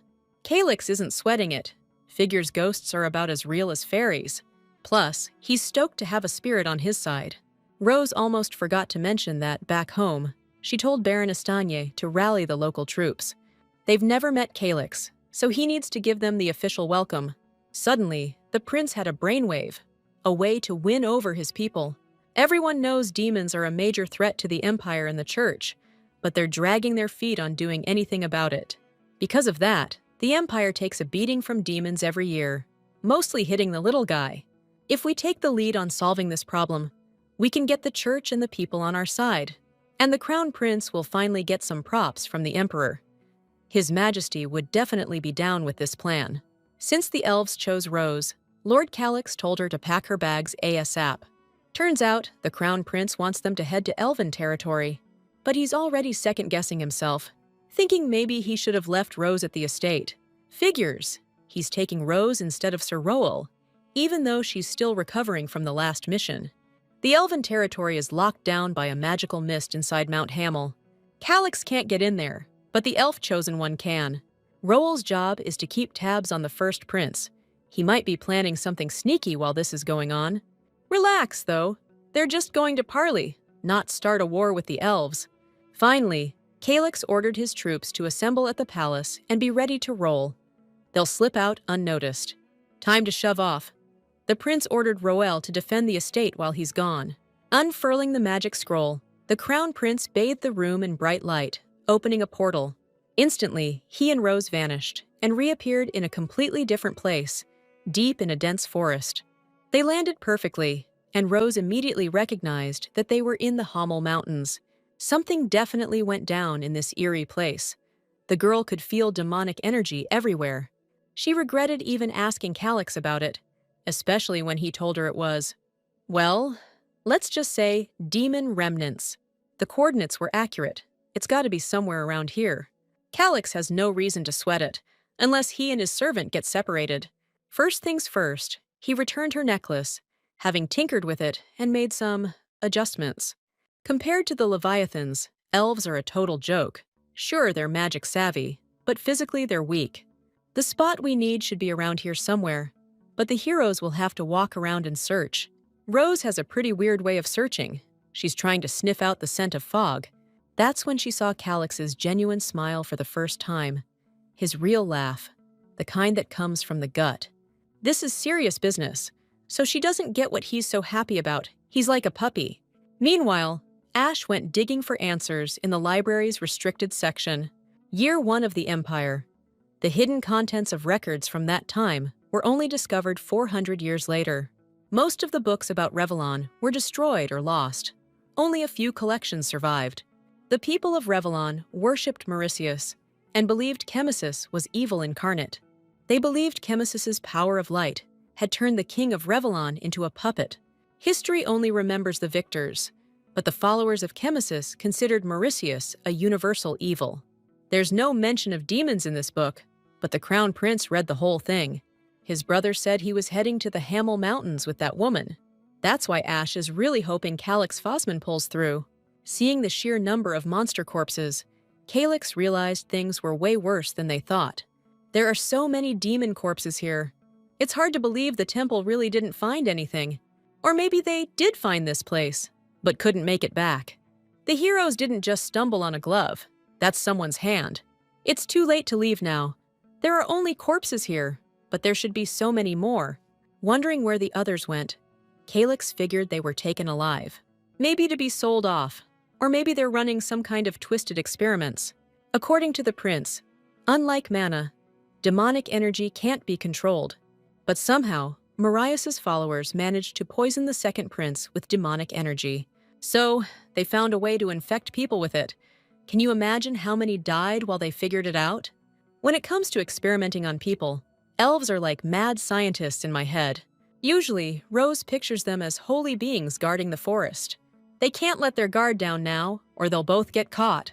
Seeing how worried Rose was, Calix told her not to stress. He'd protect her.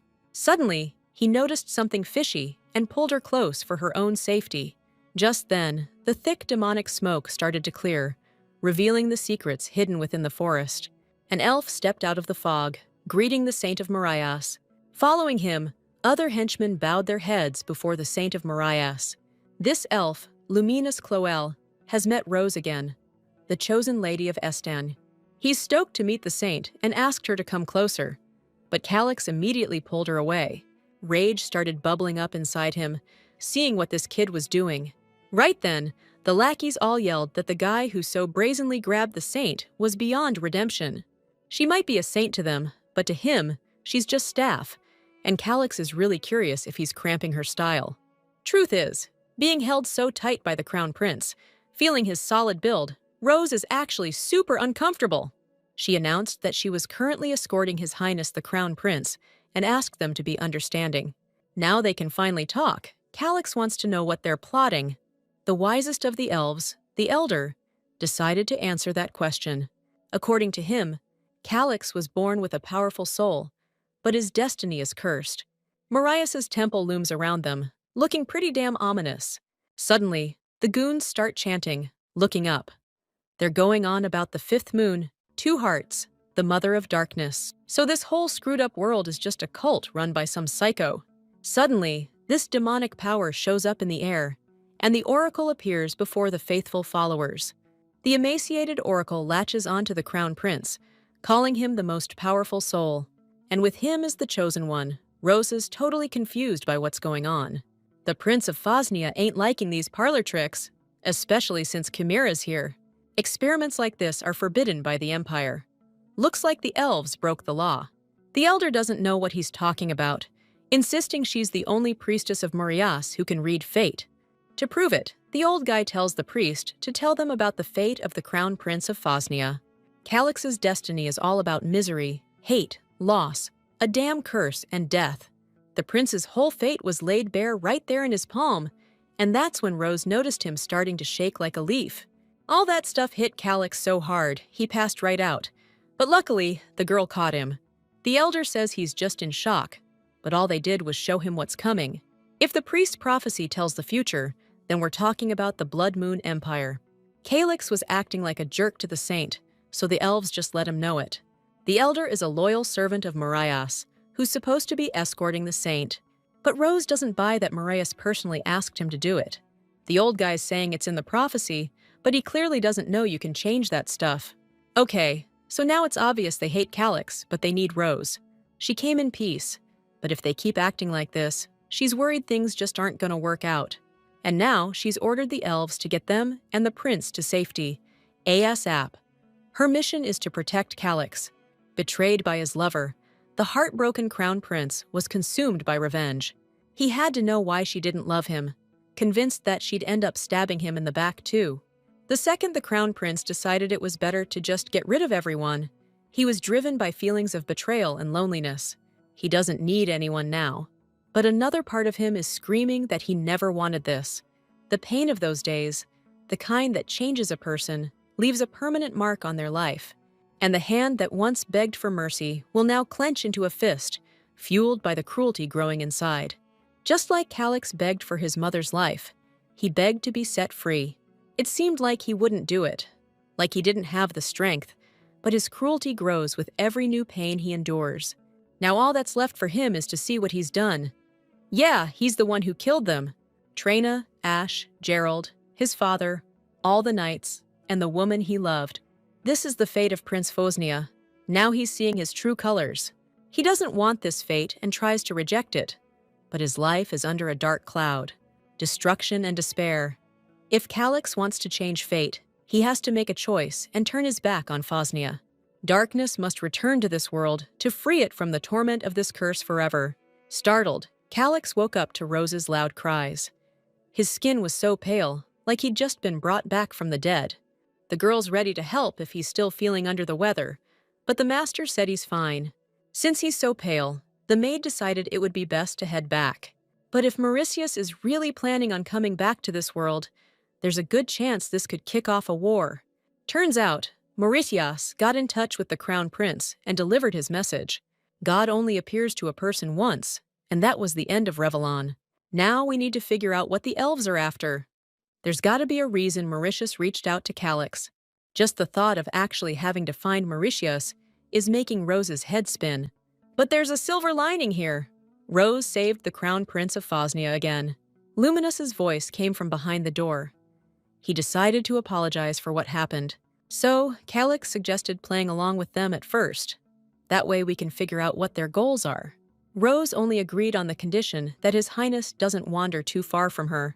If these cultists want her, then the prince will be safe next to her. With permission, Luminous entered the room and bowed, apologizing to the saint for scaring her. If His Highness actually showed up with the saint, the elf is going to be at their beck and call. She let them off the hook this time, but she's wondering why the elder didn't come to apologize himself. According to Luminous, the elder's already prepping for the saint's arrival. Noticing they were a little cramped, sharing a room, he decided to get another one ready for them. But Calyx was like, "Nah, we're good. Rose and I have shared a room plenty of times." She's never felt this way around him before, but she had to play along. Still, Lumina said not to make things harder than they need to be, and Calyx replied that he's going to be escorting the saint. Looks like they both need this woman, whether she's a saint or just some help. In the end, Rose sided with His Highness and kicked the elf out. She thought they were acting like children. Calyx wants to know their secret, so she might use her charm to get the elf to spill. Calyx wouldn't let her do that. But besides him, nothing's stopping her. The crown prince definitely won't get jealous, and if he does, first, he might start making threats, or just take care of things. She got so lost in thought, she was late for the meeting. She's just not used to wearing something like this. She even thinks she looks weird. Or maybe she put the dress on wrong. Seeing what she was planning to wear, His Highness threw a shawl around her neck.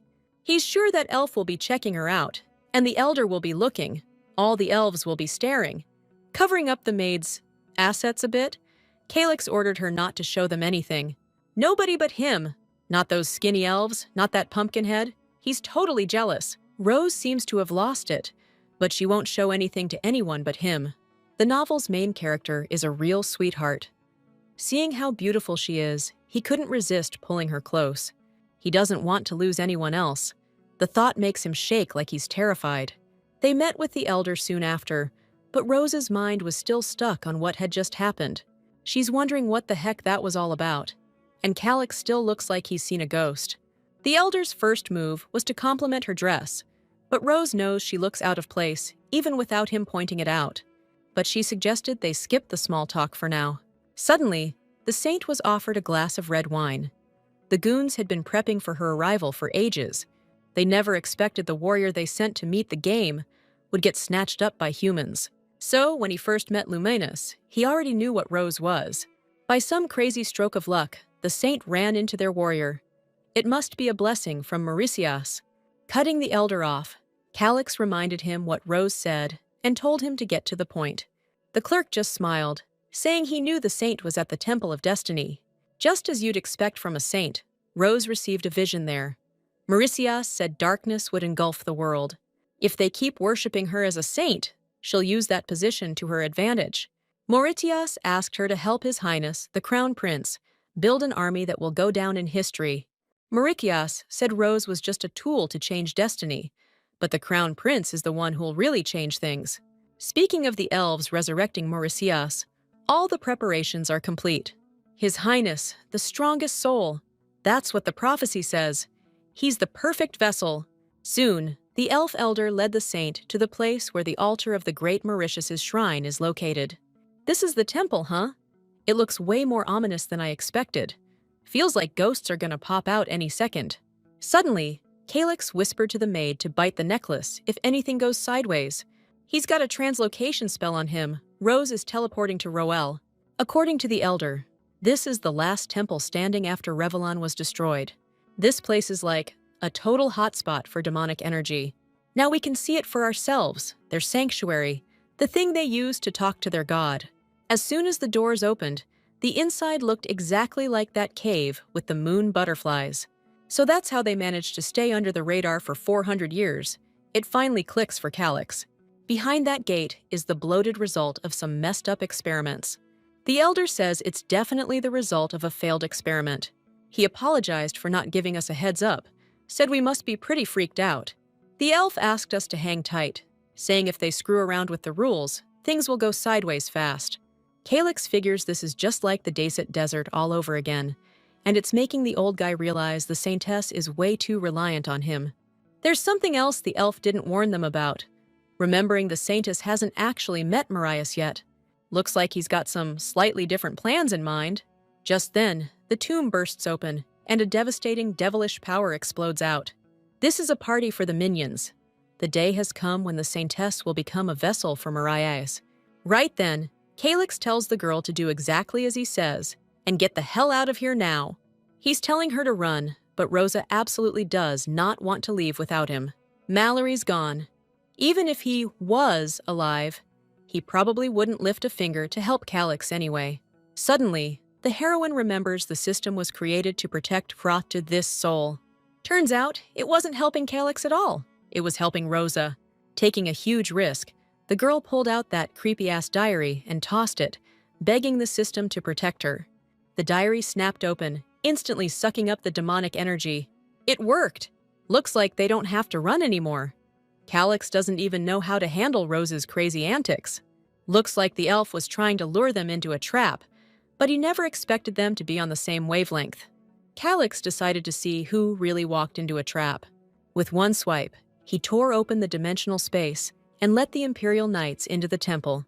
The Crown Prince declared that this guy tried to off a member of the Imperial family and has to be executed. Just like Rose said, he boosted his power. Came in handy. Everything would be great if it wasn't for the urgent news about what happened back in the Empire. While the Crown Prince was away, the Empire was attacked by monsters. For their actions violating the laws of Phosnia, the elves brought upon themselves a punishment befitting their intentions. For the Guardian, as for all of them, this is a direct insult to the great Mauritius. The system reported a vaccine is available, and 12% of the perpetrator Mauritius's power has been tracked and destroyed. So the system prioritizes user safety.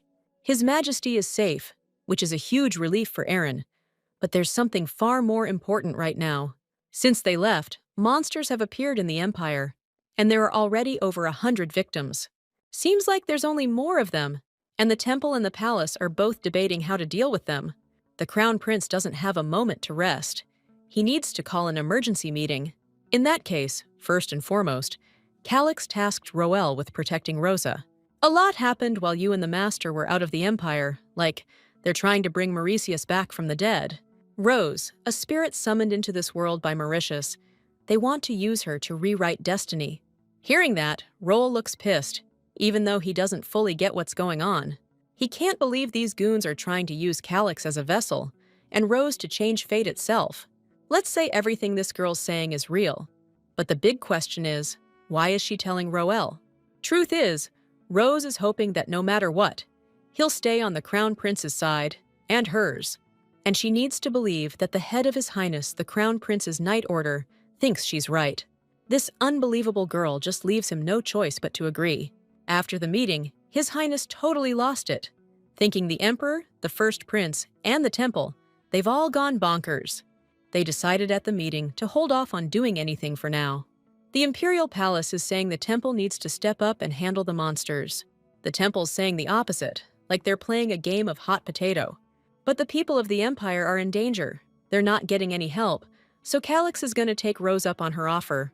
But Roel reported that troops were already prepped in case the First Prince kicked off a rebellion. When he said they'd be fighting monsters, the Crown Prince conveniently forgot to mention their knights. All those letters to the provincial nobles that his super competent staff whipped up. Thundera, Pjorn, Kellerman, they're all far from the center of power, but their influence in the provinces is huge. Still, Calix doesn't have the muscle to bring them all to heel, so Ash agreed to lend a hand. Looks like he's not exactly welcome here, but he's gonna help his brother out with the whole not enough manpower situation. Seems like Ash has no reason to do this, but it looks like his older brother found out he was trying to help Calix. Now the third Crown Prince has him in his sights, so he's got no choice but to throw in with Calix. He's holding Arcadion's lair, and it's enchanted to make sure he can't lie. Ash is down to help his brother, but he wants safety in return. Calix will do everything he can to protect him. Ash was originally supposed to die by Calix's hand, but now they've made a deal to work together. Changing fate isn't always a bad thing. Plus, the third Crown Prince decided to pay back his savior too. When he comes of age, he's gonna ask for Lady Rose Estanya's hand in marriage. This is the first time he's met a girl who gave up her life for him. Hearing that made Calix see red. He said he's breaking the deal because that lowlife is gonna kick the bucket today. It all started in the north of Phosnia, in Thunder's territory. Grand Duke Phalaton and the Crown Prince of Phosnia, they're like two peas in a pod. An important matter brought the heroes to this remote place, but Calix doesn't want to get down to business right away. Duke Phalaton isn't good at small talk. He and the heir to Phosnia are alike in that way. Before we get down to business, the Duke needs to sign this non-disclosure agreement. According to Calix, we gotta play by the Imperial family's rules. Seeing Arcadion's work, the Duke wanted to know why the document wasn't sealed with magic from the magic tower. He's pretty sharp, so Calix asked him to guess why Arcadion's spell was on the document. Signing the agreement, Grand Duke Phalaton said he never thought he'd actually meet the owner. He always suspected Calix was Arcadion's owner, but now he's sure of it. The Duke signed the agreement, so it's time to get this show on the road. Honestly, the Phosnian heir wants you to become someone important to him. It's been too long since things changed in the Empire. Time to stir things up. Phalaton says Duke Tianel's too old. He'd be better off chilling somewhere quiet instead of in the capital. Thank God, everything worked out perfectly, and the negotiations went well. Honestly, Calix didn't expect there to be anyone with a brain left in this messed-up empire. The Duke's judgments are bold and quick, plus he's incredibly well-informed. Grand Duke Severa is really sharp, a very capable guy. Calix is right, but it sounds like he's patting himself on the back. They hadn't met before, because Calix hadn't given him a thought, until Rosa mentioned him. He told her not to look at him like she felt sorry for him, because he's trying his best here. Unbelievable, but the Crown Prince is blushing. That's so not like him. Anyway, they successfully formed an alliance. When Calix takes the throne and becomes emperor, he can do anything for Rosa. Now all he cares about is what she wants him to do. It seems Rosa cares about the people. She really did say that, but she's ready to give up on her ideas. She suggested that His Highness just bail, figuring there had to be other continents in this world. Judging by Calix's weird reaction, looks like nobody's ever explored other lands around here. What His Highness's personal attendant is really saying is they need to get fair away. In that case, the Crown Prince really hopes Rose will run away with him, follow him wherever he goes. Of course, the girl would gladly run away with him if she wasn't from another world entirely. Time to head back. They're done here for today. Back then, the Empire crumbled under the weight of horrifying monsters, igniting agony and chaos everywhere. People were scared stiff, desperately trying to hold their own against what felt like pure hell unleashed. The fearless girl stood her ground until the very end, staring the monster down, protecting her family right before it attacked. The magical sword strike seemed to purify the air. Roel fights with hope, believing the people are safe. The thing is, His Royal Highness the Crown Prince is here to save the day. Like a guardian angel of Phosnia, bathed in glory, Calix Fossman radiates the fearless spirit of his ancestors.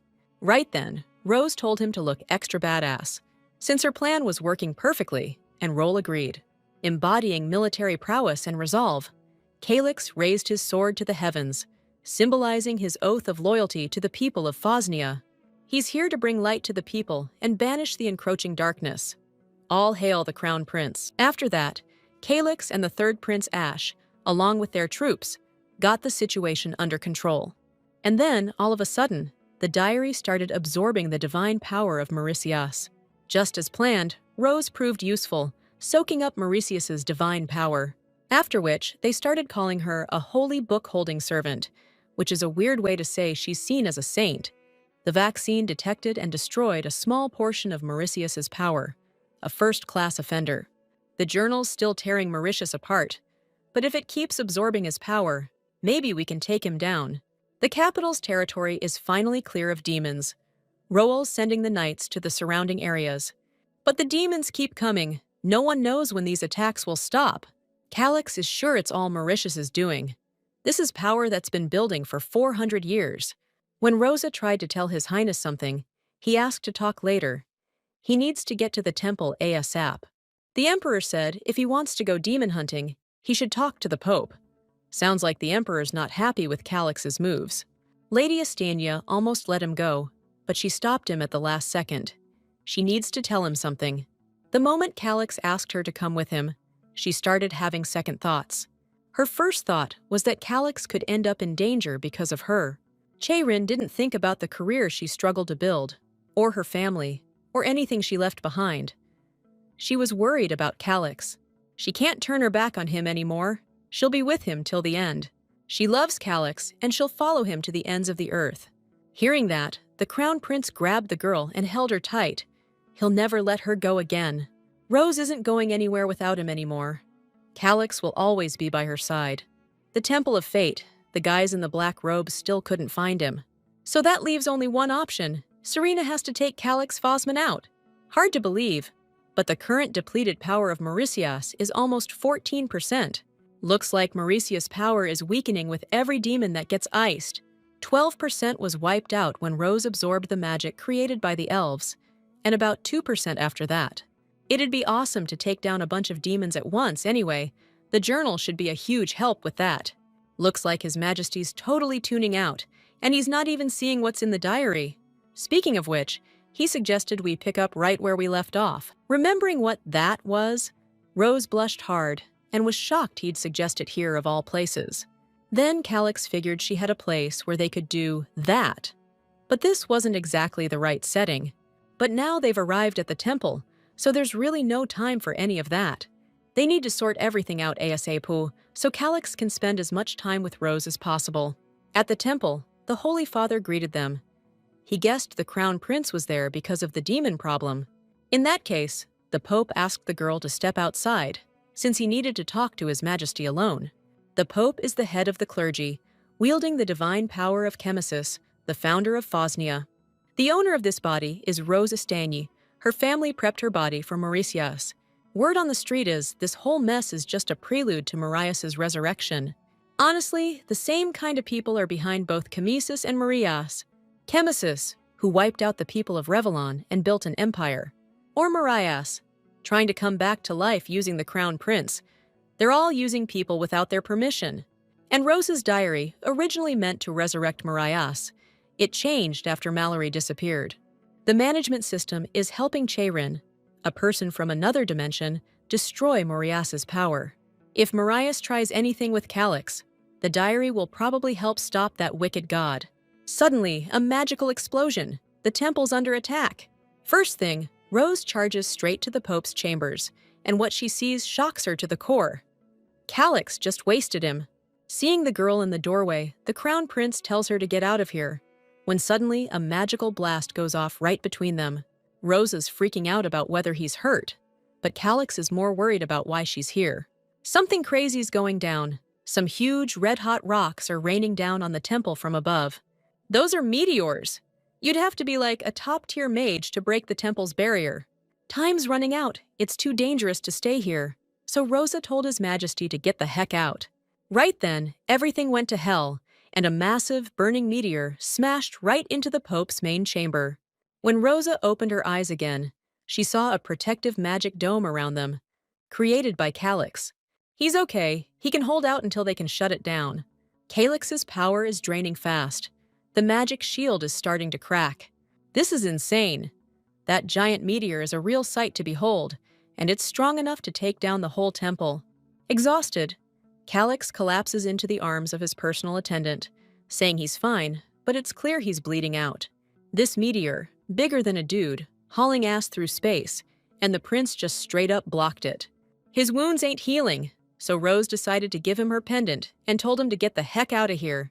Even though she's worried sick, this stubborn crown prince ain't going anywhere and swears he ain't gonna die. Trying to figure out how to get him to safety, Lady Estanya remembered the diary's dimension-hopping system. No freaking way, the diary's blank? Seriously? It picks now to bail on us. Rose, totally desperate, broke down crying and begged His Majesty not to die on her. Calyx is still convinced he's gonna make it, but looking up, you can see the mana just fading away. That's when she snapped and punched him in the shoulder for not listening and just blowing her off. When you think it's all over, that's the moment you gotta dig deep and find that last bit of strength. Just as the Crown Prince reached for Rose, crimson blood seeped from his body, and he collapsed onto her shoulder. The girl's freaking out, totally lost, trying to figure out why there's a sword sticking out of him. She's shaking like a leaf, scared out of her mind.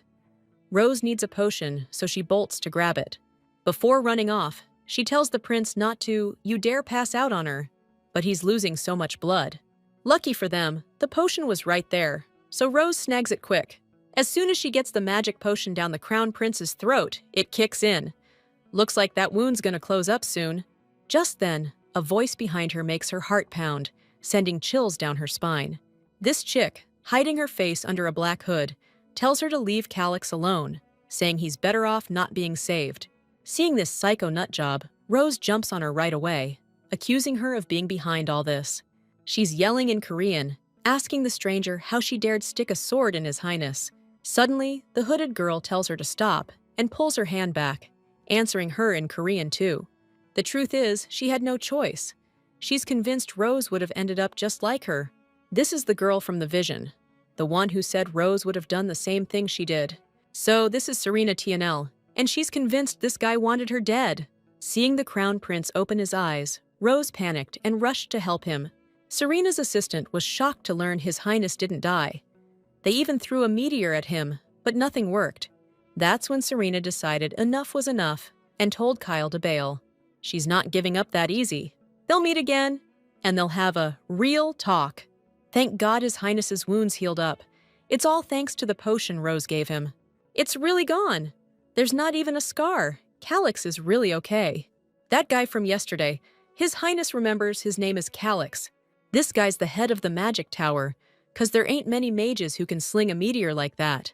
And that girl, she sounded just like Rose. After what happened, Calyx warned the maid not to do anything stupid, like running a background check and meeting that woman alone without telling him. Soon, Rose got a letter, where the girl asked her to leave the palace and said she'd find her herself. That's gotta be Serena Tianel, and Chae-rin thinks she might be another isekai person. If someone from Korea took over Serena's body, her actions make sense. Knowing the novel, Rose would have bolted from the Duke's house too. Plus, she wanted to off Calix, so he forbade the maid from meeting that woman alone. The master said that, but Rose has to meet that girl. She managed to sneak out of the palace, but she has no idea how Serena plans to find her. Mrs. Stain was just minding her own business when she stumbled into some kind of magic trap in the woods. A spell sucked her right in, and Rose went through a portal, ending up in a totally different place. That's where she met the girl, Serena Tianel. Serena knew the Crown Prince's personal maid would show up. Kale took off, so they can talk freely now. But even if he'd stayed, he wouldn't have understood them anyway. Rose didn't expect to hear Korean, so she wasn't imagining things. Then she asked why Serena attacked the Crown Prince, but the girl countered with a question about why Rose was with him. Answering a question with a question is bad manners. Besides, since Serena called her here, she should introduce herself. This is a little awkward for her to say, but she's pretty sure Rose knows the novel Empire of the Crimson Moon. Mrs. Stanye is familiar with the novel and knows that Serena Tianel is the main character of Empire of the Crimson Moon. To be exact, she's the one who got shoved into Serena's body against her will. She's a soul chosen by Chemesis, who says she's supposed to change the world. That's how she ended up in this world, but she didn't even get hit by a truck or anything. She got sucked in while reading a novel, lying in her bed. Her body's still back on Earth, and it's alive. Rose's situation is different, so going back to her own world seems impossible for her. If Serena promises something, Rose will agree to tell her everything that's not described in the novel. She offered a partnership since she's supposed to help the Crown Prince. According to the story, he's a cruel tyrant. Everyone around him dies. Rose thought so too. She was afraid of Calix, the crazy tyrant, but now everything's different. Now she lives here and is Calix's personal servant. She'll do everything in her power for him. So Rose, along with Serena Tianel, or rather Kim Hee-sung, decided to figure out the situation, comparing the times they arrived here. Look, the bottom line is, both Chemesis and Mauritius are real pieces of work. Mauritius summoned Chae-rin first. Then, finding out about it, Chemesis linked with Earth and brought Hae-seong's soul into this world. They both ended up here to change the fate of this world. Looks like these so-called absolutes can control other worlds too, one way or another. From that day on, they and Hae-seong became partners. Luckily, they managed to connect and talk. Now, like nothing happened, they need to get back home. But as soon as Rosa got back to the palace, it turned out Calix wasn't asleep. He was waiting for her. Hard to swallow that a maid would go for a stroll at a time like this, when monsters are crawling all over the place. Figuring she was ignoring his request, Calix demanded she tell him what she was up to. He's guessing Rosa went to see that girl. Judging by her face, he's right. Turns out he knows it's Serena Tianel, but he's not about to reveal how he knows that. So Rose is starting to think he's head over heels for her and believes she's his destiny. Truth is, the Crown Prince overheard them. Serena was chatting with a maid in their own language, and that language is definitely out there. Plus, she didn't feel a single pang of guilt while tearing down that sacred place. Calix figures out that he and Rose are in similar situations, but she still thinks he's smitten. Denying it, the prince is ready to keep saying he's not interested in other women. He's just asking Rose to be careful. And more than anything, he doesn't want to lose her, because she's playing with fire. That evening, the Prince of Phosnia called his inner circle together for an emergency meeting. Aaron agrees that Lady Rose should be moved to a room closer to Calix. It'll be safer for everyone. But he doesn't get why they need to knock down the wall between the rooms. That's seriously overkill. So Calix wants the maid to swear she won't leave the palace without his say-so. If he doesn't keep an eye on her, she'll get into some kind of trouble again. If anything happens to Rose, Calix wouldn't be able to handle it. It's their own little world, just the two of them. Seeing how things are, Roll thinks it'd be better to fire Rose as a maid and make her the crown princess. That would be better than all the rumors flying around about them. But Rose thinks that's the last thing they should do. According to her, His Highness's reputation, barely recovered, is tanking again. That can't happen. Getting married at 19? The average age for marriage where she's from is 31. Still, Roel's convinced that if they spread rumors about Rose dating Aaron, no one would believe the other stuff anymore. The Astanya family were aristocrats under Revlon. If anything, the crown prince might get blamed for the Mauritius situation. They're both waiting for His Highness's answer, to see if he thinks now's the time to pop the question. But through all the chaos, the only thing that stuck in his head was why. At 31 years old, Roel knows he's pushing his luck asking this again, but he needs to know if the crown prince has completely lost it.